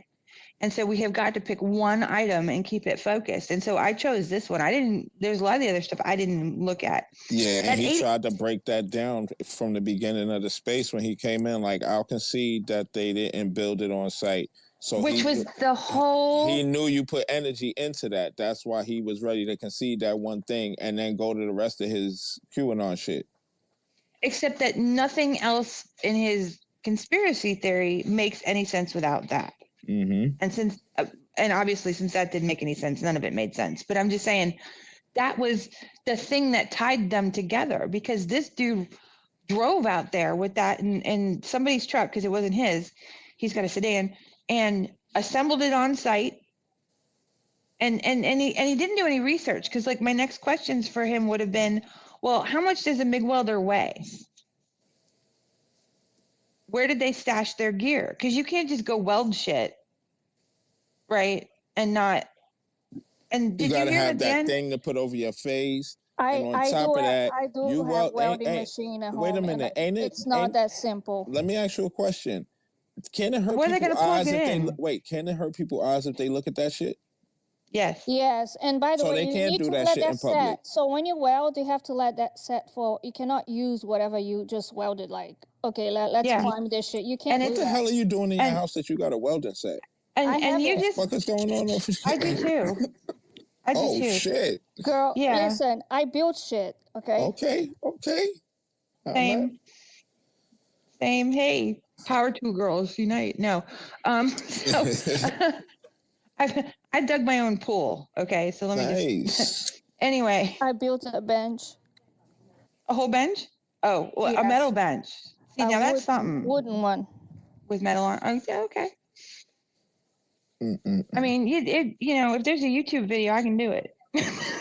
I have no fear. I fixed the air conditioner once. But anyway, point being that,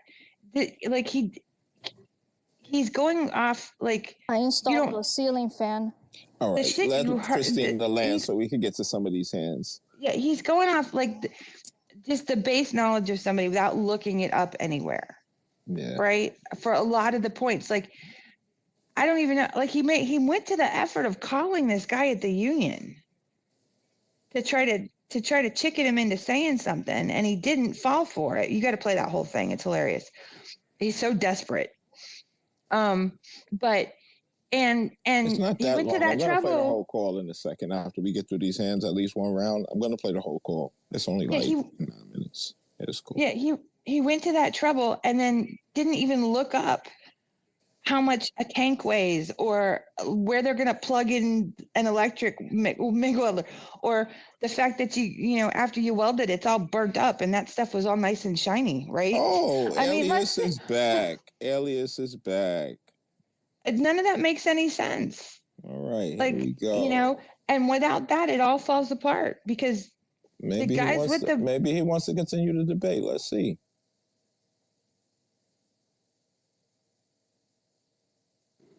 I'm invested.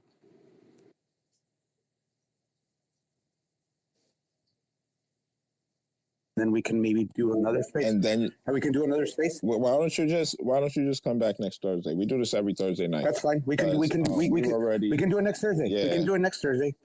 Yeah, pull up next Thursday. I'm sure you and Christina will be timeline banging this whole week up until then, and you know what I mean. Y'all can address all of those things when you come back next week. Yeah, but for what it's worth, even just a minute. Look, I just want to note this: that the whole reason this space even started was that Christina was going to look at 889. She declined to look at 889. No. Yeah, no. Wait. Let me let you know. Hold on. This is live on YouTube.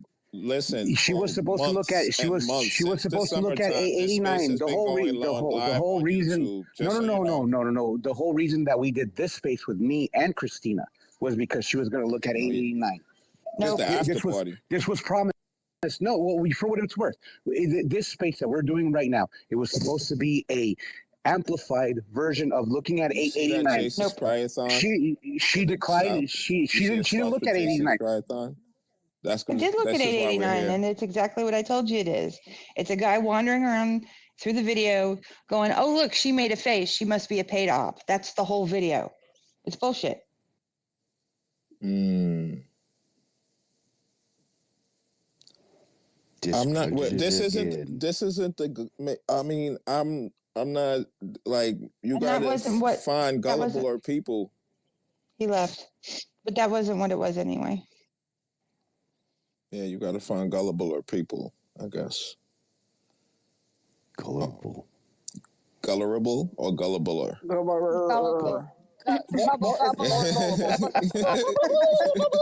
You're stoned. You know, I think you can defeat that moose if you just let Alias talk to it for a while. Yo. J6.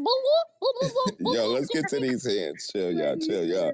I'm gonna turn the clock down to 3. Y'all gonna get 3 minutes. All right, so we're gonna go to Soul first. I know you had your hand up before. Mine about to be very quick, so go ahead, get ready. I Go just ahead. want to say I want all of y'all to know you're loved. That's it. Boom. Oh, thank you, so you love to. Thank you. Yeah, I just want y'all to feel important. You are. Thank you. Of course. Everyone too, just not the people who responded. You're important. Thank you. All right, we're gonna go across my screen. Joel, 3 minutes. Oh, hi. I don't need 3 minutes, but thank you very much. Thank you very much. Appreciate everyone here. Just listening in from time to time. Thinking as an outsider, not an American, someone who watched this stuff on TV, but no real experience of these people. And just thinking as someone who is listening relatively unbiased, although not that unbiased, but as someone who doesn't have an outside take on, or doesn't have an inside take on this, who does have an outside take on this, I would say that quite obviously, for me, Christina is credible. I would say Alias is extremely not credible. I wouldn't accept a lot of what he says as hearsay in court because it's hearsay. I wouldn't see that being accepted by anyone as firsthand evidence. He may have been there, but he turned his back. I would say that his story has a number of contradictions and he has wild conjectures at the end of his story, including bizarre conspiracy theories that he starts off by minimizing, but then accelerates towards a crescendo of random bullshit. So I would say I don't believe someone like that. I have encountered people like that before. It's bizarre that I'm hearing it from people in America, Canada, Australia, the UK, and it's almost they talk about a woke mind virus, but I would say from what I've heard, there's another mind virus out there. So that's just my 2 cents. Yeah, I don't know if it's worth keeping this guy on the line unless you're trying to do something to apprehend him, if that makes sense. Yeah, this is definitely for entertainment purposes. Like, everybody in this room is focused enough to know, like we Joe, you know what it is. You see who's in here. Nobody ain't listening to that dumb shit. You know what I'm saying? Like, you got, like, this is the thing.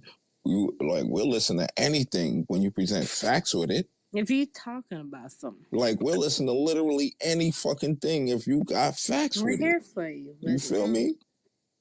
Like, So this is why I was saying, he was saying, oh, I have presented this article, and I was like, hang on a second, let me read Thank this. you.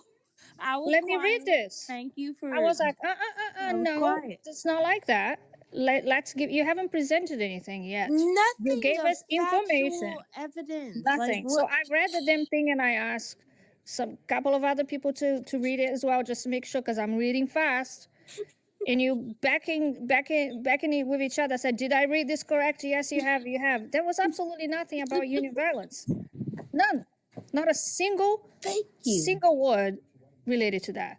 So it's Nothing. important when you hold spaces too like that. We have to check the evidence as they say. This is the evidence I'm presenting, because otherwise, you know, people can say anything. People can say anything, exactly. You can project anything you want to, and there's no. And I don't think he was evidence. ready. I don't think he was ready for that.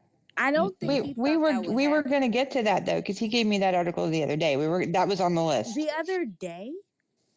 Yeah, like 2 days. So he pre-presented it like, yeah, I got one. Yeah, but he didn't. And I read it, and I was like, okay, this is irrelevant. I'll address that too. I mean, it was kind of, you know, he kept throwing things at me, and then that 889 thing, like that wasn't the discussion that I jumped into in the room. That wasn't the challenge that I accepted. All right, But, so hold you know, on. Go ahead, He needs to Christine, do finish. better. Steve Bannon's going to fire his ass. Yeah, and I just want to mention, Joel, that my theory is that when Trump had all those MAGA hats made in China, that they wove in like some magic mushrooms or something. LSD, maybe. That's kind of funny. I think it was coke. Almost. That's how they got the anti-woke. They got them working fast. No. Or maybe some syphilis, so they could just all have the same problem. All right, everyone. Let's calm down here. Joel, you finished? Yeah, totally. I was just dropping in to say good day, and yeah, that Thank was interesting. Thank you so much. And yes, Good you're day, probably mate. right. Good day, mate. Good day, mate. Hello. How are We you? got an authentic good day, mate, just now. That was fire. Good day. Hey, wait. Kangaroo. Oh, boy. Hey, maybe No, we're not going into the fucking kangaroo. No. Fuck Paulie that. wants to No. fight a kangaroo, and He we want to knows. see it. Joel knows about the damn kangaroo. I'm not trying to get into the kangaroo discussion. We got company. Y'all got to behave. Sylvia, you got 3 minutes. Oh, I'm not going to take that long. Did he say he had a degree in electronic media or just had some credit in electronic media? Okay, because you all know what electronic media is, the study of, right? It's to be a content creator and to be able to tell stories. So, like, he's just proving that. Yeah, that's all he does. He's a content creator, which is basically conspiracy theories, and he can tell a good story. I'll give him that much. Definitely can tell a good story, but he definitely he doesn't have anything credible. He's ridiculous. He went to a community college for 2 years and then to I forgot what university, which is the cheap way to do it, and that's the way I would do it. But you know, so nothing against that. But his degree is in multidisciplinary studies, which is basically a Bachelor of Arts. And then he's got like 3 specialties listed because he probably took those electives. All right, I'll pause your time, Sylvia. You got 2:15. Go ahead. I've never even heard of that degree. That's just like a multidisciplinary degree is actually common now. It's like it's not single bachelor, is multidisciplinary for a reason, because you're not focusing on one thing only. So basically, somebody who couldn't decide what to get a degree in and just took classes. Mm-hmm. Okay, all right. Because everything, when I pulled up this info on electronic media, it's like basically kind of like a sub degree under if you're going for a communications degree, you know. And for what it sounds like, I was like, did he even finish his degree? Because anyway, but that's as soon as I read that, I'm like, oh yeah, this guy's a bullshit artist. He took classes on how to become a bullshit artist is basically what he did. Okay. Thank you, Sylvia. Better 3 minutes. I thought that meant he got his degree from YouTube University, but anyway, or maybe TikTok University, but apparently that's where he got his information. But yeah, the one, as Queen was saying, the one thing he cited was this article, about 10,000 troops. And in the article itself, if you just read it, it said that the Christopher Miller, who was the acting Secretary of Defense, did not ask for that. He was never gotten that request. If you're going to make that request, don't just spew it randomly in the air, you have to call, he knows at that point, he's 4 years president. He knows the chain of command. He didn't pursue that goal, and the goal wasn't to protect the Capitol and Mike Pence and all and the members of the Congress who he was sending his goon squad to go attack. It was protect him and why he walks down supposedly to the Capitol from the speech site. That's what it was about. Christopher Miller, who, by the way, was only acting Secretary of Defense because Mark Esper would not go along with the scheme of trying to overthrow the election. And the same reason that Bill Barr left, because he wouldn't go along with the scheme. So that's the reality. And as soon as I pointed that out, he goes on this rant about globalization. Yeah, Donald Trump gets all his money from foreign entities. And he can't, part of the reason why he's gotten cited by the New York is because he was defrauding mostly foreign banks by overinflating his value of it. That's what he does a lot. He overinflates the numbers. And so if he was a, quote, journalist, I mean, he sounds like he's trying to be a dollar store version of James O'Keefe in Project Veritas. But if he's a real journalist, journalistic ethics would have told you if you're calling up a potential source, you present yourself as a journalist, not a vendor or somebody's mom, trying to get a hold of you. Call and say, I'm such and such, I represent such and such a newspaper or media source. But he didn't do that. So even his quote investigation is, here's a headline that I read, and then I'm assuming you're just going to read the headline, and I didn't read the rest of the article. Because the only thing that matters in this whole thing is who testified to what. And Donald Trump has never testified for anything, and no one's testified to support any of the claims he's making. And ultimately, the big picture I was trying to make about Donald Trump's appeal, and it's not just the white guys, but it's the conspiracy theorists. Donald Trump himself is a conspiracy theorist. And a lot of these guys are conspiracy theorists. All he did is prove that. That's the only thing he proved tonight, is that he is a crackpot conspiracy theorist who falls for conspiracy theories. And not that he's a journalist, and not that he knows anything special that anybody else does, but that he's a conspiracy theorist and he fell for the ruse. Point of order, Kash Patel did testify under oath to what he said, but he was found not credible. And the Christopher Miller, who was the Hold on, said no. building. Don't get back into the next point now. We're about to spin the block. We'll be back to you. We got a couple of people waiting here. Throw your hand back up so you're in the queue. Mistress, you got 3? Just Maggie was before me. I'm right after her. Yeah. You got to go because I'm trying to keep it in order how I see y'all on my screen. Oh, okay. Yeah. Polly and Christina, I told you guys last night that he was not there January 6th. I told you guys last night. And he was there. And for him to come in as a journalist instead of a Jan 6er lets me know that he goes back and he listens to your recordings, Polly. Yeah, because we was telling him he wasn't a Jan 6er. Absolutely. There's a picture in the nest. He was there. Okay. Yeah. And then, but yeah, and then when I came up, which lets me know he was listening to your space last night. That's when he had to all of a sudden go. I got 3 minutes and I got to go. So he goes back and he listens to your spaces. I mean, that would be the smart thing to do because he just caught that smoke just now. I ain't gonna hold you. That was like a different kind of rundown. Like that, just a debate, and you lost the debate. It's really just what it came down to. But you done, Mistress? I'm done. And thank you for coming up and setting the record straight. I appreciate you. Absolutely. We love facts. Just I do Maggie. too. Thank you. Sorry, just Maggie. You got 3 minutes. Go ahead. Okay, just stellar, pretty good. Way to go. Good space. Excellent job, Christina. Shout out to K2 and Hex for the work that you said that they helped you with. And I just wanted to make one point on him. Let's see. Oh, no, on this space, basically. It's I'm going to kiss y'all's butts for a second. But I wish that our mainstream media could do real-time fact checking like was done tonight in this space. A matter of fact, Christina, we should send us on to them somehow. Polly, find a way. I mean, like it. And the guy, the thing I was going to say about him was he just screamed of like a DFG defeated former guy. You know, he was trying to emulate him, just throw a bunch of chaos into the way that he debated, because it wasn't a debate, and then a bunch of lies and every word out of his mouth. I mean, then go, how dare you question my integrity? Okay. Anyway, so he was very, very annoying, but you did a really good job hosting it, Polly. Like really, really good job, and Queen and all y'all.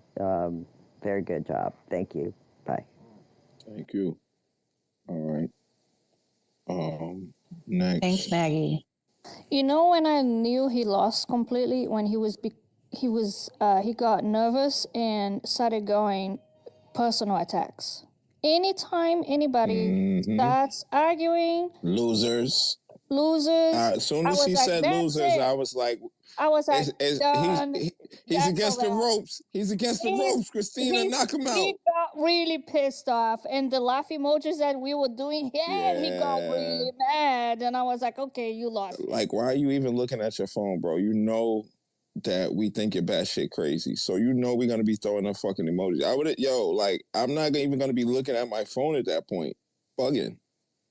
We should go find the space he went to and like attack it. I have 3 minutes and I have to go to a space. Dude, you go fucking to your space. We're not gonna listen for you for 3 All right, more y'all minutes. funny as hell. What the hell out?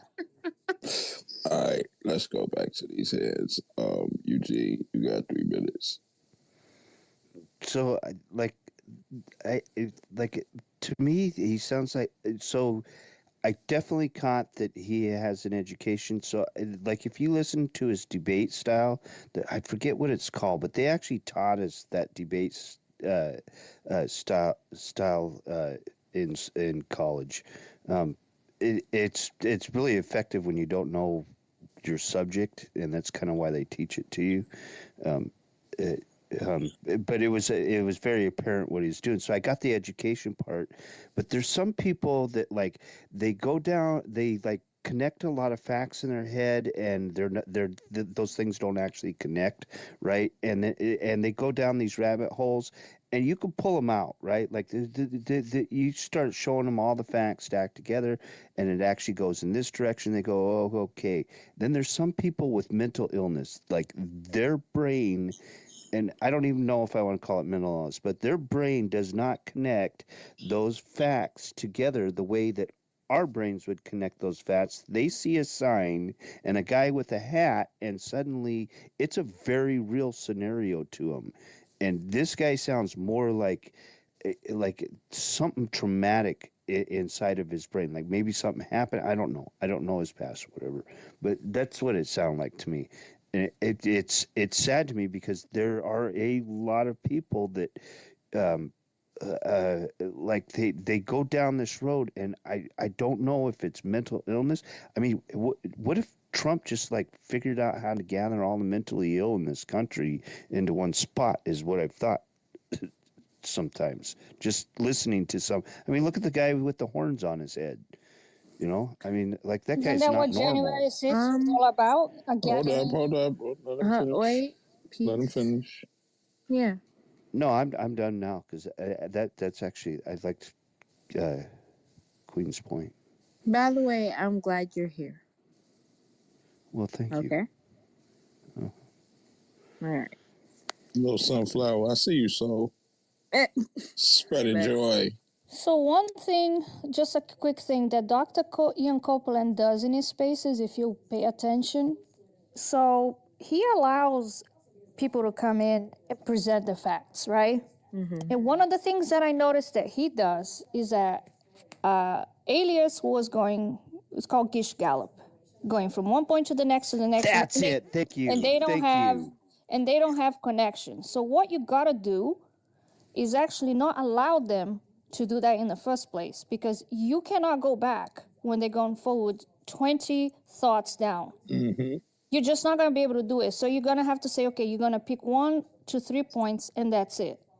And not let them deviate, because anytime that you allow them to deviate from the point, that's moving the goalposts, and that's exactly what I see his spaces, and I'm telling you, if you want to read a classic way of how to stop debunking, and go and watch him. It's an art. It really is. Because he will go to you and he will say, okay, you have 1 point, and then usually they go and present 3, 4, 5 more, and he was like, no, 1 point. And we got to debunk that point, because you have to give people time to go and read the facts that you say you're presenting. Because otherwise, that's just like you're not having a very good debate, you know? All right. Andy Gallup. I totally forgot that. Thank you, No, Queen. she had a good point. She's brilliant. But all the different points. Oh, sorry. Go ahead. Christina, 3 minutes. Oh, and that's absolutely true, which is again why I was trying to keep him in. I didn't want to go down the 10,000 troops path. I didn't want to go there. We were feeding the Gish Gallop for a while there, and that just was unnerving, because it also takes the focus off the fact that he was lying through his teeth, or conspiracizing through his teeth, I'd say, because I'm sure he actually believes it, which is another symptom. Anyway, but he did say that not sending the troops was treason because of what happened afterwards, right? Y'all heard that? Yeah, I didn't get that. Right, which means that it was an insurrection. Because if it wasn't an insurrection, there's no treason. That was just a point that I wrote down that I wanted to get out there. So that's it. I yield my time. Thank you, Christina. Sylvia, 3 minutes. Okay. I kind of came in a little late, and what was being discussed was somebody, I guess, was active duty. They got arrested and then was allowed to re-enlist. And he did not get arrested. Okay, because you can be arrested, and that doesn't bar you from enlisting or re-enlisting. It's convictions and the type of convictions, and there's even some felonies that you can have on your record that you can still enlist or re-enlist with. That's what I said. They definitely hit my line about that shit, and they get them off my neck. I was like, nah, y'all not fucking with me. I've been in prison before. He was like, so? I'll sign you right up right now. So that's not true at all. I got the text message in my phone. And we never did get to voir dire him about what his special FBI knowledge qualifications were. Yeah, so I was just curious on what he was like, what his, I guess, intent was by saying, and because he kept emphasizing, and he was allowed to re-enlist. He was allowed to re-enlist. I'm like, so what? So what? Wait, did we really think he was telling the truth? No, not telling the truth. Just he didn't understand. Like, he just doesn't understand how the process works. Oh my God, it's hilarious how I'm literally bringing up a point and breaking it down factually, point by point. He just dipped again. He left. He left. I was like, what are we? He did this. He did this while I was trying to speak to him the first time. He literally, in the middle of me questioning him, dipped on me. So I mean, and that's why I included that point in my timeline, because I was like, he was not arrested. He did not have any papers on him. All he had was a contact form. That's it. So yeah, okay. Polly's I got a thought stalker. FBI is not going to tell you they're FBI. It's not Christina how it got a works. stalker. Let's go to better. So, well, that's what you have to kind of get at, because a lot of conspiracy theorists, there's a traumatizing event in their life that makes that for whatever reason they have to find an enemy. And so his whole conviction is that the FBI and the government are bad, and you can't trust them, but I can trust this guy who's a known con man for whatever reason. And so what you need to dig deeper, instead of the Gish Gallop and the sort of half insinuations with no proof, is ask him what happened in prison or in his life that got him to convince that the FBI are always behind, the nefarious actor behind everything. The truth of the matter is the real conspiracy, the legal sense of the word conspiracy, that Jack Smith and Fani Willis and others are investigating right now, and he's been indicted for, and many others have been indicted, and some conspirators have not yet been indicted, is that every day, even before the election, there's video even of Roger Stone, let alone stop the steal even existing, but Roger Stone saying we're just going to claim that we won anyway, is every day from that for 2 months before then, Trump's whole goal was to try to reverse the tide of the election. And many people quit because they refused to go along with it. The fact that he's replacing defense secretaries, attorney generals at the end of your term means you got something up your sleeve. And there's already insinuation a lot of what we know about the indictment so far that is the case. It'd be one thing that out of the blue people just showed up on January 6th. Donald Trump was the person who made that happen. Donald Trump was every day before that, he was trying to undo the election by bullying state officials and doing what he could. Even after January 6th, even if it went as worse than the case scenario, he would have then also overturned the election by just staying in power and declaring martial law. That's been part of the indictment already that we know of. And so unless you are actually citing anything, the people, Kash Patel, he's a dubious character, but Chris Miller is the most, the person you would be asking this question because he would have been the source by which that order would have been placed. He said no under oath. Donald Trump refuses to testify under oath. The people who are the closest to him on the conspiracy. 30 seconds. Like Flynn, like Bannon, like Stone, they testified, but they pleaded the fifth multiple times. So again, unless you're citing their testified statements, then you don't have facts. You have them covering up something, and then the people who want to stay out of prison because they know the facts have said the truth. Chris Miller has said the truth. Casey Hutchinson has said the truth. A lot of Trump insiders said the truth, and they're all Republicans, by the way. Thank you. Eugene.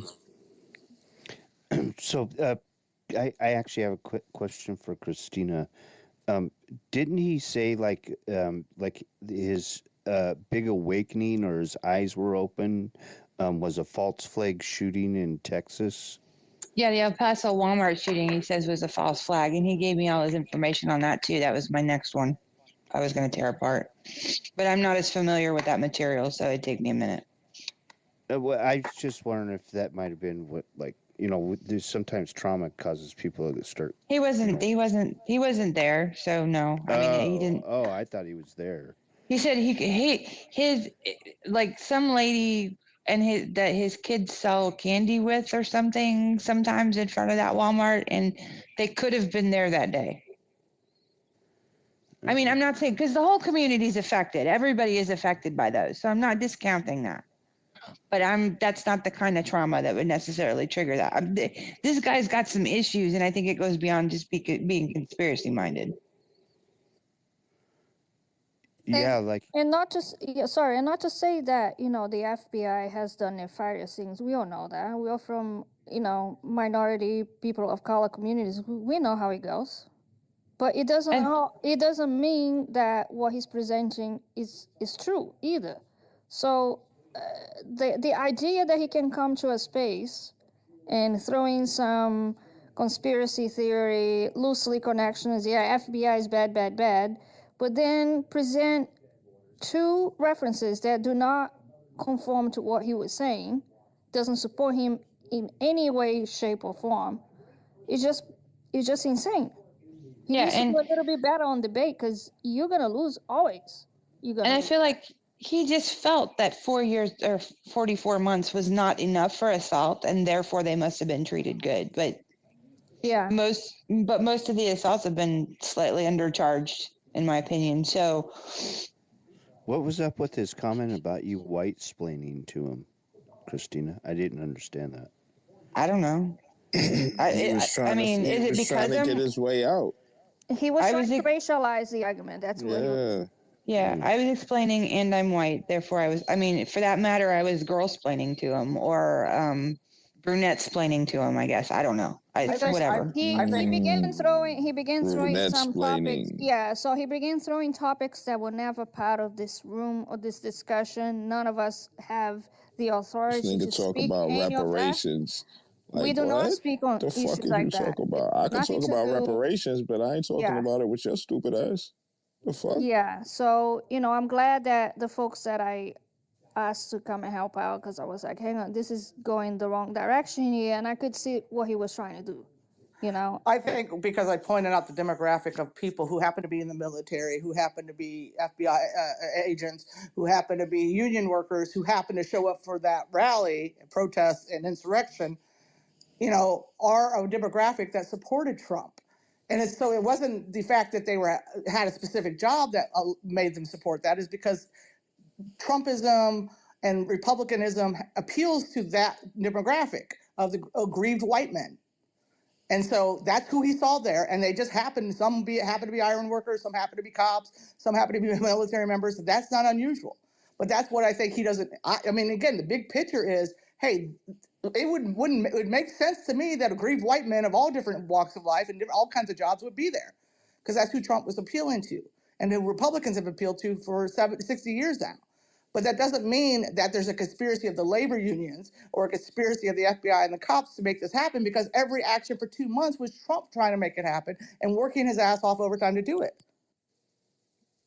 Corey, when you were trying to say something before.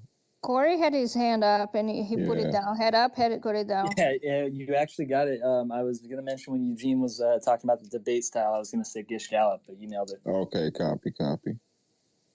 Yeah, so he mentioned in a DM to me the other day, and this is the last time I say this word, but he said, are you going to act as if that room wasn't full of people who are hell-bent on reparations? So it's an assumption on his part that's based on, the fact that... Oh, he think because of my dialect, I'm automatically FBA. I am for reparations 100%. I think it's been past time we posted, been got that. What they got to do with this January 6th debate, though? I'm confused. How is that? And that issue and this that issue. was my question. I'm surprised he didn't bring up our Native American treaties with the United States and like how that wove into it somehow. This shit is, well, everybody can judge for themselves how that went. Here come Mistress. And the thing is, if he would let go of the conspiracy, there's people in the room, I agree with him on some stuff, prosecute the people that did violence, prosecute the people that went in the building. It was an inside job. It was just Trump, it was his FBI. And for that matter. He goes around the app talking the way he talks about these issues and civil rights. He's gonna meet some people that are not gonna be as nice, because he know not to go into them spaces. Yeah. And I'm sorry, but just because he's a Hispanic person doesn't mean he gets to be an asshat, right? It's not right. His whole thing, all of his theories is contradicting. You're from Mexico, but you're anti-immigration. I'm not allowed to tell him he's a liar because he's Hispanic right away. That's a thing. No. That's crap. You're a liar in any language. That's Wait, let me hear what Mistress got to say about this situation. Oh God, Mistress. You have to remember last week when he decided to stick around to 6 o'clock in the morning, and the Black Americans woke up and came into your space. He got twisted up by them. So he is still hurting from that day. A week later. Okay, now I get it. That's what this is happened. making sense now. When the Negro Knight came in and called him an anchor baby, it was I forgot about that. Yeah. I forgot about that. The Negro Knight and Nat Turner. We Black Americans come into the space around 6 o'clock. About that. Yeah. Big facts. And they was like, what you... And I'm trying to keep it as civil as possible, but he's being a dick. And then the Negro Knight made that comment, and it was off to the races after that. Yeah. All hell broke loose after that. So, I was like, Mistress, please come and help me. This guy's talking about, he shouldn't be talking about this shit, Mistress. Because I But knew it was inappropriate for him to throw this when out like just like Listen, that. but he was trying to incite the same thing, especially when he said Christina was white splaining. I said, "Are you kidding me?" I'm looking at my phone like, "What did he just say?" and No. I wanted to interject and ask him what point exactly he was referring to when he said she was white splaining. So, because if she's like, you could just bring up the words that she just said that you can, but I didn't want to interrupt. But the problem is being in the space with Christina for over 2 hours, and never at any point but that point did he say, "Oh, you white splaining." You wanted to be here to begin with, so don't come with that bullshit, right? Yeah, he was. That was capping. winning. It's because he was because he called you we all losers. I knew that was a Yeah, when he said I won this debate from the first sentence out of his mouth because he destroyed his own shit. he said it, That's why I wanted him to go first. When he said he was going to concede the iron shit, I was like, well, what are we even talking about then? Like you the other day you said they built that shit on the site and all of that shit. So, and then when Christina started putting in other spaces, Christina's putting the pieces of the puzzle together for me. Like, it take like a whole tank and all kind of other shit to put this thing together out there. And then Queen just put another piece. You gotta let that shit set. You can't just like weld and then roll that shit out across rough terrain and think that shit is going to stay in one piece. It's still soft. Yeah, and then the other day he's like, "Oh well, they were screws that were welded," because he read the thing wrong. Reading comprehension is an issue for this guy, but it says they were welded. They said they were welded with screws, and I'm like, there is not a single iron worker on this planet that would weld over a screw. You don't need to do that. The whole point of welding. That's the whole point of right. That's the whole point of welding is not to welding. use screws. And that's a weak weld, right? You might as well just go ahead and break it. You guys are missing the fact that this guy walked back in this space after all that he said and said, well, the space wasn't really about that. We didn't talk about what the space was supposed to be about. Like after everything that he talked about and all the rabbit holes he went down. No, Yeah, you didn't he started actually it. do the space right. I'd like to start out by saying I debunked my own theories, and I would like everyone to listen to these new theories that I just came up with in this moment right now. That was the tinfoil hat equivalent of "you didn't fire me, I quit." I'm sorry. I have 3 minutes and I have to go to another space. Well, bye. Anyway, building back betterer. What's up? I mean, it's exactly what Trump does. He's gish scallops. He changes the topic, and he did this the entire time he was president. We couldn't focus on any given scandal because he just recreate a new one the next day or a new topic to talk about. This is part of the con. I always say when it comes to, and this is where the media failed, by the way, the job of a con man is to get you to focus on what he's saying so you never pay attention to what he's doing. And so, what has been done is that every day for 2.5 months at least, let alone, Stop the Steal existing in 2016, there was a concerted effort to overthrow that election. That's the only thing that matters.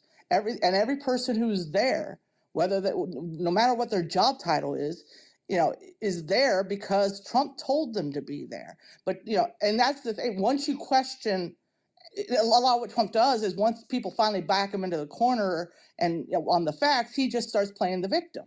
That's another part of the con, that it's me, you're coming after me, you're assaulting, you don't respect me. And, Roger Ailes always said he was going to create the aggrieved white man for the Fox News viewer. Donald Trump casts himself in the role. He does it now in his speeches. That these people are persecuting me and indicting me, but they're also indicting all of you. I'm your conduit by which you're the aggrieved white man. He's the ultimate aggrieved white man. So does he believe, it sounds like Donald Trump is his cipher for being aggrieved. It doesn't have to be the aggrieved white man. It could just be plenty of women who think he's the great, he's aggrieved and taking slings and arrows for them. Not that he is all for himself, but that's part of, the con job. And so these are like mini Trumps. They're not good at it. That's what I'm saying. He's like a dollar store James O'Keefe, who was the head of Project Veritas, who you pull these schemes to, these quote investigative journalism, and then by the way, they're broke now, and he got fired. But that's the thing. But he did take down Acorn. He did cast a lot of aspersions against a lot of people and hurt their careers because he would do these investigative things. But they weren't. It wasn't real journalism. It was gotcha stuff. It was con job. It was part of a con job. It's part of it, and it's heavily funded. Some of it by the right wing. Not that this guy is, and it's because he sounds a lot like Bannon. Bannon does that thing where he's Eugene said that. He said you work for Bannon. Because that's what Bannon does. Bannon's trying to use Trump's machismo to appeal to men of color, and as well as white men, black men, Latino men, and other men, because it's about the manliness, and these women are just taking over. And so there's an element of what Bannon's goal as a Leninist to destroy the state is to appeal to not just the white guys who historically vote Republican and their servile wives, but to expand the base of the Republican Party by using Trump's machismo. And so again, there's something about his manhood linked to Trump's manhood, as if Trump is a real, objectively, he's just a clown. But for some reason, there's people who think he's some alpha male that he's their sort of guru for, and he's going to save them and protect them of whatever it is that they think has harmed them. And so at some point, we need to get beyond the elements of this overall issue, because he doesn't have his facts straight, and just get point blank, ask him, who hurt you, boy? You hurt your man. Who hurt you when you were a child? Did your daddy not hug you enough? Did your mommy not kiss you enough? Did somebody hurt you in prison? And at the end of the day, the same thing with Trump. Trump's that little boy that his dad didn't hug enough. And so he takes it out on everybody. And he's created this personality of conspiracy and a victimhood based around it. And so that's what you got to get at the heart at. The harmed little boy inside of him that makes him see evil and globalism and the government and the FBI as the end all be all of his angst, instead of issues within himself that he needs to heal. So at some point we need to kind of move on, and just the only way, because you can't fix every one of those people, you just got to beat them. You got to beat them at the ballot. You got to just try to, we don't have to, we spend a lot of labor and energy emotionally and physically on these people, and let alone judicially on these, and money-wise, on prosecuting people who have been hurt this way. But the people really hurt are the people who are trying to truly move on and beat Trumpism and beat this Republican Party that has embraced and created such a person like that and a cult like that. And yes, bring back a Republican Party. I don't care if you have conservative values, but this is not a party of values. It's a party of a cult of personality at this point. And that's what he's part of. And he thinks Trump's going to save him, and Trump is not going to save him. Trump can't even save himself. Hey, what did he go to prison for? It was a federal. That's what I would want to ask if I was asking, but I'm not going to ask him that. But he needs to say, well, what did you go to prison for, and why did you think, where did that put you in that mindset of where you think everything, the FBI did all this, that Trump is going to save us from all this, and globalization and all that? Where did he get to that mindset on that? What's up, Amy? Hey, how am I? Am I 5x5? You hear me? Hello? You good? Yeah, you're good. You're good. Good. So I don't know what space I just wandered into, but boy, it's Thursday night vodka night. Twitterspaces.net. I follow. Let's see, Christina SC. I follow. Oh, and she follows me. Okay. I feel like I'm in a good space. Howdy. So Amy Coney Barrett's uterus. Okay, that shit is hilarious. I saw that. That's why they got to follow. Thank you. It's kind of in the vein of like if you're American, Devin Nunes cow. I'm meant to be hilarious, but I'm not as funny as that. I'm also meant to break down MAGAs, and 80% of my time I'm here to inflame MAGAs and nutcases and right wing and Nazis and get them to say something that's good enough, even on Elon's fucking Twitter, excuse my language, to get them booted. That's 80%. 20%, I guess I'm here to learn and connect with other people and progressives. Anyway, blah, blah, blah. The last speaker building I now follow you, and I think everything you just said was amazing. You're right on the page. You're where I'm at. I think you're where us hyper progressives. I don't want to call us hyper left wing or blah blah blah. Or obviously, we're not really socialists or communists, unfortunately. Although I would endeavor for such a thing. But I just wanted to say I really appreciate what you had to say, and I can't even recall it right now because it's Thursday vodka night. But really good. All your points are good. That's where we're at. I'm going to shut up now. I'm going to hold my mic, but I'm going to shut up now for a minute and let other people speak and just learn about this space and who's in here. Thank you. Well, you totally missed all the fun. Yeah, we do this every Thursday night. This is the J6 Cryathon. There's another space that happens that we stream into this space where the J6 prisoners call the general's phone, and we listen in on those calls and have a drinking game over here. Ooh, love it. Yeah, we've been doing this since the summertime, actually. And I actually had a run-in with the general, ran his ass down. Waiting for another one, trying to catch him out there in the field. I almost caught him in Helena about a week and a half ago. That would have been epic. Can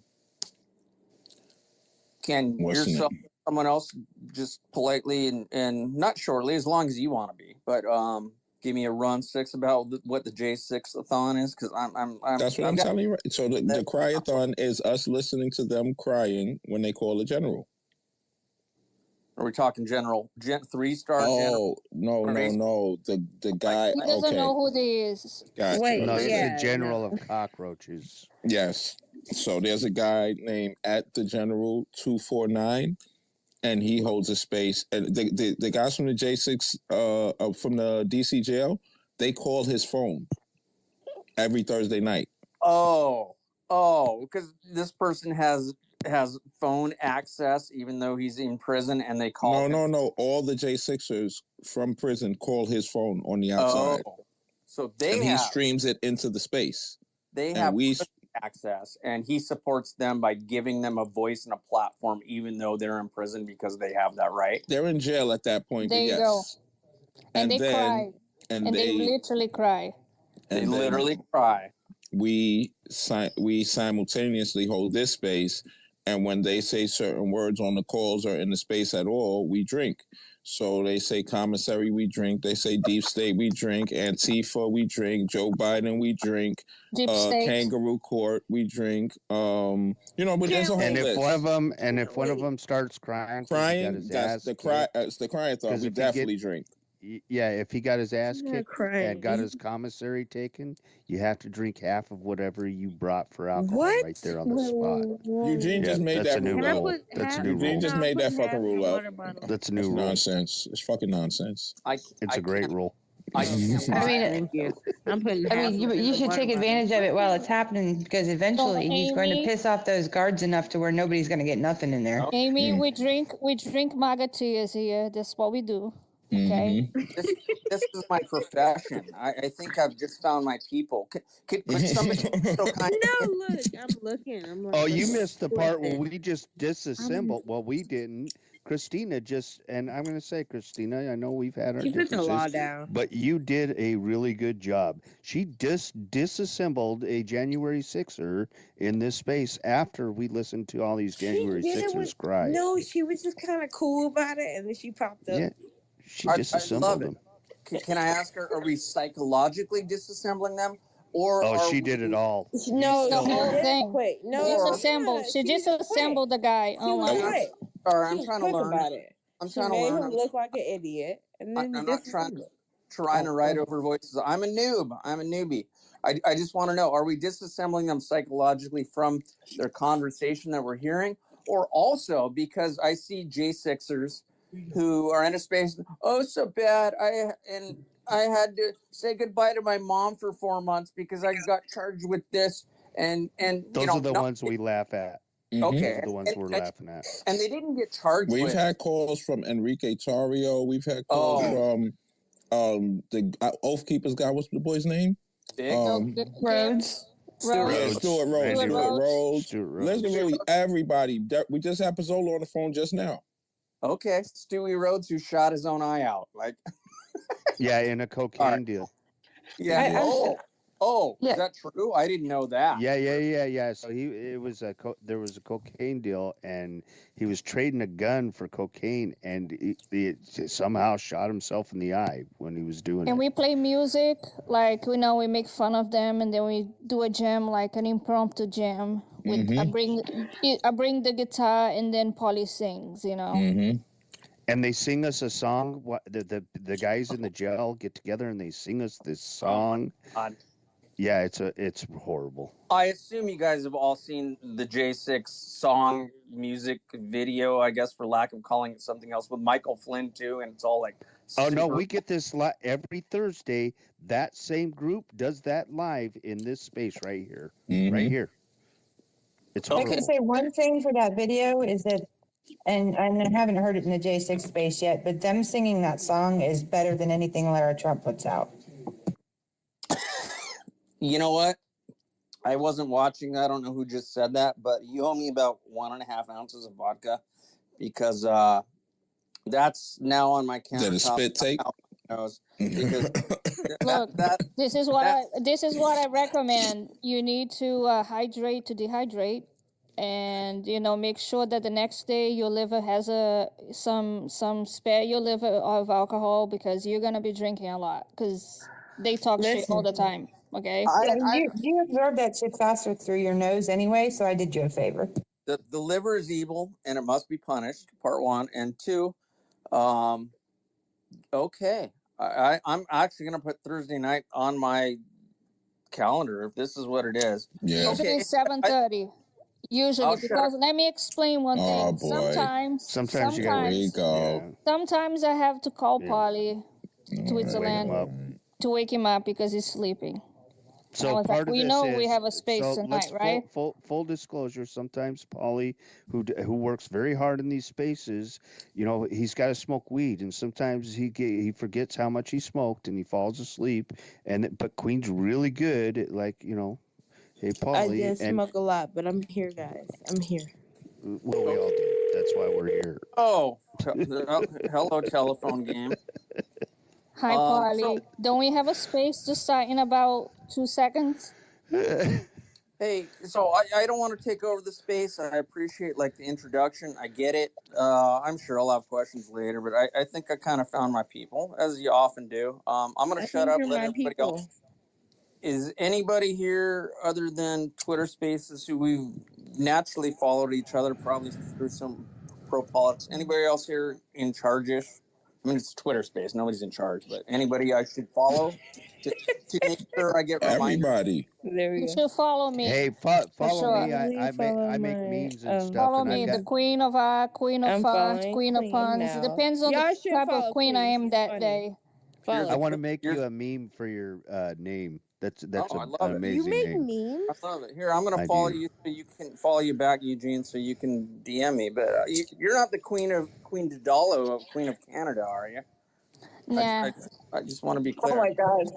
I could be, just that Queen of Brazil. Queen of Do you have your Brazil. own money? She's hiding out here in the United States. But you're not Queen Dildo of Canada, right? No. Okay.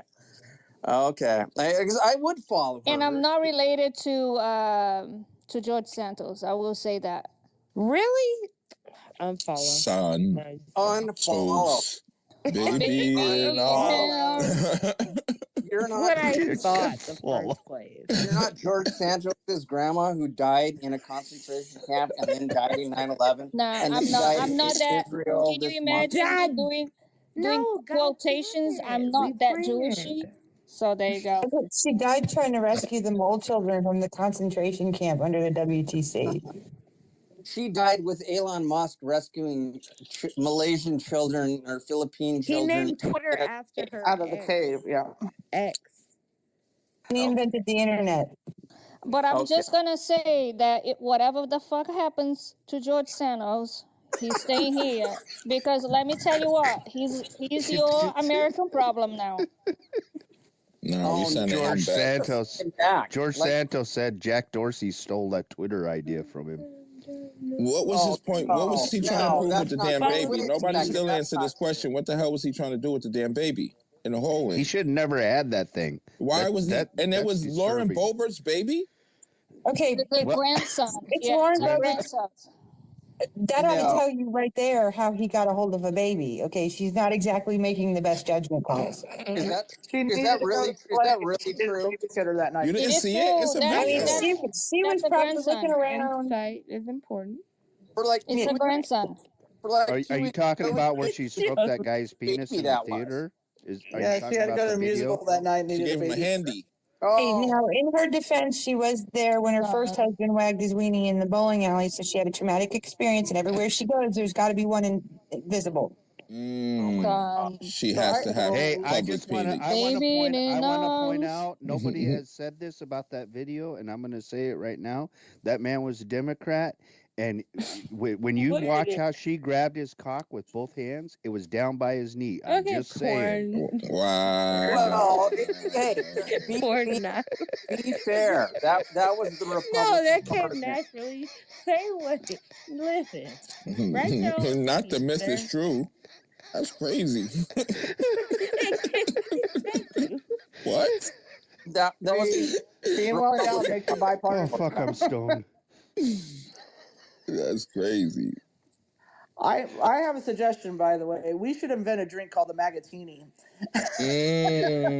Oh, Yeah, that's so fire. yeah, so we made out of magateers and Wait, where am I at? we can Fresh Magatini. and comfortable. It should be Magateers plus a drop of oil. And I was plus, going to Do we say like? we could do one called a We said psyop, but we'd all be dead by the time we were and done it'd with be the bitter station. and Ooh, salty. that is a great idea. Psyop drinks. Wait. Yeah, hey, psyop drinks, yeah. is it sacrilegious to steal some holy water out of the church and use a little bit of Yes. that in there? Yes. no, Of it's course not. it It's is. not Oh. You thought we paid Hello? 100%. That's, Well, I'm that's Native very American. bad. We don't really water like for churches. everybody. But if you're gonna do it, go get you like a little ladle. If you're gonna do it. See, I think a Well, we could collect Magatini. the tears of all the MAGA I'm guys just and saying, use if the you're gonna tears do as it, the do drink it for for the drink. fun. I think a Magatini has got to be a little bit salty. It's got to be a little bit salty. And bitter We're and gonna really put Very bitter. Where am salty. I Really at? bitter. And I like Yeah, all of yeah. you too, but where am I at? How What's about the margarita? so. How about margarita? Don't we have No, margarita? It's definitely got to be shaken because they're scared of everything. Yes. Yes. So a salt rim. Where I It's have great. snacks. Look, I got Salty Sour Patch. rim. No, I have Yes, snacks. salty But rim. where am I at? That's totally dirty too. Salt and It's dirty. salty rim. Salty, But wait, bitter, we and have dirty. a third one and call that a post Let me look at magatine my or a phone. triggered Hold on. magatine. The Magatini margarita. Okay, someone's laughing. No margarita, it's I Margarita. know it's margarita. I'm like, where am I at? You laughing? Made with sour Okay, vodka, Queen's funny. sour apple vodka. Yeah, you can't have a margarita at all. I'm making my own with y'all, but I'm like, what am I into? What A y'all do? margarita can't exist because they hate, but they also love things from the southern border. So they love the tequila, but they hate the right? They love the Oh Okay, no! product. You got to but they use. hate You the got no. You got to use vodka Bitch, for, are you for a this. The Republican? women are I okay. feel They're like they're you. okay I to feel stay like too. you, but just tell me, did I walk into Republican? No, you. No. No, you.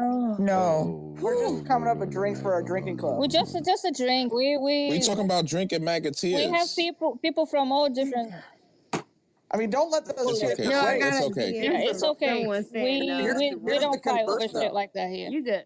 Here's the converse, though. The Magatina makes sense because they love the product, the product of the foreign government, of the foreign people, of the laborers, but hate the people. So maybe that does make sense. So it is full of tequila. It's a Magatina. Wait. What You're kind so of right. Let me martinis make do you one. drink? What kind of martinis do you drink? That's a martini.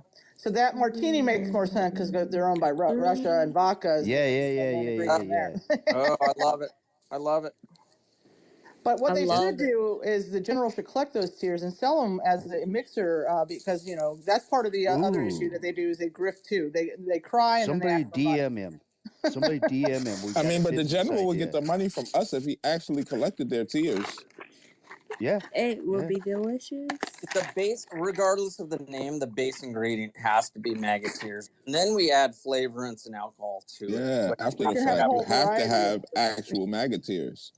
have to have actual mega tears.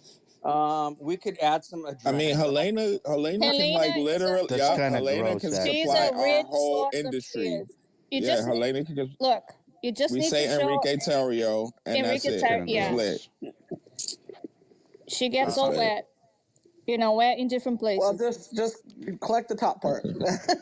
Hey, so like holy water isn't actually holy, so I'm saying mega tears. You don't have to actually use mega tears. No, That would be I'm counterfeit. saying No, we we need want it. We need it. come on, man. This is fat gang over here, man. You talking about they gonna be like, y'all ain't got no maggots in there? Nah, B. That shit is Harvest fresh from trash. the tear ducts of. Yeah, exactly. I'm I've gonna heard need you to keep your head bent over a little bit more so I Well, can even though collect these. Helena will provide us with plenty of tears because all you gotta do is show a Yeah, photo that's of true. Enrique Tar behind bars. Yeah, no, she gets a little upset about that. She gets. And a little excited at the same time. Yo, That's so Chrissy went in there one day under a fake alias, and she's a crier. Legendary. So it was amazing. So I'm like, we coaching her on how she's gonna go in there and troll them, right? So I'm like, listen, you got to use the crying, and she can cry on command. She has like traumatic things that she can think It was about. weird. And Yeah. no, listen. So he finally calls her, and she comes off the mic full crying. What? Like literally, you know there's tears on her face when you hear her sniffling, everything. Oh my God. Right, goes into it. I feel so bad for these guys and da da da. So by the end of her spiel, like she know Helena got a thing from Enrique Tario. She starts talking like, if there's anything sexy that could happen, you know what I'm saying? Some shit she said. They dropped her the fuck up out of there. And me, get her out of here! Get her out of here! She was tight. She started asking if he could get conjugal Conjugals, visits. yeah. And, if he didn't have anybody, she was available. And Helena did not like that. She like, not the wife and you. she got a little jealous. That's only one fupa allowed. One fupa? That's dirty. You gotta let. Man, you haven't seen the fupa. I Oh, you have not seen. Oh my God. That's No, it's like did somebody docking. post that picture. Gotta let the fupas dock each No, other. lesbian. That's not cool, man. I understand. It's two Fupa's kissing. Have you seen that shit? She literally What's looks fupa? like Jabba the Hutt in real life. Wait, is fupa's She a does. thing? I thought it was a slang. I've been on the internet. I've seen some fupas docking. It wasn't by but she got the She got the stretched out spandex around the fupa. All right. So What's hey a people, fupa? I'm gonna leave. Oh, Is it a now pee I or Draw the line. misunderstand. So I'm not gonna So tell where you. I'm You're from, going they to call I'll that a Google check that online. shit, right? knuckle. Oh. Google it, yeah. Wait, I appreciate the introduction. Everybody here is hilarious, and I'm having an incredible amount of fun. I would just like to know this that we're talking of J6ers calling into somebody in spaces so that I can follow until I get kicked out and offend them. That's Polly. Oh no. You He's want to talking know about the January general 6th? at the Oh, general general. 249. So you're Yeah, okay down there? he's gonna block you as soon as he sees you follow him. I hate them. Okay. No, And I'm okay with that. it's not Especially a with nice your place. name. It's Especially not with a nice your name. place. So a tip with You those will people not is if get you the want mic. You got to make if a you fake want to watch them right-wing account. without, if you want to watch them without following them, just make like a list and pin it and put them on it because you don't have to follow them to do that. Right. And then all their shit's right there, so you know when they're having a space. You get like a notification update, right? Yeah. Well, can somebody give me the main one though? Because I have alt accounts for making fun of different people. This is somebody that we don't know yet. Hold on a second, everyone. Let's see who this person is. We have a new speaker. Hold on, everyone. We do. Please. I'm looking at her bio. Hold on, everyone, please. It's just Kay. What's up? Oh, hello. I'm brand new to this chat. Girlfriend of a J6 defendant. I just thought. Wait, what? Everybody cool out. He's a good friend of a Everybody cool J6 out. defendant. Relax. Let the lady speak. Y'all you understand there a little bit. Everybody's been drinking, so Oh, no keep that in worries. mind. No, yeah, I could tell this was a little less, a little more casual, I should say. No, I just hopped on because you guys were talking about listening to these guys speak, through the chat. And just so you know, or maybe you guys can educate me, the J6 guys can't call out from BOPs, unfortunately. They will get their privileges taken away and visitation, possibly if they call out other than the DC gulags, though. The BOP. That's where they're calling from. Yeah, that's fine. That's fine. I know I follow that gentleman as well. But yeah, sadly, I thought I was going to be able to start the West Coast version over here in California and support the guys that are over here. But, once they go into a BOP, I did not find luck there. So. Would you consider several calls? Wait, let me ask what shit. He had several calls from a prison today, didn't he? From a prison. No, that that would was be a a- detention center, not a BOP. If it's a BOP, unfortunately, they consider it a third-party call. And I guess because they can't control who's on the line and they don't know who's speaking, that it can get their privileges taken away, like email or phone calls or possibly visitation. Sorry, Paulie. No, you good. So are you're like a MAGA person, I would assume, correct? I would, yeah. I mean, I'm doing calls for Iowa right now for the Trump campaign as a volunteer. Okay, so I haven't been able to get an answer to this question yet, and I've been asking it, and it's in my mind, it's a very rational question. Some people may not see it that way, but that's my perspective on it, right? So, MAGA means Make America Great Again, and that was introduced.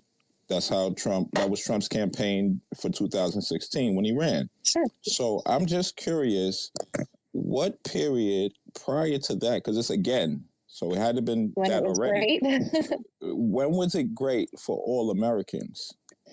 Well, I believe they just are speaking on the Constitution and, the fact of, or just 1776 in general, being able to hold on to the rights that were given.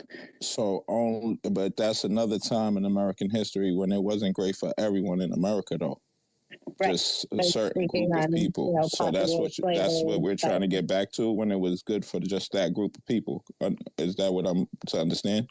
I think it's the values. It's not for the people. I think it's not bring it back to where, we're not as progressive to where we don't love one another.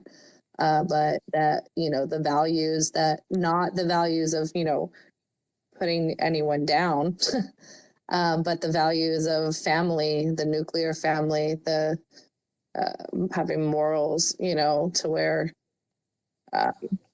we're not letting our kids get, indoctrinated too early. Oh boy. But can I just ask a question? Yeah, go ahead. But you go ahead, know guys. that the nuclear family were considered a white family because enslaved people. I don't think that matters what color you No, are. it does Wait a matter. minute. It does Wait a matter. minute. Wait a minute. No. Because I give you a second. I didn't come on here to fight by any means. No, I'm we're just saying, chill. So because mute up. enslaved So mute people and up. black people never had the opportunity to have that nuclear family. You do know that, right? So Now that you do. make a great.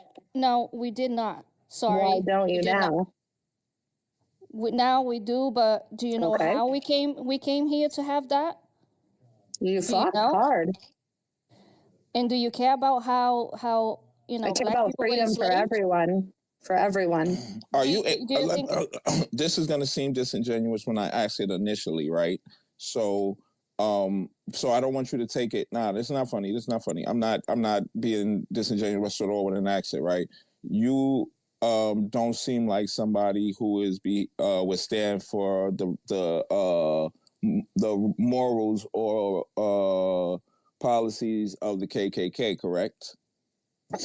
No, I do not follow their morals or their policies. I didn't think so. So, with that thinking, do you think that KKK members teach their children to be racist? I'm sure they do. Okay, cool. Now that we have that basis understood, are you aware that in 1927, Donald Trump's father was one of the only 6 people arrested in an over 1,000-member Klan march in Queens, New York? Donald Trump's father was a whole Ku Klux Klan member. Are you aware that, who is it, Robert Byrd? No, this is not deflection time. I'm asking you a very direct question. I know, but it's just like there are many like No. We established the basis. To... We established the basis initially, correct? That you agreed upon. There was no. All I'm saying is I don't like Joe Biden. I'm not a fan of any other. How do you know that I like Joe running. Biden? Wait a minute. How do you know that I even like Joe Biden? In you general, I'm just telling you out loud. But I that's don't. Fine. That's fine. That's not the question. That's not the question we're asking though, because Joe Biden isn't the MAGA person. I know, but you're trying to say, you know, I'm a diehard Trumper. You know, I'm just asking. No. That's just a second. He just asked you when was America great again, and you gave an example, and then I said something to you, but that did not include, you know, black people, right? And you said no, but now you said anyone. that. You said that. But your government does. But now you okay. A lot of governments don't. You're talking about other what places the people now. want. You're talking about other places. Like, look, let me explain something before we go any further in this conversation, just so we can keep it clear, right? This analogy seems corny now, but I like it, right?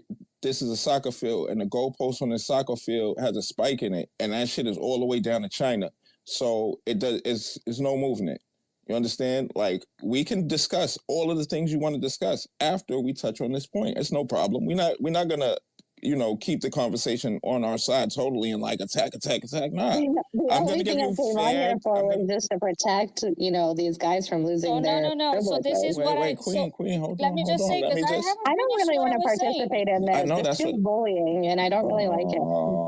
No. You asked a question, and I gave you an example. I didn't ask anything. I came on here and said, can you guys just, understand that these guys will lose their privileges, period. I don't give a fuck about That's all them. I said.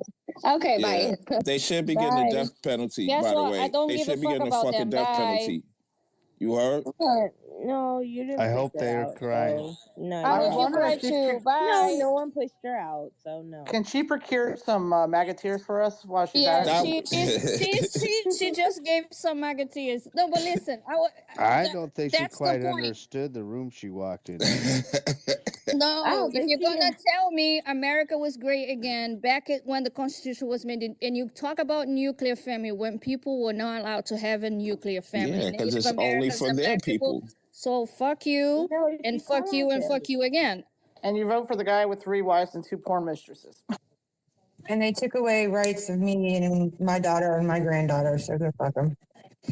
Exactly. So don't come with this. Oh, no, you fucking racist. That's it. You said Those questions are very, very simple questions. I'll be very asking. simple, yes I can't or no? be getting these questions. I got another question. I can't though. get the answer to these questions for some reason from none of them. Nobody can answer these questions. I got another question though. All over her page, she's got Free Edward. He's a J6 prisoner, and then when you go to the Give Send Go or whatever, or Griff Send Go, it says Free Edward too. That's her boyfriend, I guess, because she said she's the girlfriend. Yeah. But like his last name is nowhere, so I'm wondering if she knows it. Oh, I got it. It's Edward Badalion. So Which one is that? Let me see. Let me pull up this movie and see what he did. Hold on. Let me see what he did. Care about the J6? I know. We got it up right now. If you in the J6 universe, this is the motherfucking space to be in. God damn it, we got to go. Come on, man. We got the girlfriends. We got the fucking actual motherfuckers that was there. Well, let me put Pam's name in the title. Let me start some trouble. No, I'm joking. Please, I'm crammed out. Can we take a break? No. We go up there. We go up there. That's Wait, what is this guy's name? What is this guy's name? What, like those morals? Jesus Christ. What is this guy's name? Morals are for white folks in Hey, what's the guy's name? Eddie, what's Eddie's last name? The boyfriend's name, sorry. What's the boyfriend's? Somebody just said it. The medallion or something? Corey. Badalion. Corey, Yeah. what was the... What? It's the space. It's Edward Badalion. Edward, okay. Badalian. I figured you knew who it was, Corey, but I was wondering if she did because it's not mentioned anywhere. It seems weird. You said BEDALION? Yeah, I just popped it up into the nest. BADALIN. Got it. Corey, I know you were following me and I unfollowed you because I didn't know who you were. Sorry. No worries. All right, let's see what kind of winner her boyfriend was. Let me see. Department of Justice.gov says California man sentenced on conspiracy and other charges related to January 6 Capitol breach. Defendant convicted of joining others in planning and carrying out attack on U.S. Capitol, Washington. A California man was sentenced in the District of Columbia today on 2 felony charges and 1 misdemeanor related to his actions during the J6 2021 breach of the U.S. Capitol. His actions and the actions of others disrupted a joint session of the U.S. Congress convened to assert the count of electoral votes related to the 2020 presidential election. Edward Badalian, 29, of Panorama City, California, was sentenced by U.S. District Judge Amy Berman Jackson to 51 months in prison, 36 months of supervised release, and ordered to pay $2,000 in restitution and fines. Badalian was convicted of conspiracy, obstruction of official proceeding, and entering and remaining in restricted building following a bench trial before Judge Jackson on April 4th, 2023. There's more, but that's the long and the short. Yeah, choosing the bench trial instead of the plea agreement, not a smart choice. Oh, wait a minute. Now I got to read this to y'all. Hold up. According to the evidence presented at trial, in the fall of 2020, Badalian co-defendant Daniel Rodriguez and others created a Telegram group chat titled Patriots 45 MAGA Gang.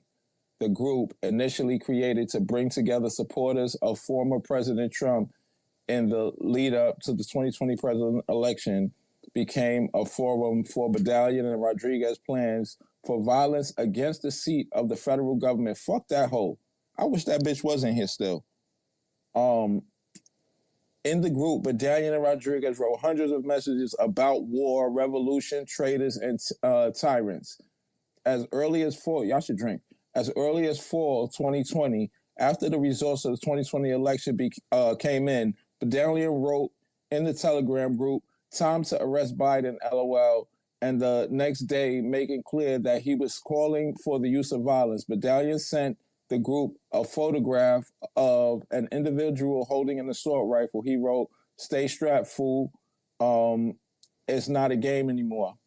Days later, Badalian escalated from talk of arrests to calls for executions. On November 9th, 2020, Badalian wrote, "If they're guilty of treason, they should be executed. I agree, bitch ass nigga." Adding, Biden is definitely guilty of treason. Wait, he was guilty of treason because he got elected?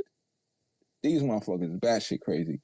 Badalian would later call for members of the group to prepare and train for potential violence. On December 6, 2020, Badalian wrote, "We can't plot any more demise," but he continued, "The way is to train, and one day when we're all together in training, the decision has to be made and executed spontaneously as to whom we arrest." After the group made arrangements to travel from California to Washington, D.C. for the January 6 proceedings, Badalian called upon other members of the group to prepare for their trip by partaking in pinball training exercises. Badalian wrote in the group, "We need to know how to fight together while under fire." When another group member asks, "What are you training for exactly?" Badalian didn't hesitate. "A firefight with armed terrorists." So that's her boyfriend right They there. should have took him in charge of sedition. Come on, man. Conspiracy. It's like so many of these people. That's some shit. So that's why when she said, "Don't you care about it?" It's no, I don't give a shit. I just didn't do want her not. to run. That's what I be trying. Like Queen be trying. Like you trying to run them off, and that's why. Like you gotta. I'm not trying to run him off. You One gotta thing I'm kid gonna gloves with ask these you motherfuckers guys: sometimes, so they can stop stay here interrupting me when I'm speaking. I Because don't I was think she's asking. running anyone off. She's asking. She they left get me on scared of one her. accord. No, they do not. I was I don't. asking her the question. Yeah, So Yes. we asked her a question. She answered it, and I was gonna go back to the same question because this is what these folks do. They move the goalposts. I wasn't gonna let her do that. Point. Period. Blank. She's scared of me. You bitches be scared because I'm gonna eat you alive. Wait. I don't give a shit. How'd that switch up that quick? Wait. Look. I Look, was it's nice late. to you. I No, wasn't Not being nice. you. Not you. So we are not talking to you. So we're talking that's about why you that gotta girl. chill out because you're not listening clearly. We're not even talking about you. We're talking about the girl that just that left. girl. Oh, okay. Go ahead.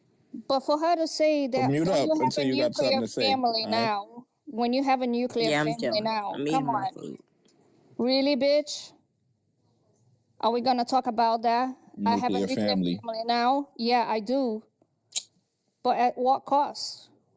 How many people in my family, my ancestors, had to die so I could be here today? I don't Get the know. fuck out of here. I don't know where she thought she had landed at, but I think she misconstrued some of the conversation and thought we were J6 supporters of some sort. And Well, you ask a very, very clear question. Wait, When was I'm back. America I'm great not, first ever? off. we know I you're didn't not, realize right? what so y'all were so you saying. gotta. No, we're talking not about talking that about girl. you. So I might take your Oh. mic if you don't pay attention to the conversation better. You keep asked a interrupting. very good question. When was America great? And she said 1776. She talked about family values and morals. Yeah, I don't understand what that got to do with Well, it being great for everyone in the country, not just her people. You said to talk about the Constitution that Trump has never read. The When grabbed them by Constitution the is pussy. dumb short, yo. Like that's what's crazy. The Constitution is dumb short. It's not like a long. It's not pages and pages. That shit is dumb short, bro. Trump tried, but he tried to read it, but he didn't see his name in it, so he gave up and got bored. No, that nigga read a couple words. He was like, it's chapters. That girl kind of reminded me of a time when I was young, and me and some friends got pretty whacked out, and we were supposed to go to this rave, and so we like snuck in the back door of this place, and everybody was dancing. The lights were down kind of low, and they were dancing and hollering, and we were in there for about 3 or 4 minutes when we realized it was a Pentecostal church, and they were having service. See, I don't think they understand that. If this is supposed to be, she wandered in the wrong place, man. Mm-hmm. Yeah, if this is supposed to be America first and all of that, like y'all be saying, then and MAGA and you are excluding large groups of the country with this ideology, because you can't name one day in American history when America was great for black people. Not one day. Or Native Americans. I'm not trying to go down the oppression list, but Native Americans, it's a whole group of people. There's several groups of people. I'm just saying it's a very easy explanation. This is the easiest one because we were the ones that were brought over here. We were enslaved and so forth and so on. That's just an easy one to go to. What day in American history, one day, not period, not era, none of that. What day in American history was America great for black people? So let me say this for us. I just imagine my ancestors looking at each other going, fuck, they're staying. That's what 76 means. Think about that. And look, like they damn near exterminated everybody that's Native American. They tried to like damn near wipe these people off the face of the earth. What they doing anyway? Let me not even get into that. The correlation between that and how they decimating entire blocks of civilians in Israel or in Gaza right now. You know what I'm saying? Or not right now. I know this is ceasefire and all of that, but y'all know what I'm talking about. I'm seeing some of them pictures, And it's like, yo, It's not bro, even a C. that's like 10 football fields it look like y'all just flattened. What the fuck is that? And you telling me y'all worried about getting the hostages back? So that 10 football field area, it was weapons and all of that shit? Come on, man. That shit is cap. Anyway, I'm just saying that's the same relation to how Native Americans situation is. Like, it seemed like they pushed them to the reservations and took everything around it. Like, this is ours. Y'all got that little tiny spot. You know what I'm saying? On y'all shit. Y'all keep that little spot on your shit. You know what I mean? I mean, and they're still doing it, like that law that the Supreme Court law thing that they just did where state laws can be enforced on reservations because of that Oklahoma case. That's crazy. Well, plus Trump is trying to act like a king. I mean, just like this whole notion. I mean, Project 2025 is So wait. So look, I know it's been a lot of spaces about that, but I've been on Pam next. So can y'all update me on what the hell this 2025 shit is about? Like the Project brief 2025 is a version? distraction to keep you from looking at your state legislatures where they're doing the real harm, because Donald Trump is not going to get elected. And the state legislatures are trying to get together a convention of states so that they can wipe out the Constitution and start that shit over with their Christo-fascist white bullshit. That's what Project 2025 is. It is fear porn. See, now this is the thing, right? What, like, however I feel about Biden and shit like that, I don't know that he is trying to become a fascist dictator of the United States. I feel like that is the energy from the entire other side. Like, the whole other side of the aisle is like, we are tired of this system because we can't win fairly anymore. That's why it's all of this voter suppression and all of this shit going on. Soon as that shit happened, voting laws changed across the country on the strength of a lie. Now, it's been overly proven that it's a lie. So why is these state legislatures still enacting laws on the strength of that lie? I don't understand that. Okay, I would like to offer this. Project 2025 in the United States. Good evening, good afternoon, good morning, wherever you are in the world. Your phone is clicky, though. Okay, hold on. I got my headset. Let me cut it off. Yeah. I gotta drop down. I gotta go to bed, guys. All right, good night. Thank you, guys. Okay. You got me? You put it on wide spectrum. You're on voice isolation. Oh, wait a minute. Can you hear me now better? I'm outside though. There you go. You go. You good. Project 2025 and welcome. Hi. Project 2025 and the Israeli Project 2009 are similar in that 2025 is a playbook of what they will implement. It has nothing to do with Trump. It has everything to do with the conservative movement and their plan for this country. Whenever any conservative takes office anywhere in this country, that the law, to answer your question about why are they enacting these laws, even on the strength of a lie, they're just going forward with this shit and pushing things through. You got it on the head. They're not going to win. They're not pushing their ideology. It's for whoever is going to accept. And now they're just recruiting. Now they want to implement. They want to position people to enact a Christo-fascist state here in this country. Period. Point blank. That document that they put together is a playbook.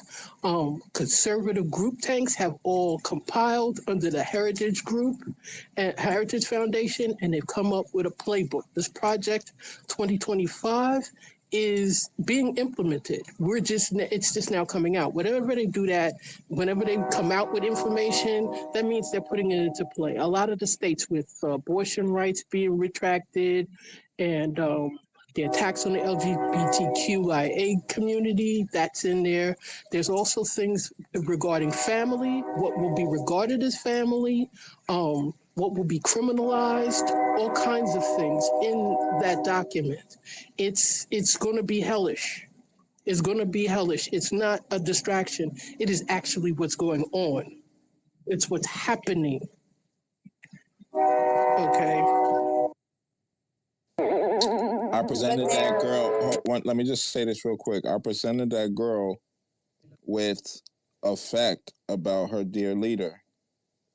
His father was a Klans member, and I asked her questions before that to establish a basis for the the question I was leading up to. Do you think that KKK members teach their children to be racist? Now, when I got to the logical question, she didn't like the conclusion at all. So her brain what was the gobbledygook or whatever the fuck y'all call that shit? Gish Gallop. I say gobbledygook. Gobbledygook, that's a good too. She sounded like that because she was, and she was trying to backtrack. She won the Olympic medal on backpedaling. She really did. Yeah, because these people, because it seems like what has been, it seems like in a wide spectrum, as far as education, there hasn't been a fostering of correlating information. First off, properly digesting what you've read. Reading comprehension is for shit. Mm-hmm. Then they have a problem with correlating what they have read to themselves. So their decisions and their actions, they're just piggybacking off of what they see. It's very, it's like nesting. If like you get a bunch of people all in the same close quarters and after a while they start thinking and mimicking each other, that's what they're doing. They're not thinking, they're just reacting, and that's what is being counted on. And the problem is when you present them with something that they have to think about, they fucking malfunction. Like, oh boy, that Rand, I'm surprised he even showed up. Some told me, hang out somewhere else. If he does show, he's not going to stay in the space if he saw me in here. I started to come in here under another account and just sit.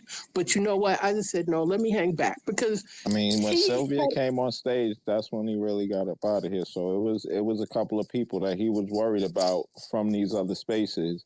I guarantee you, if Negro would have showed up, this debate would have been off the rails from the beginning because he wouldn't have been able to focus on nothing but that avatar. Because the Negro ain't even show up, and he still was focused on what the Negro brought up to him the other day. Because he didn't know who he was going to show up. The other day, but he was only here to debate Christina. It didn't matter because the other night, that morning, it started from the morning. He got his ass ripped from your space to Nikki's space. It was nasty. Oh, to really? Doctor's space, and then he came back into your space, and then he just malfunctioned. Blah, blah, blah, blah, blah, blah, blah. Yeah. I'm telling you, I don't understand why he kept bumping his fucking head the whole fucking day. So I'm like surprised that he even showed at all. So that explains the TBI. Okay. He was trying really hard not to. He was trying. And can I just say that it was pretty awesome the way that train was punctuating every point that you made just now. It was like perfect timing. I did not time it. I can't stand that damn thing. Ever since I moved down here, I'd be like, you know what? I swear, I'm going to meet the fucking train, the conductor with a brick one day. Because, they have to stick their head out to look. At least that's the rule. They got to stick their head out to look down the track. When he come through that right there by the fucking light, just bop him in the fucking head. Never mind. Let me stop with my violence. Her aim ain't that good. That's why I let her go on. So, yeah, we are having a lot of J6 fun lately. We're going to have, if Christina's up for it, we're going to have a round 2 next week. As of right now, it's like Sorry, Wait a y'all. I minute, went to go Ollie. get wood He's coming outside. back? You're telling me this guy's coming back for again? Well, he said he was. No, I went to go get hatchet. Yeah. Not you. Mute up, please. Okay. This is Gala's sister. Mm-hmm. So, No, it was good wood. I mean, y'all got to find some fresh meat too, though. Like, we trying. Bring them all in here. Let's take them all down. I mean, listen, man. I'm getting blamed I be for putting the general scaring name people in the away. title. Come He don't on. come in here. We're loving people. Come on, y'all. I'm getting blamed for scaring people away, and I'm just asking questions, and people are afraid of questions. Can you be I even afraid? agree I love with your question. Right? Go ahead. I even Come agree with some of on. his points, right? I Come mean, I on. did. I'm a very sensible, logical individual. You're just not gonna bullshit me. That's it. It's so good. And y'all didn't properly appreciate the artwork that I made for you either. Did you? Wait, what? Queen did. Beautiful. Yeah, Where the is little it? thing with the little rapist card there that I made with the guy that made that sign. Because did you see the little part where I measured the guy on there? To show how big the sign was? Like that, because he was saying the sign was 10 by 20. I put some work into that for you guys. Wait, I'm looking. I don't. I'm looking. Oh, it's I way see back. it. It's way back. 2 Jeffries equals approximately 12 feet. And she put them like on top of each other and then like horizontal and then vertical. That's funny. Yeah. As I was saying, we're having a lot of J6 fun. We're going to I'm gonna just start randomly picking on them. I'm not gonna lie. Christina's right. We need fresh meat. We do need fresh meat. That general rundown was like in the fucking summertime. And you aching for another one, right? Yeah. You know what? I really want to just have the conversation with Helena that makes her crash out. That's what I want to have. I want to have the conversation where she opens the space crying, talking about why are they so mean and blah, blah, blah. That's the space I want to have. But I don't think Helena will ever come here. She knows what's up. And the general made a fatal mistake that day, so I don't think we'll see him again. If I do see, and like I said, every space that I go to and I have a chance to talk to the general, he disappears off the stage. No, he doesn't disappear. The space ends, excuse me. So the last time it happened, the lady came to the next space and said that wasn't the case. I can only take her word for it, but yeah. I was on the stage earlier today with in a space with a general, and they didn't know who I was. I don't think, but I got pulled up on the speaker. I swear somebody must have sent a DM because right before the general came up to speak, I got pulled down from speaker. Really? Yep. And then when he was speaking too, he said, "Hey, hello to everybody except for that one little turd down there." And I'm like, "Oh my god, dude, I'm just living rent free." And it's funny because like I'm nice to most of these guys, and I look down at all their profiles, and like half of them in the space have me blocked. All right, so there's a couple of people I'm going to ask this question to, and if the answer is correct, then we're going to have some entertainment here. So, who hasn't heard the general rundown? Who has not heard the general rundown? Oh shit, y'all! Cody Mattis just got released to a halfway house. Let's get him in here. Yeah, that sounds like a plan. You got to get the phone first. Put the name on the jumbo. He don't got an account yet. He's not on X yet. You got to wait till you get on the app. We can ask him if Alias is right and he's really working for the feds and. Oh yeah, that's going to be interesting. The iron worker plot, yeah. Do you know talk about facts. We're going to talk to the person. It was like, they had stickers. What was those stickers? And he was trying to make it out. It was like an identifiable, something to ID you in a crowd of 1,000 people, And they have multiple stickers, but this sticker is the only important But that one. sticker is the only one that really, really matters. I was like, this guy is because that's actually my first time hearing him. And I was like, I cannot believe this guy's mind. I mean, there's literally 10 stickers on the dude's hat. Like, it could have been any one of them. Do I scan the sticker and then I have information what to do with you? Is that how what he's going at? I mean, I don't know. And then he was trying to make the connection that these guys were FBI agitators, and that's why That's why I I said was like, that's what what the hell, I man? was You're trying making to some crazy conclusions here. let him talk.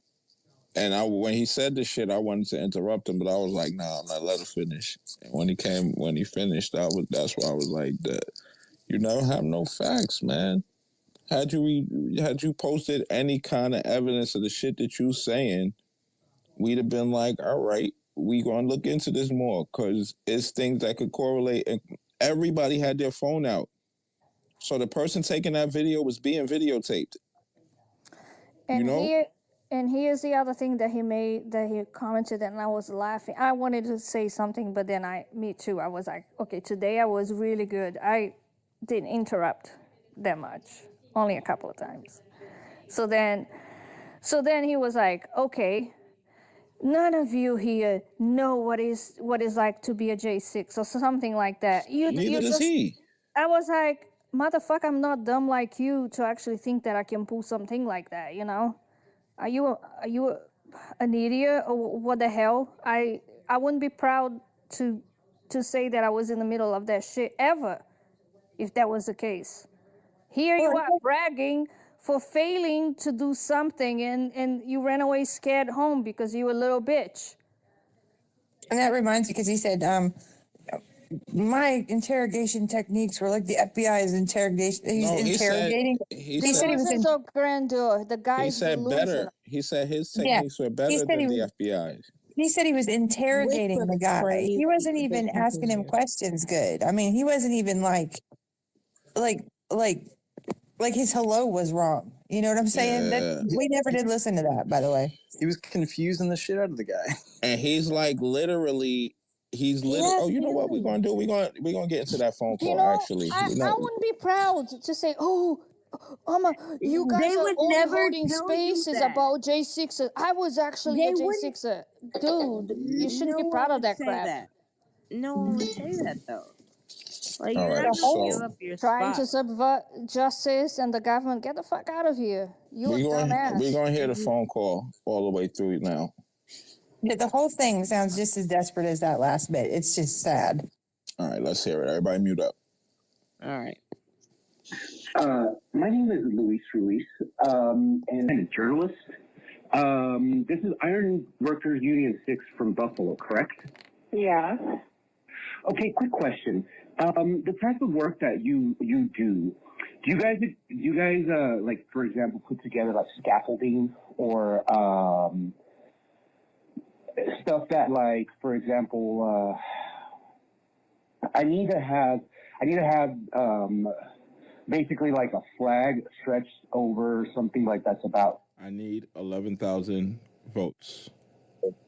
10 feet high and about 20 foot wide. Is that when it's structural, ornamental? Is that the type of work that you guys do? You know what? Let me put you on with the business manager. Okay. What was your name? My name is Luis Ruiz. Okay. Thanks. 1 second. So I did have another question. This one's a little bit more general. Do you think any of the people there that work there, iron workers, would you say that your union is supportive of former President Trump at all? Steve's terrified. She's like, what? She's already gone. Yes. Yo, hold up. She ain't say nothing else. She did not respond in the least. She just handed the phone up to somebody else. Sir, this is a Denny's. Sir, I'm calling. I wanted to know, as far as your iron workers union, would you guys be qualified, or would you guys do the kind of work I see it says ornamental, structural, reinforcing? Yeah. There was like, for example, something that would stretch out a banner, So say horrible. maybe 10 feet wide and like 20 foot long, I would need something like that constructed, built on site. Is that like the type of work that you guys would do? Yeah. Okay. So how closely does that resemble to the exact type of work you guys do? Well, it depends on what kind of structure you're putting up. I mean, what's it made out of? You know, is it a steel structure? Yeah, it's a steel structure. A steel structure that basically I needed to put it on wheels. I can't. It would be too big to transport, so it would have to be built on site. So basically, on wheels, to stretch out a banner that's about 10 foot wide and about 20 foot long. Mm-hmm. Yeah, I mean, there's a lot of our contractors do stuff like that. Just for context for everybody, all you need to transport something like that is a box truck. Maybe a van. If you got a Sprinter van, that shit is going right in the back of that Sprinter van, no problem. Just saying. So the whole theory of it needed to be built on site is not even close to true. Okay, good. Also, let me just Wait, I can't hear you guys. Polly, just a second. I was looking at the photo that Christina put. That thing looks like it has interlocking system.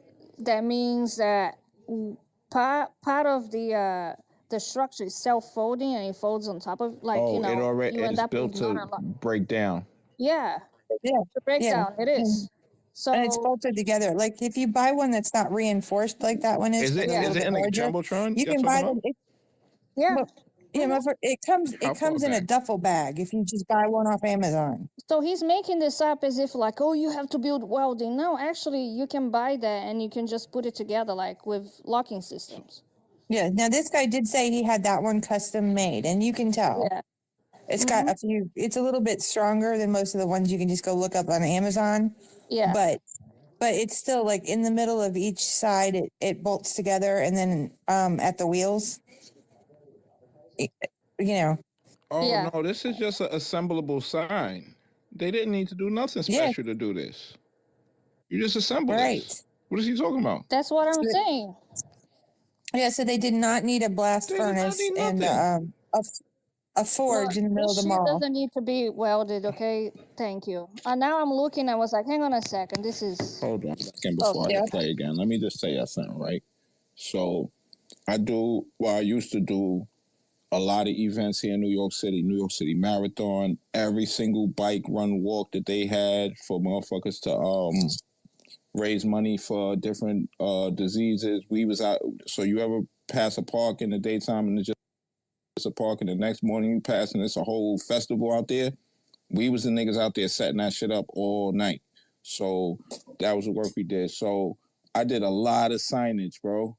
Like, that is regular ass signage. All of that shit clipped together and screwed together.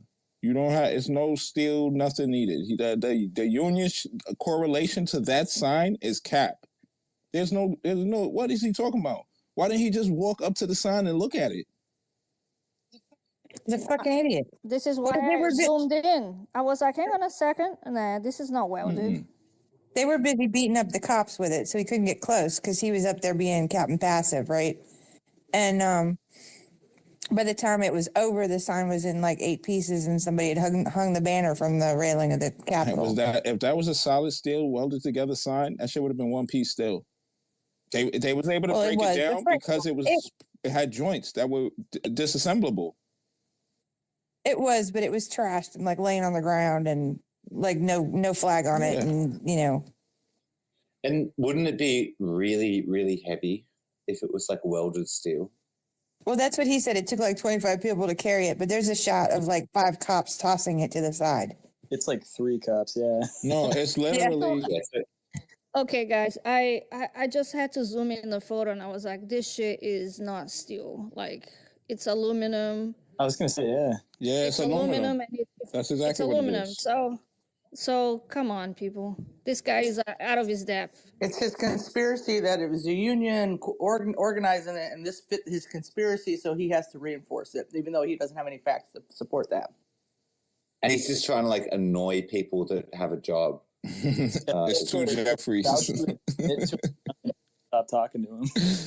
It's two Jeffries tall. And as a quote journalist, he's supposed to be sort of identifying who he is, where he works for, and what's the nature of his, why is he asking these specific questions, and he didn't do any of that.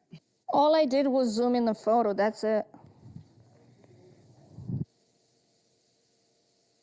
But that's the thing. They want to say it's an inside job because there's an FBI agent there. So that fits their argument.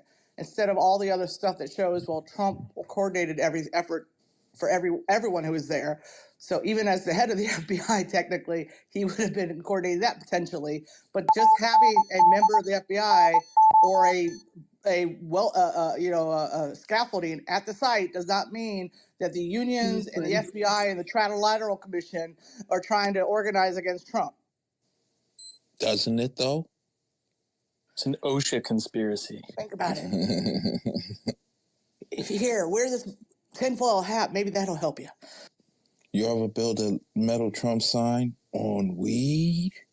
There's an FBI agent inside the boat. You know, if you look deep enough, it's in there. Brilliant idea.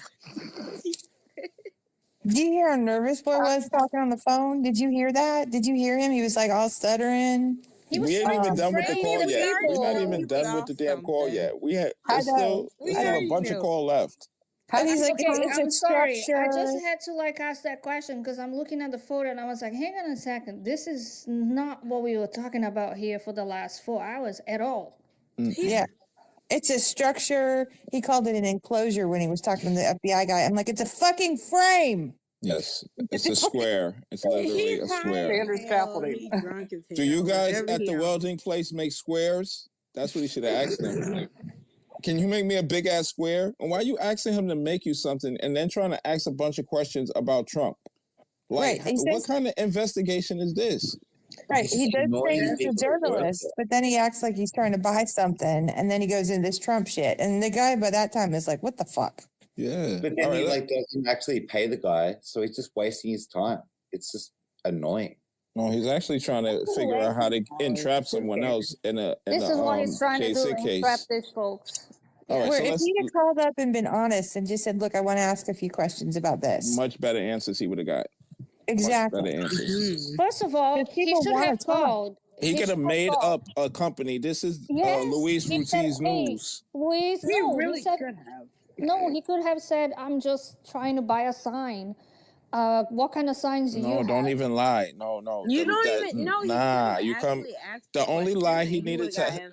The only lie he needed to say, he could have been like, "Look, this is Luis Ruiz News. I'm trying to get some answers about such and such." Like that would have been like make up a news organization that you work for. People get scared. If he was just calling as a curious customer, he would probably Curious have customers don't ask about your political affiliations, though. He should not have asked those questions. That's the thing. He thinks he's smarter than he is, though, and this guy ran circles around him. Just play the rest of it. Play more. Let's hear it. Let's hear it. Oh, yes. Now, question. Would you... Jesus Christ. You guys do stuff like that. Do you know of anybody that would have done anything like that on January the 6th in Washington, D.C.? That was subtle, right? Super subtle. Some of our guys would have, that's a different local down there, so I doubt very much that any of our guys were down there. Let me ask you this. Would you say that your union is generally supportive of Donald Trump, or like just generally speaking, would you say that was something that, you kind of would, generally speaking, you think you guys align with him or not really? I know our officers aren't. I can't speak up for all our members, but the majority of our members are against him. Against him? Yeah. Okay. So let me tell you why I'm asking this. Jeez. On January the 6th, there was a 10-foot by 20-foot flag that was built on site at the Capitol. And I'm pretty sure that a lot of iron workers from 6 helped build it. Because I think you're wrong there. No. I have videos. Let me tell you something. I have videos. I was there. Let me tell you something. And you know what? And So now he's defensive and he's getting nasty now. I've already sent this over to law enforcement. I hope that when they call you, you'll help them identify some of the workers that were there. I just wanted to call and just be sure that it is. I don't think they were local 6. They were other locals. They just had our stickers on their hard hat. How do you know about that? Because I've already been involved and I already talked to FBI guys. Okay. So wait. Which is true, because he's talking to local 6, and those 2 guys were local 33. So what I'm trying to understand is, if the FBI prior to this call already spoke to this guy that he's speaking to, how is he then claiming that his call to the FBI is what? Like 6 months before. Because they talked to him in January, and this was June. And that guy on the phone was being. They talked to the union guy in January. Yes. Because not Alias. They didn't talk to Alias in January. Does anyone find that hilarious, though? It is hilarious. We haven't even finished yet. We're only halfway through. Because Malt was fired from his job and kicked out of the union in January. Wow. I find that funny, though, that someone would come and state. They go ahead. They say, I am who I am. No stating facts. And then the facts they do state, they don't rely with that. He came in there with his theory already formed, his scenario already formed, and is trying to lead them down. God. Exactly. It's like, what? You don't like Trump? Will you say you love Trump? You love Trump. Tell me you love. So tell me you love. Because I'm confused. He's a January 6th, and that's anti-January 6th. Is he like Pam now? Is that like, I'm so confused. Like, claim it's like, is he trying to say he is what Pam is claiming to be? Ooh. No, well, he said before that he wants the ones that did the violence or whatever punished, and the ones who didn't. Maybe he got beat up that day. But he wants all of them punished, and he thinks that some of them were, an inside job. He said he got jumped before. Was it that day? It should have. Oh, wow. But the way he talks to me every damn day. No violence. No, I don't want him jumped, but I'm just saying he's going to go into the grocery store and be like, the bag checkers are conspiring to take my oranges. He's probably pussy in person. A lot of these people, internet persona is not the same when you see him in real life. He might be a fucking church mouse in person. Man, oh man. He's pussy on the phone too. And then the video the professional chopped into little pieces and put out is him standing around in this really nasty looking tank top in his mama's house. All right, let's get back to this video. I bet he lives in his mom's basement. Okay, let's get back to this video. All right, might mute up. And you know what? And so what I'm gonna do, I've already sent this over to law enforcement. I hope that when they call you, you'll help them identify some of the workers that were there. I just wanted to call and just be sure that it is. I don't think they were local 6. They were other locals. They just had our stickers on their hard hat. How do you know about that? Because I've already been involved and I already talked to FBI guys. Okay. And I already gave them information on people that they had pictures of. But they were guys that had hard hats with our stickers on, but they weren't our guys. Well, here's the thing. Your guys would have been the only one. He just said. He just debunked this whole guy's argument right there in that one sentence. Yep. That's it. And he got all that shit out. You have that recorded. So now hold on. Wait. Because I've already been involved and I already talked. So listen, he put out that other video where he chopped the parts that messed him up. Right, to make himself look good. And he put a different video out with that stuff and himself spliced in between to to fulfill his narrative. And then the dumbass posted the full thing too.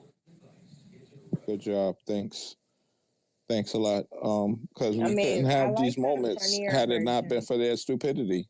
You know. I like the funnier version. I mean, I like what was spliced because I know what he was saying, but come on now, everybody's not against you. He was in Yes, his we are. own. Well, Speak. us on the internet, but not everyone. Shut up. The whole world is against him. Can you prove that the aliens You didn't know, come my to neighbor Scotland? jogged by Can you like, prove it? yes, bitch. The kicker is if Trump was reelected, then he'd get deported. Oh my God! Because he's definitely frank, not I'm an born in the American. United States. No, we talking about alias. Are we talking American issues? If we are, we can talk about them. But America, it doesn't So, how matter. much you had to drink tonight, sis? Oh, Hennessy, a little Ciroc. All right. I just wanted that to be clear for everybody, so they're a lot less annoyed with you right now. Yes, please. Go ahead, do your don't thing, talk listen your to shit. everything I'm saying. Yeah, it's okay. Don't take me. We're gonna let you get your little flights off love. real quick, but you can't drive too much. You drunk, you know what I mean? It You gonna only get a little bit of driving. Yeah, you know. But yeah, don't take Around the me. parking lot a few times. You good? I just wanted I'm not clarity for everybody politician. else, I just so be people chilling. didn't like get in their feelings like, oh, I hate her. Nah, But she's can drunk. we She's okay. She's a love, peaceful person and shit. You know what I'm saying? really She's a am. very, you know what I mean, flowers for everybody kind of person. You know what I'm saying? Yes, I really am. I give y'all bouquets if I could. She's bouquet. Not my budget. There you go. All right, let me get back to this recording now, yeah. So as I was saying. Oh, Queen, my bad. Sorry. No, go ahead. People that they had pictures of, but they were guys that had our hats with our stickers on, but they weren't our guys. Well, here's the thing. Your guys would have been the only one that you just told me that the type of work that you do is exactly the type of work that was done there. I'm saying though that it's not our local. There's other iron worker locals in the area that have members that were down there and they weren't our members. Everybody thinks they're a local 6 members because they had our stickers on, but they weren't our members. So are you saying that another iron worker local pretended to be your iron workers? This guy's delusional. There was other locals That's what he's saying. from this New York State area and even out of the New York State area that had our stickers on their hard hats. And they had a lot of other stickers on their hard hat at the same time, but it was just that ours was more noticeable. But he was very careful to explain that to him. Mm-hmm. Yeah, there was definitely ones that, as a matter of fact, a couple of them got thrown out of our organization already because of it. Because of it. Yep. Very, very, very, very interesting. But so some of them got thrown out of your organization, but some of them, are you saying that they were wearing those stickers? He's trying to lead him to say what he wants him to say. They were not part of your group, so they just basically were pretending to be part of your group. No, I mean, it's very common in our industry for guys to share stickers and hard hat stickers, and they all, if you look at the pictures, here's the problem. There's multiple stickers on the hard hats. It's just that everybody wants to say that it was Local 6. There was like 1 or 2 guys that had Local 6 stickers on their hard hats. They also had other stickers for other locals, ironworker locals, on their hard hat at the same time. They just weren't as noticeable.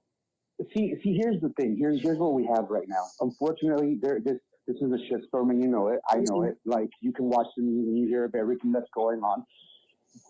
A lot of deception has taken place, and you clearly said that your union doesn't align, but yet you had people from your union out there pretending to be Trump supporters. No, you had never people said from that. your union. It sounded like they rolled up there with the union flag and The formation. guy literally never said that. No, he didn't. But I don't know what you're talking about there. I think you're totally wrong. The banner that your people helped build up on Capitol premise. Because that was built on. You're saying that. I have no proof that they built anything there. They were there. There was definitely people there. There was people of all different trades. It was built on premise. It was built on premise. Just wait for it. It was built on premise, and your people helped build it. That's going to come out. Nasty and again, like what I wanted to make sure is that which you clearly told me that you guys don't jive with former President Trump. So I just wonder, why were people there to build? You know, they actually helped carry that banner and attack police officers with it. I have a video. Well, I'm sure if that's the case, they're going to be prosecuted. Yes. Okay. Can you please denounce? You're not the saying fact what I want you to that say. Now, people went down. Can you please denounce? It's fucking insane. Hold up. Denounce the fact that people went down there and participated in building that thing. You know what I'm talking about? Like I said, this is the first I heard that anybody built anything down there. I think it's full of shit. No, I'm not actually. It's going to come out. But again, I was trying to see whether you guys actually do align or not. And if you don't align, then why were you members there? From the moment that I saw those stickers there on site, I realized, like, hey, you know what? This doesn't make any sense. Union workers here for Trump? No, absolutely not. It doesn't make sense. And so I'm glad that you've confirmed that the FBI did come and speak to you about these members and that they were thrown out. Look, I don't know what your story is, but you like I said, I don't control the beliefs of all my members. You know, I'd like to, but I'm definitely not a Trump supporter, and the majority of my membership isn't either. So, nice talking to you. Have a good day. What's your name, sir? What's your name? Thank you. You never even got a name. So desperate. So desperate. Oh, and then when I said the guy's name, he's like, oh, you got his name. It's on the fucking website, asshole. Boy.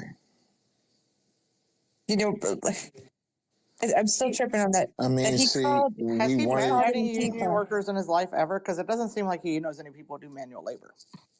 Yeah, he could. Well, no, and he thought the guy was going to be stupid because he was part of a union, right?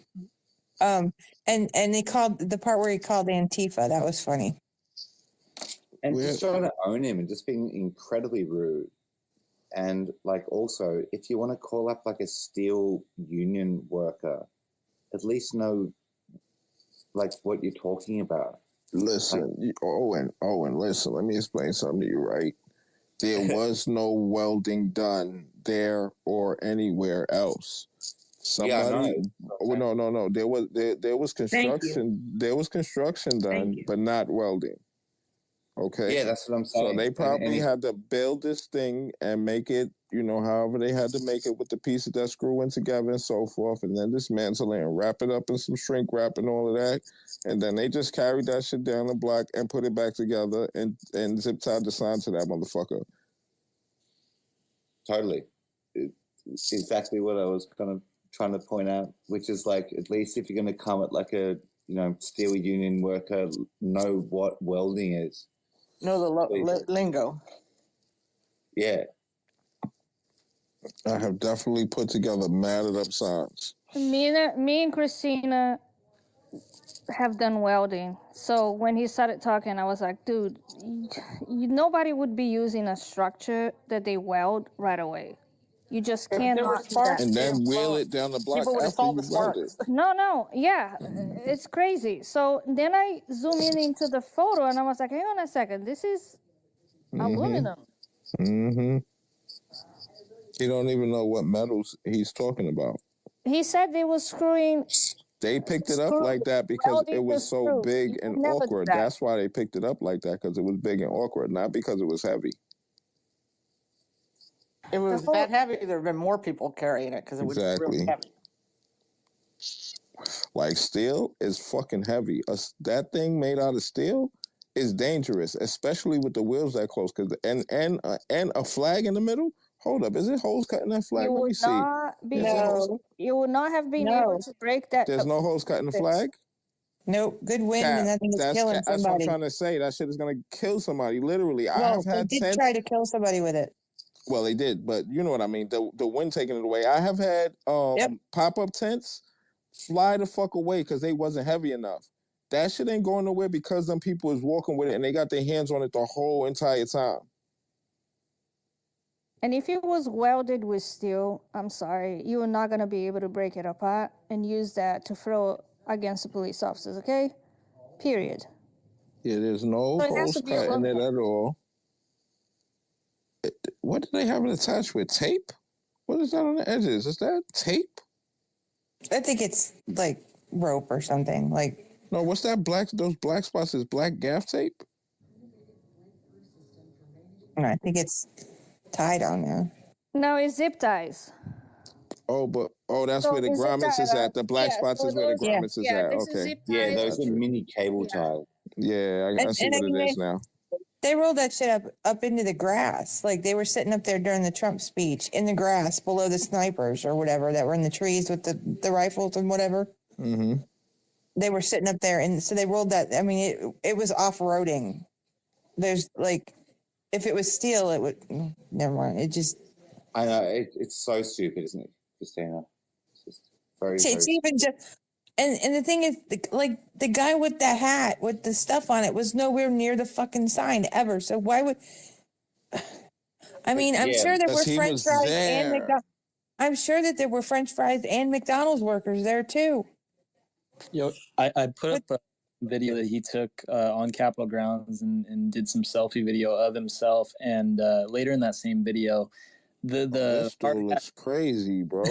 the hard hat passes by in his footage. Oh man, why you let me know what he looked like, bro? That's bad. I'm not necessarily the nicest person, man.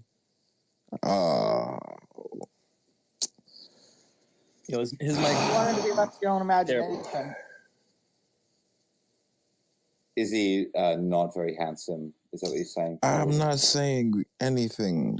I'm not. That's what I'm trying not to do. Is say anything. This is Actually, the thing that conspiracy theorists do. They get you to focus on one little minute, inconsequential issue. If he really wanted to know who built that thing, he would have found the guys who were walking around with it and asked them, "Who built it?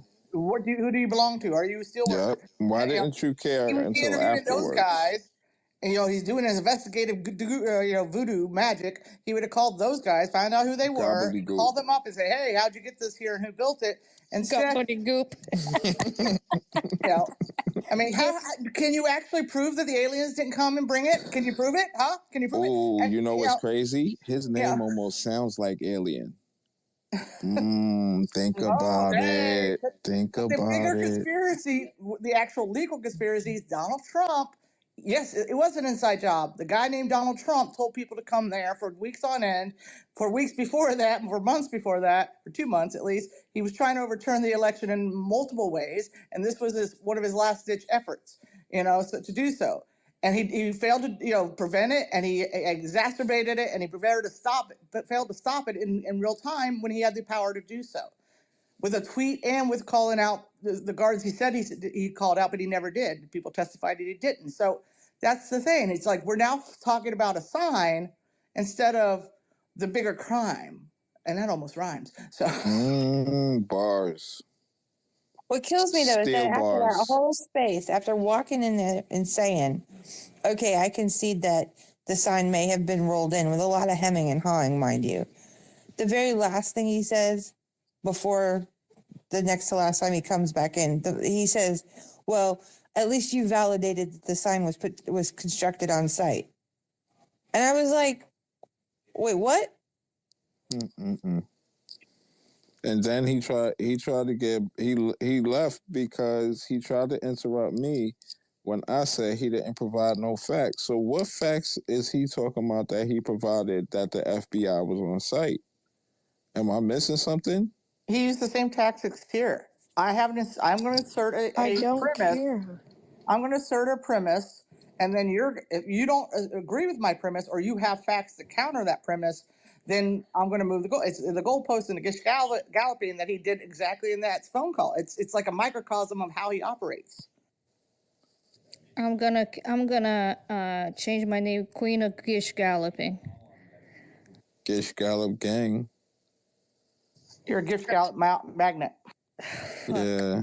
I mean, I knew what he was doing, and I told Polly on the back channel, I was like, this dude, he's like, 10 different So 10 look, different lines of thoughts in here.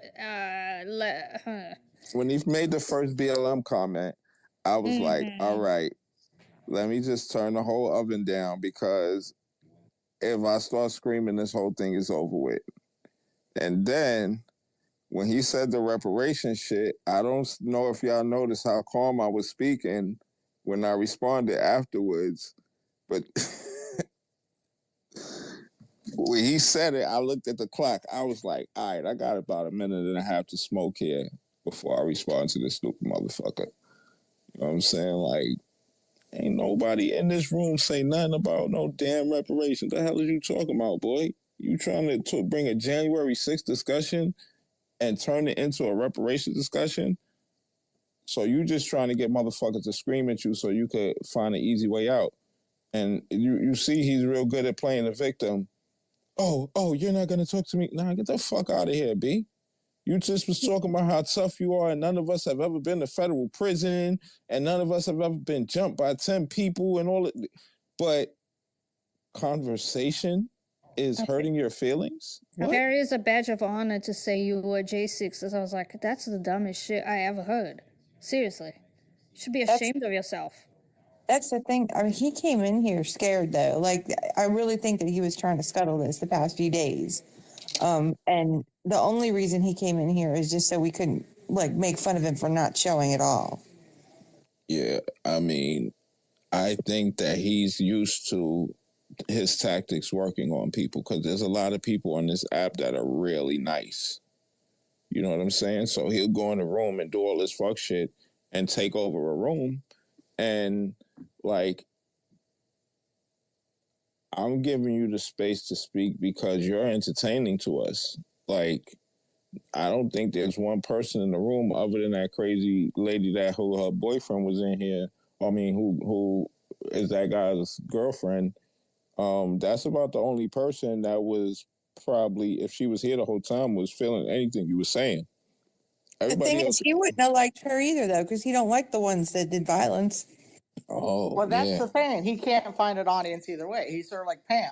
You know, maybe he's not grifting as much, but he's like, this part was bad, and that would condemn some of the MAGA people who intentionally showed up. But then he's like a cultist looking for a cult. I mean, he might be in spaces and shit, but he's got zero engagement on his page. Like, his shit doesn't even get a like. And he's not. I understand him wanting to get the fuck out of there once it got crazy, because he's not white passing at all. And I honestly thought that when we saw what he looked like, that wasn't going to be it. So seeing that, what he looks like, he knew what he was doing, getting the fuck up out of there, because it wasn't just going to be. There wasn't going to be no separation. Like, the hate was going to be flying in all directions. So he ain't want to be on the wrong side of none of that hate. You know what I mean? I don't see no MAGA hat on his head. It's a shame for him he didn't have the same instinct kick in here. What was the 889 thing he was trying to talk about? Is that Woo's News? Yes. So it's a talking dog that goes through the entire. Yes, it's a talking dog. It goes through this, however, 889 faces or whatever. It goes through this whole video. It talks about Roger Stone and yeah, we knew all that. And then it starts showing shit from January 6th, and it goes through each of the people, like a whole bunch of people. It'll show their face. They'll make a face. They'll turn around. They'll stick their finger in their ear, whatever, and then say, "Oh, that's a chaos agent. Oh, that's a paid actor. Oh, that's what the whole thing." Like, right. So he thinks it's all staged. So, like, it doesn't. It's like, why is it a cool thing to be a J6er if the whole thing was staged? He's like, his points don't even make sense. They're not consistent. Well, you say he's an anti-globalist, but he votes for Trump, and he's an immigrant, and that's fine. He's an immigrant. I'm not anti-globalist, but that's globalism. He votes for Trump, and Trump gets all his money from foreign entities, so that's global. This And is it's the fun, same thing with guys. J6ers. Oh, it's an inside job, but all these people who are there purposely, got on a plane and on a bus by themselves under their own, cognizance, they're all victims. I mean, so you can't, that's the thing. You can't hold the logic doesn't hold because you can't say, well, it's all inside jobs, but yeah, I willfully showed up because I believe this, that, and the other. Somebody told you this, that, and the other, and that's why you believed it. So this is what we gotta do. We did a really good job today. Well done. I need to go to sleep. It was a very, very good space. I'm telling you, like, really probably one was. of the best spaces we've held, Polly. As far as the J6 stuff, I agree. Yeah, because this is one of the best. this is what I'm saying. So when people say, okay, I have evidence, I posted in a Jumbotron, we gotta do the due diligence to check the fact right then, right now. I mean, it's gonna take a few minutes because or just have that person read it themselves. Or I'll read it or something like have it's it actually like good for you to cite read the line that supports them instead of just the headline. and not like because we did. I was like, okay, I didn't say to him that I was going to read it, but I was already reading one, and I gave it to somebody else. I was like, does it match what I understood the article to be? And she was like, yes. So there was nothing that he had said. Yeah, about you had religious already violence. done your research and double checked your research before Right you even away. spoke on it. Yeah. So then we go back to him and say, hey, we checked your whatever you put in here, and it doesn't follow. I like the system of background checking though, and not stopping. Like let them keep flowing, and while y'all getting the actual facts off of what he's trying to post. Because I mean, that was just I don't know that article that he sent me. I don't know how that was supposed to happen. Hold up, so I don't know how that is supposed to prove anything when it literally says in the title that he didn't say what you're saying. He said it doesn't say nothing about order. It says something like suggested or some shit like that. Like, the fuck are you talking about? Floated. That's not even. Yeah, floated the idea of. Yeah, so like he didn't like write it down and sign it or anything. So it must be like the declassification, same protocol. Yeah, they spoke. That's why when he said I had the evidence, and I was like, okay, you need to post, and then he disappeared, and he came back again, and I was like, where is the evidence? Because this is the other thing that these folks do. They say they're going to present an evidence, and then they get out of the room, whatever. Oh, the call dropped, and they think you're going to forget about what you had asked. I don't forget shit, So I said, okay, you need to post your stuff. What happened? And he posted, and then nothing that he But it was posted bullshit. actually validated his opinion. Argument, yeah. Well, because he's used to throwing that in There was front of no people that are just. research. He's used to throwing that stuff in front of people who are just going to read the title and then sign on. But the title was terrible, though. Yeah, but no, the Time article, because it was like, wow, this is a Time article magazine, and it was a long article to read. And I was like, okay, I have to read really quickly. So gotta and make I had sure she go to Miss somebody Marvel else. space. Yeah, but Wait, anyway, what happened? Good job. I'm gonna go to sleep because I have shit to do. This was great. I had fun. How dare you have a life? Oh, good night, bud. I have a life. How dare you? I do welding and Oh shit! Painting. You didn't even know about that, did you? No, I didn't know about the welding. She's a well-rounded individual there. She plays the guitar. If I have to build something, I will. Believe me. I got to replace a window tomorrow. So. Oh, well, have a good night's sleep. Have a good night, guys. All right, For the Queen. space. Bye, Corey. Thanks, I Queen. sent you a follow. Sorry. Thank you. Back. I was like, who is this guy? I don't want any sedition hunter on my ass. What does a fucking think I am, I'm gonna take alias out of the title and change it take to... his name out. The general? Nah, he ain't. The general ain't coming in here. But we might get some other people if I put this as the title. Well, the other thing, like on that phone call, and this is where, again, are you a journalist? Did you take an ethics class on journalism?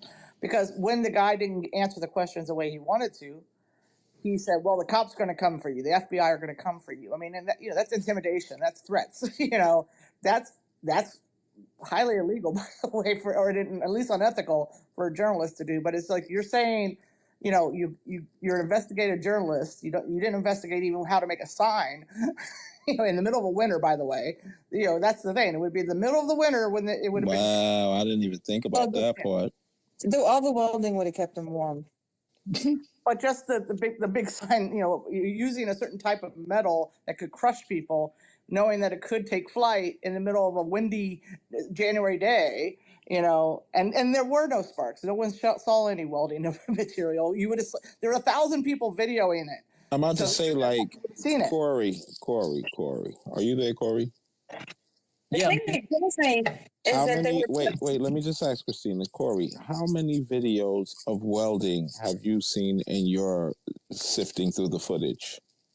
Well, funny thing, I actually work for a company that I do job site visits quite often. So I see a lot of welding on site at places. I don't know if that's. I'm talking about in the January 6th footage that you've seen. Oh yeah, zero. Zero. Really? He's seen a lot of fucking footage, y'all. Oh yeah. Like a lot. So. Well, you know, and the funny thing is that there was a bunch of construction shit there because they were building the scaffolding and the stage for the inauguration, right? So there were aluminum poles. There were probably quite a few bolts and nuts and things laying around there. So technically speaking, something like that could have been constructed on site after they tore the scaffolding down, but not before. There would have been a lot of evidence for it, and But they said it was already up and constructed when I he was know, giving but the speech. there would have been 7,000 videos of it, Yep. you know, right? Like so he like trying to pull in all this. Oh, they welded that shit out there. They like hired some gnomes and they crafted steel. I mean, like, what the fuck? They would have to first put up a tent that's at least 20 by 20 for them to be able to put this shit together and put tent walls all the way around the whole pop-up tent and weigh the tent down.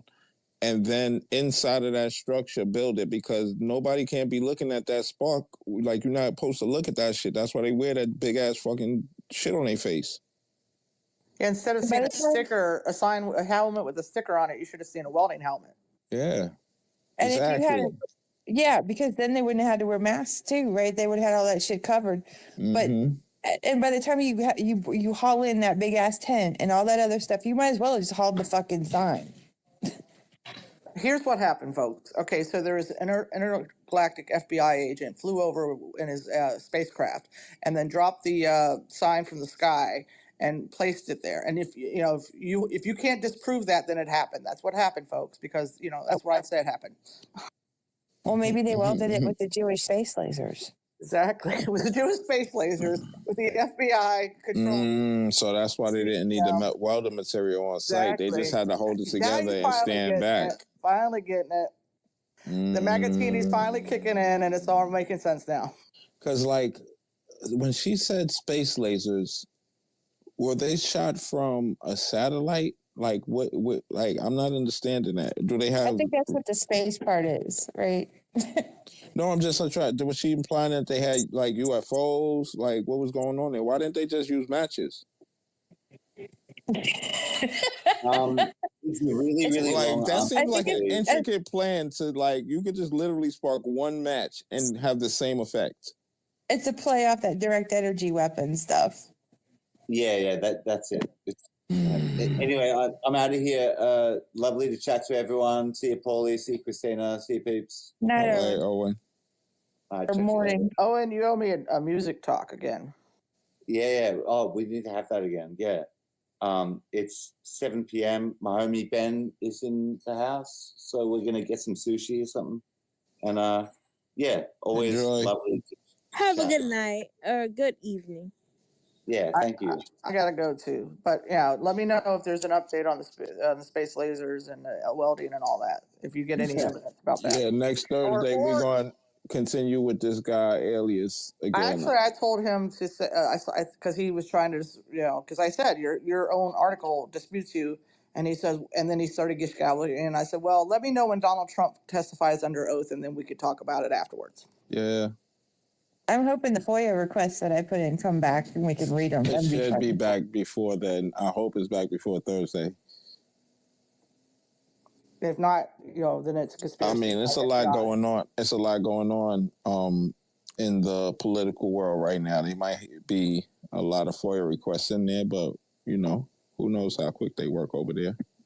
Well, yeah, but, if it's not a cover-up, then I should get it back immediately. And if it is a cover-up, then, That's the thing. Every answer, proves his point, even though it doesn't prove his point. And then it always just changes his point. Christina talking, he going, exactly. I'm like, what are you talking about? Exactly, motherfucker. She's disproving your shit. The fuck? But did you, like he wasn't, he kept saying, well, you just said, well, no, that's exactly the opposite of what I just said. I don't, where did you even get that from? Then he's like, did you not just hear him say that? Like, no, we heard him say the opposite of what you're trying to say. He said, bro, like, what are you talking about? And but even like the 10,000, guards, Trump will often, there was a common reality within his administration that he would spew out things all the time, orders that they knew were illegal, and they would try to slow walk them, actually it was the woman who was the head of the Homeland Security, because there was a lot of things he was asking her to do that was illegal. She'd said we'd either slow walk them, meaning we'd slowly implement them, but we would do a half-assed job of it. But then she'd say we'd hope he'd spew out that thing, that request, and then a new thing, he'd see a new shiny object the next week and forget that he asked us to do this. Yeah. And so there was that, he constantly did that. Just say, well, why can't we just do this? And why can't we just nuke Mexico? Why can't we? And so somebody would go, well, and try to explain to him that he couldn't. I mean, even today we found out his own lawyer said, if you don't return these documents, it is against the law, especially if you have, but he would just spew these things, and then people would just go, roll their eyes and go, okay, we can't really do that. And so him saying something is not him doing it. And or and his that's what people are administration being conflating willing too. to do it because they know it's illegal. Mm-hmm. And that's the thing, that he's a con man. Yeah, Con men say things all the time, but it's what they do or don't do that's more important. Big facts. Where you spin? I mean, he was flat out told, you don't need 10,000, cops down here. All you need is to put out a tweet and they'll go home. And that's exactly what happened several hours later.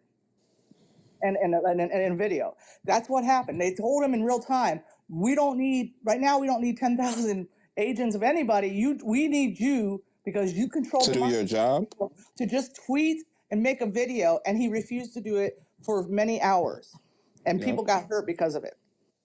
People died. Exactly. And so he didn't, it wasn't, the conspiracy is, he said this out loud, but he never acted on it. It was the one actionable thing he could have done, let alone not even to tell people to come there, but in real time when he saw how bad it went, is the tweet and make that video that he made 6 hours at 6 o'clock. He should have made it 1 o'clock. But listen, we're operating under the premise that he was being genuine in his desire for them to stop. That's even his video you know was what I'm like, saying? well, we love you, but go home now. It's done. It's not. Yeah. It's all, I've already been decertified as no longer the winner. So, or actually at that point they hadn't done that, but it was pressured. It was finally, I think it was Ivanka, but not to say she saved the day. It's the least she could have done. But it's like he thought, well, we can keep this going, and nobody else was interested, not even his own family members. But they wouldn't let Derek's nobody like, I got near my him. $2 billion check. I'm out. They wouldn't let nobody near him neither. So it's not like everybody was running in and out the office freely like, yo, what are you doing, bro? It was only select few people that was able to even approach him. And every single one of them were saying, it's not troops and whatever, your tweet, your words, you control the minds of these people. Your words are the weapon here. And now you can turn it into a peacekeeping weapon if you just say the right thing. And he dragged his feet doing that. Just for context, it wasn't until 4/17 where that video finally came out of him telling everybody to go home. And even after the Capitol was breached at 2:13, his next tweet was saying, well, I guess Mike Pence didn't have the courage to do what was done. Exactly. He was still promoting it. Yeah, that's his actions. That speaks to the frame of mind.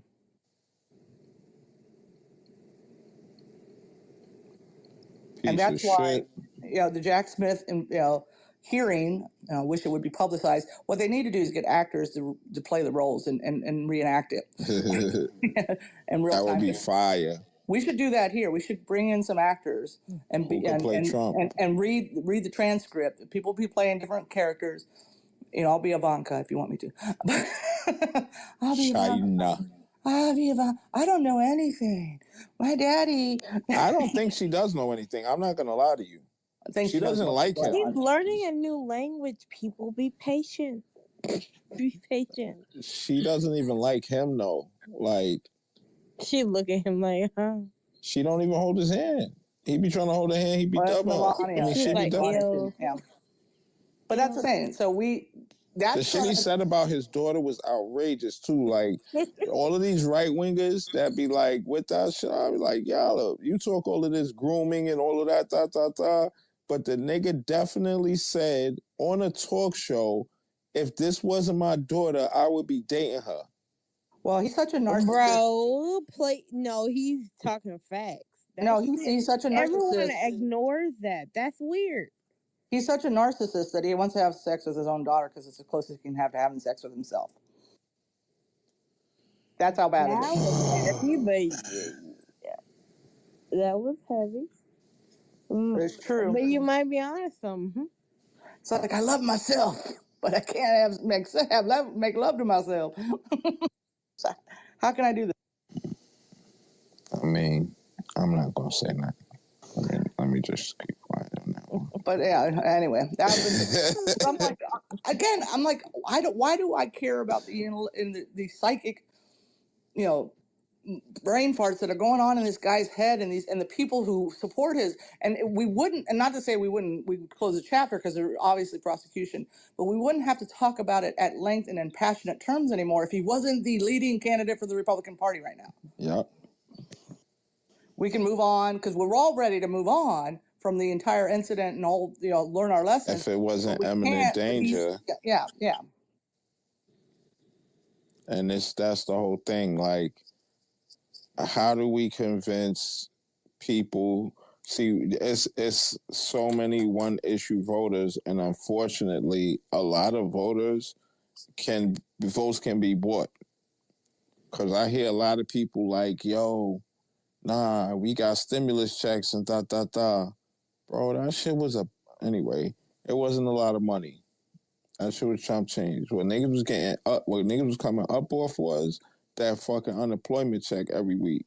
That's what niggas was really coming up off. And Pelosi made that happen. Mm-hmm. But they don't really think like that. They thinking about that one hit they was getting. That was a couple of $100, or however much them shits was. It was 2 for 3,200 collectively. So there you go. So or 33, I think actually. 3,200, right? So, $3,200.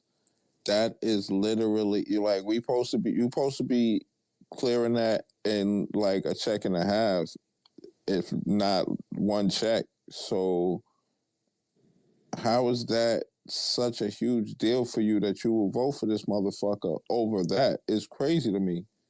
The unemployment shit, like she said, that shit was not Donald Trump. Yeah, the $600 checks is what niggas was out here flipping. That's what everybody was getting, actually, they had the PPP loans and all of that. It was people that was like doing other things that they couldn't do because of that $600, and they was already working off the books jobs. So they was able to actually start like saving for the first time in their life, like ever. And again, all that was the congressional approval, and that was spearheaded by the Democrats who controlled the Congress at the time. He just signed the bills after they came through. And in 2020 they did. So you sure you in the right state of mind to be having this political discussion with us? I was about, thank God. Because we kind of sharp and you kind of tipsy. You know what I'm saying? You know what I mean, homie? All right. Well, good night, guys. I think you guys did well. Christina, you did a good job. Yeah, Christina definitely got the championship belt right now. I came in a little later. Did he ever show that email that he supposedly sent to the FBI to you? Oh, I forgot about that. He said he got the response. This fake ass. Listen, all of his evidence be capped though. That's why he posted it like that. He documented, look, the way he posted that tape, we already know he documented evidence. You know what I'm saying? So but he said he sent an email to the FBI, but he never showed. No, I agree. He said this was his evidence that the FBI was led by the U.S. Marshals or some shit like that. I remember. Yeah, we didn't even get to that. Well, it's next week, and we'll see. Eventually, he gonna get tired of getting beat up though, because he ain't like make one single point stick tonight. Not one. And that's the thing. How do you work for a company the size of like NBC and not know how email is routed? Bro.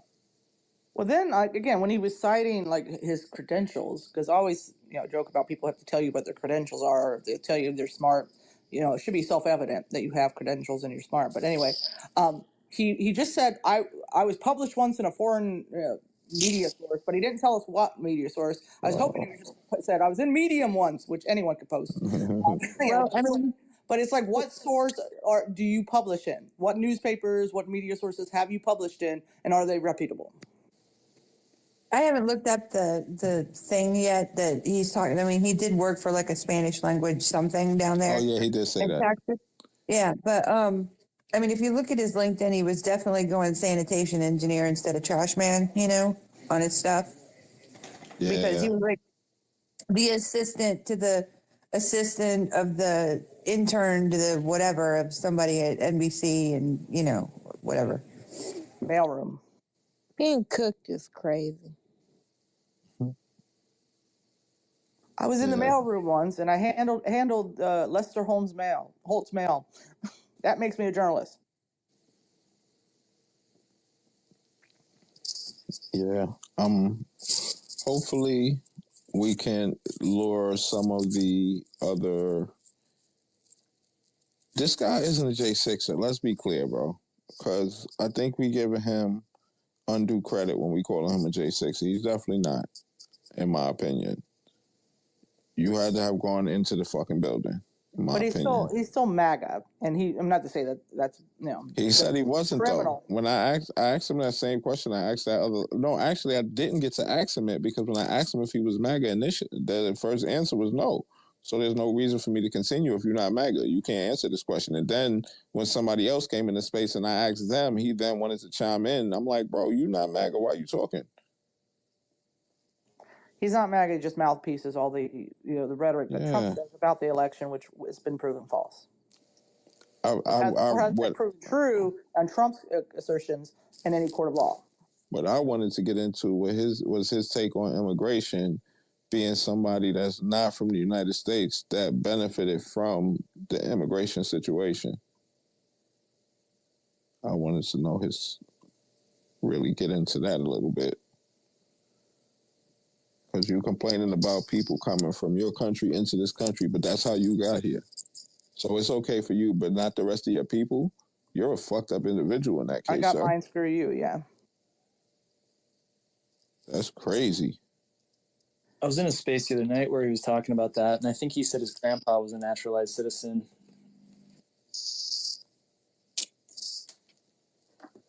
This shit is just crazy, but fun at the same time, to be honest, because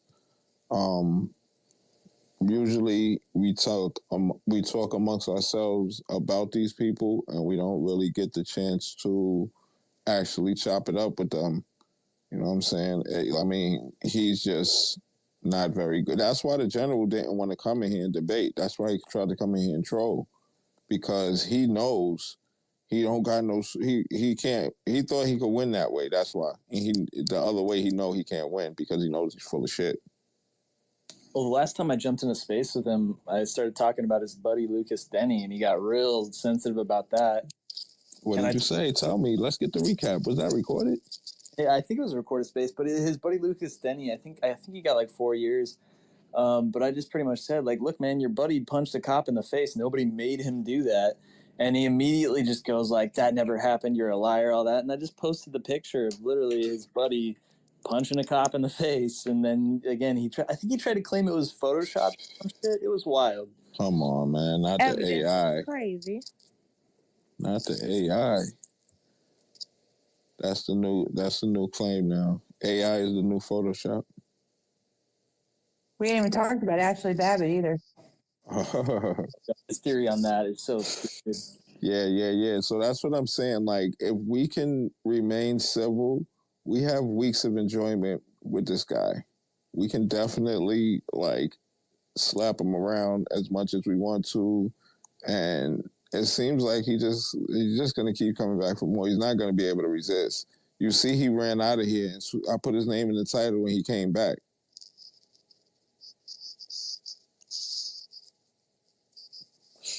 I'm not provocable.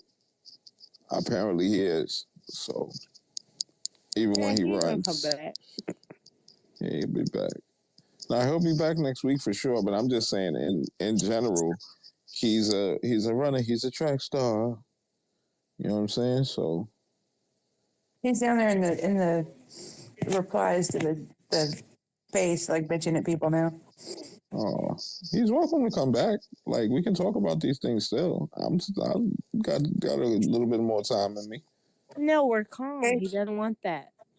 He did you right. He retweeted the space. That's dope. That's dope. Nobody came for him though. There's no support. Or maybe that chick was his support. I mean, I had a few friends show up. I'd like to definitely have some discussions. None of y'all like have any like followers that are MAGA? I gotta like make a post from my fake right wing account and like try to get everybody to come over here and attack us. These guys are talking shit about you. Wow. Oh, you know what? I need to find a bunch of right wing memes. I'm gonna ask Eugene for a source for that. So I ain't gonna hold you. That'd be entertaining. yeah, find a bunch of right wing because that's what I just need stuff from my all in the timeline. same space. I mean, y'all just need to follow each other's MAGA alts. No, that's what I'm saying. But I don't have any content I'm on not there following that none fits of the. niggas, but I will pick. Yeah, no, I have to find content that fits the narrative. So when I do accept a follow, Women there's stand something at there. home. So can you hear me? Yeah, I hear you. Oh, okay. shit. Why don't you mute up, sis?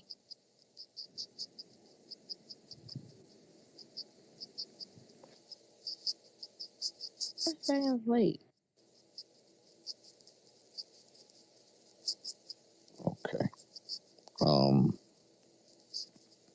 So his theories are all over the place. Ashley Babbitt still being alive is insanity. I really, really, really, really want to get next time he's in a space. Somebody tell me Ashley Babbitt's mother's at. No, you know what? Actually, we have opposing views on a lot of things. Obviously, she's a J6 mom. I hold this space, right?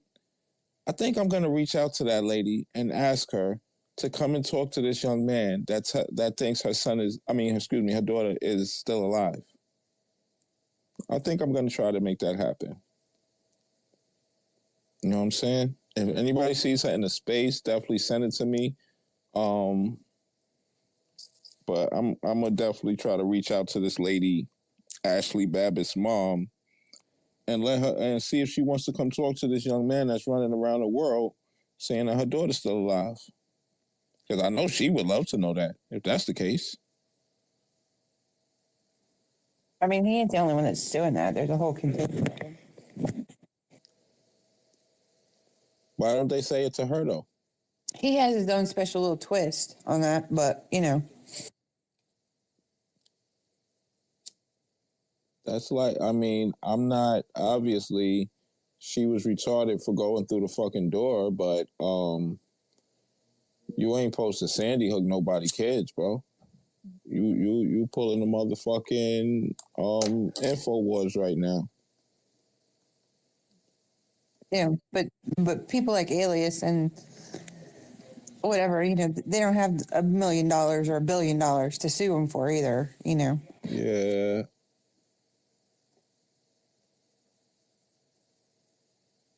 But at least everybody knows what's up. Well, it didn't take us to expose him for everybody to No, what's up? We just literally sharpening our little research swords over here, I guess, because nothing he's saying is making sense at all. So it's not necessarily nothing but fun right now. I'm having fun with him personally. I don't know about Christina. I'm sure Christina's enjoying this. I was having a blast. Yeah. Especially when actually the most fun part of it was when he was like trying to tear me up on the timeline, you know. My favorite part of the night was when Bruce told that nigga suck my dick. And I'm like, I'm trying like to keep this whole admonishing him shit like simple, and I'm like, damn, Bruce. well, his goal was to elicit emotional responses, right? Yo, I was like, that's crazy. And I'm like, I know everybody passionate about the shit, but and you know, we all see what he's trying to do as far as like the little, you know, shots and all of that shit. And, you know, I'm hoping all of us can hold our composure, and Bruce was just the first to break. That's all it was, really. I was like, I DM'd him like, bro, come back. Like, where the fuck did you go? We wanted to hear your point. We didn't care about that shit, you know? I just didn't want Alias to like have a reason to run. That's all I was, you know what I mean? And if we don't deal with him with fucking baby gloves, he's gonna dip every time.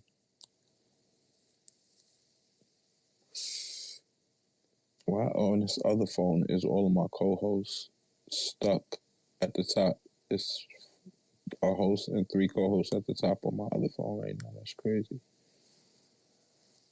But yeah. Well, maybe you should go first next week, Christina, so you can like direct what points you wanna. You can just debunk the shit, and then we could let him flail around like a fish with no facts, and it'll be over a lot quicker that way. Yeah, I'm gonna be like, okay, so I have this list. I like this plan. I'm gonna be like, okay, I have a list, so I'm gonna run down the list, and you just say yes or no whether you're still on board with this conspiracy you brought us before, because we don't want to debate stuff that you've given up on now. That's good. That's really good. Queen approves. Wait, somebody said he got scratched and sniffed something. I'm not messing with y'all in that chat. Y'all doing a lot down there. Actually, that's what I'm supposed to do as a good host. I'm supposed to be paying attention to the chat. Wait, is it is. But the time is off with the chat. Like, why isn't the most recent thing what you see when you open the chat? That sucks. Elon. Yep. It should. The first thing you see is something from 4 hours ago. How does that make sense? Yeah, you're lucky it works. Except my host. Oh, you know what? Log in.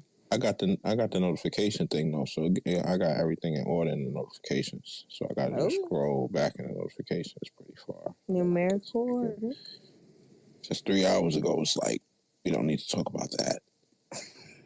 To be honest. So somebody said we have so many battles to fight. This is Nana Sue. We got so many battles to fight. Thank you for sharing your expertise tonight. I learned a lot. I mean, like that. That's dope. Mm-hmm. Then we got, if I don't think intersectional depth or humility to have the conversation. Mute up. So, I don't think he has the intersectional depth or humility to have the conversation he wants outside of his preferred echo chambers. So he outsources the interpretive labor, gets butthurt when wrong, then he projects. That's a pretty good analysis right there. Smile posted a fly maggoteers, what you call it, little meme right there. Drink all you want, there's plenty more. That's kind of fire. Yeah, it was fun. We need more of these. That's Christina. Oh, yeah, the Magatini was funny. I liked that. That was hilarious. Yeah, they're talking to him. So what's this Edward Baddelane? But that's Edward Badalion. Got it. That's the guy I looked up. That's her boyfriend. That's the guy that apparently was very violent and planning on doing a bunch of violence in his Telegram starting right after the election was called. And do you remember the name Gina Bisignano? She was like that lady that had the mascara running from her face, and I don't know if you ever saw photos of that, but she was in that same group as that Ed Badalion guy. They were all out from California. I think she snitched on him, testified against him to try to reduce her sentence, and then he went to a bench trial. So, yeah, they're a fun group. Yeah, you got to start coming and sharing your expertise on Thursdays, Corey. You've been through a lot of this stuff that we haven't even begun to even think about, and you already done unlocked shit. You know what I mean? So you got to start pulling up and sharing your information with us, man. Definitely. Yeah, I like the idea of the live fact check, because if it's something I already kind of know, I can just get it up. Yeah, exactly. Like we trying to debunk all of this shit in real time. Like I don't even know. All right, so look, everybody in the space, pretty much knows the narrative, or not the narrative, but what actually happened on that day. So it's not necessarily, and he doesn't have a lot of supporters, but I'm sure there's people in the crowd that are sitting there, even through the debate, learning. Just learning about this shit that they didn't even know before. You know what I mean? So I think it's good. That's why sometimes I reiterate shit a lot. You know what I mean? Go over the same thing over and over, because it's people that wasn't here the last time we did that. You know what I mean? And we could even do a refresher for the other people. I'm sorry, I see you keep coming off your mic. Let me shut up. Got it. No, you're good. Yeah, no, that would be great, honestly, because I mean, the whole timeline and what time things happen throughout the day, that's just like something that I kind of committed to memory by now. You know, a lot of the stuff. Yeah. So yeah, it's just really easy to say. I mean, especially when they try to say like, you know, oh well, the police instigated things on the West Side, and like it's just all the timeline when you break it down just makes it so obvious that that's not what happened. Yeah. That's why I like when Christina went through the timeline as well. That was pretty dope. She dissected the whole situation, and it wasn't really nothing he could say to it, you know? Yeah, I'm actually really sad that I didn't come into the space earlier, because I by the time I got in, somehow he was talking about reparations or something, and I think the bulk of the whole thing. So I'm gonna have to go listen to the recording. But yeah, it's been quite a while. We've been doing this Cryathon space. It was started actually by Queen and Libby. This is actually their space, and I'm just more hosty than them two, so I ended up hosting it, and we just been kicking J6 ass since the summertime, to be honest. Not to get on her too much, but back in actually like in May, Pam had came into Queen space and tried to run a grift about some lady that was in jail, and then brought it to my space. Oh no, Kevin was the first one. Yeah, Yeah. And Kevin came to the space, and I had seen him already interacting with Pam, but I really didn't know what was up with either one of them.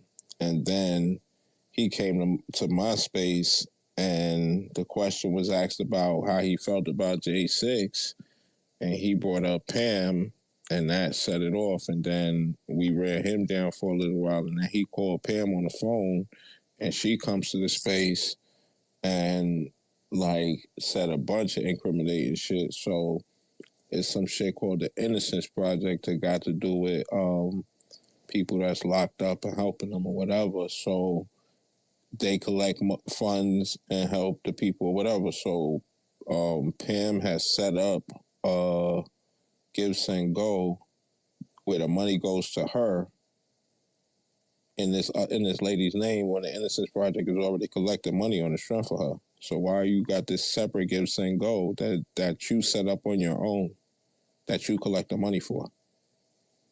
That's not okay. So Sharon is like really legally, she do her thing on a legal tip, and she was on Pam neck because she actually knows the people personally from the Innocence Project, and she spazzed on her. The next day we go to look for the Give, Send, Go. That shit is gone. So then me and Livy and Queen just was like hanging out, and then I figured out that they was doing the J6 thing, and I started co-hosting with them, and then it was just more convenient for me to host it, and literally, we've been live on YouTube since that Oath Keepers dude, since that week. Every week we've been live on YouTube. Not too many people been doing their spaces live and shit. You know what I mean? Yeah, I think I was listening to it pretty early on because I was listening to a lot of the general spaces just on an alt, and so I always got a kick out of seeing you guys listening to it. Yeah. I miss the days when we could listen from the browser. We didn't have to be logged in. Then you could listen to everybody's spaces. You hear somebody talking shit, you just log in real quick. Ask for a mic. I heard you, bitch.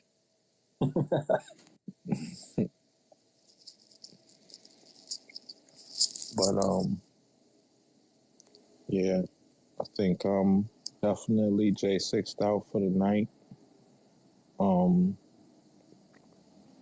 Probably about to shut it down. Hey, And before I leave, can I say something? of course. I want all of you to know you're very important. You matter. You're important to someone, aka yourself. And I love every single person who entered this room. That's it. Bye, y'all. Thank you, so. Of course. 6 a.m. We got the bad boy call. Oh no, excuse me. That's off till next week. We got Miss Marvel filling in for the bad boy coffee house with the Wait What Happened space. That's 6 a.m. to 10 a.m. Then you got me and Baldina right there. 10 a.m. to 1 p.m. with the bad boy brunch. And yeah, that's what's going on in the morning. If I can't sleep, I'll start another space and play some music until Miss Marvel start. But I'm gonna hope y'all enjoyed the space. I definitely did. It was fucking amazing. The debate was dope. I'm sorry I started a little bit late. I overslept, but I think it turned out well regardless of that. And we still caught the first call anyway, so that was still good. Thank you for hosting. Of course, of course. Yeah, I'm gonna shut it down. Much love.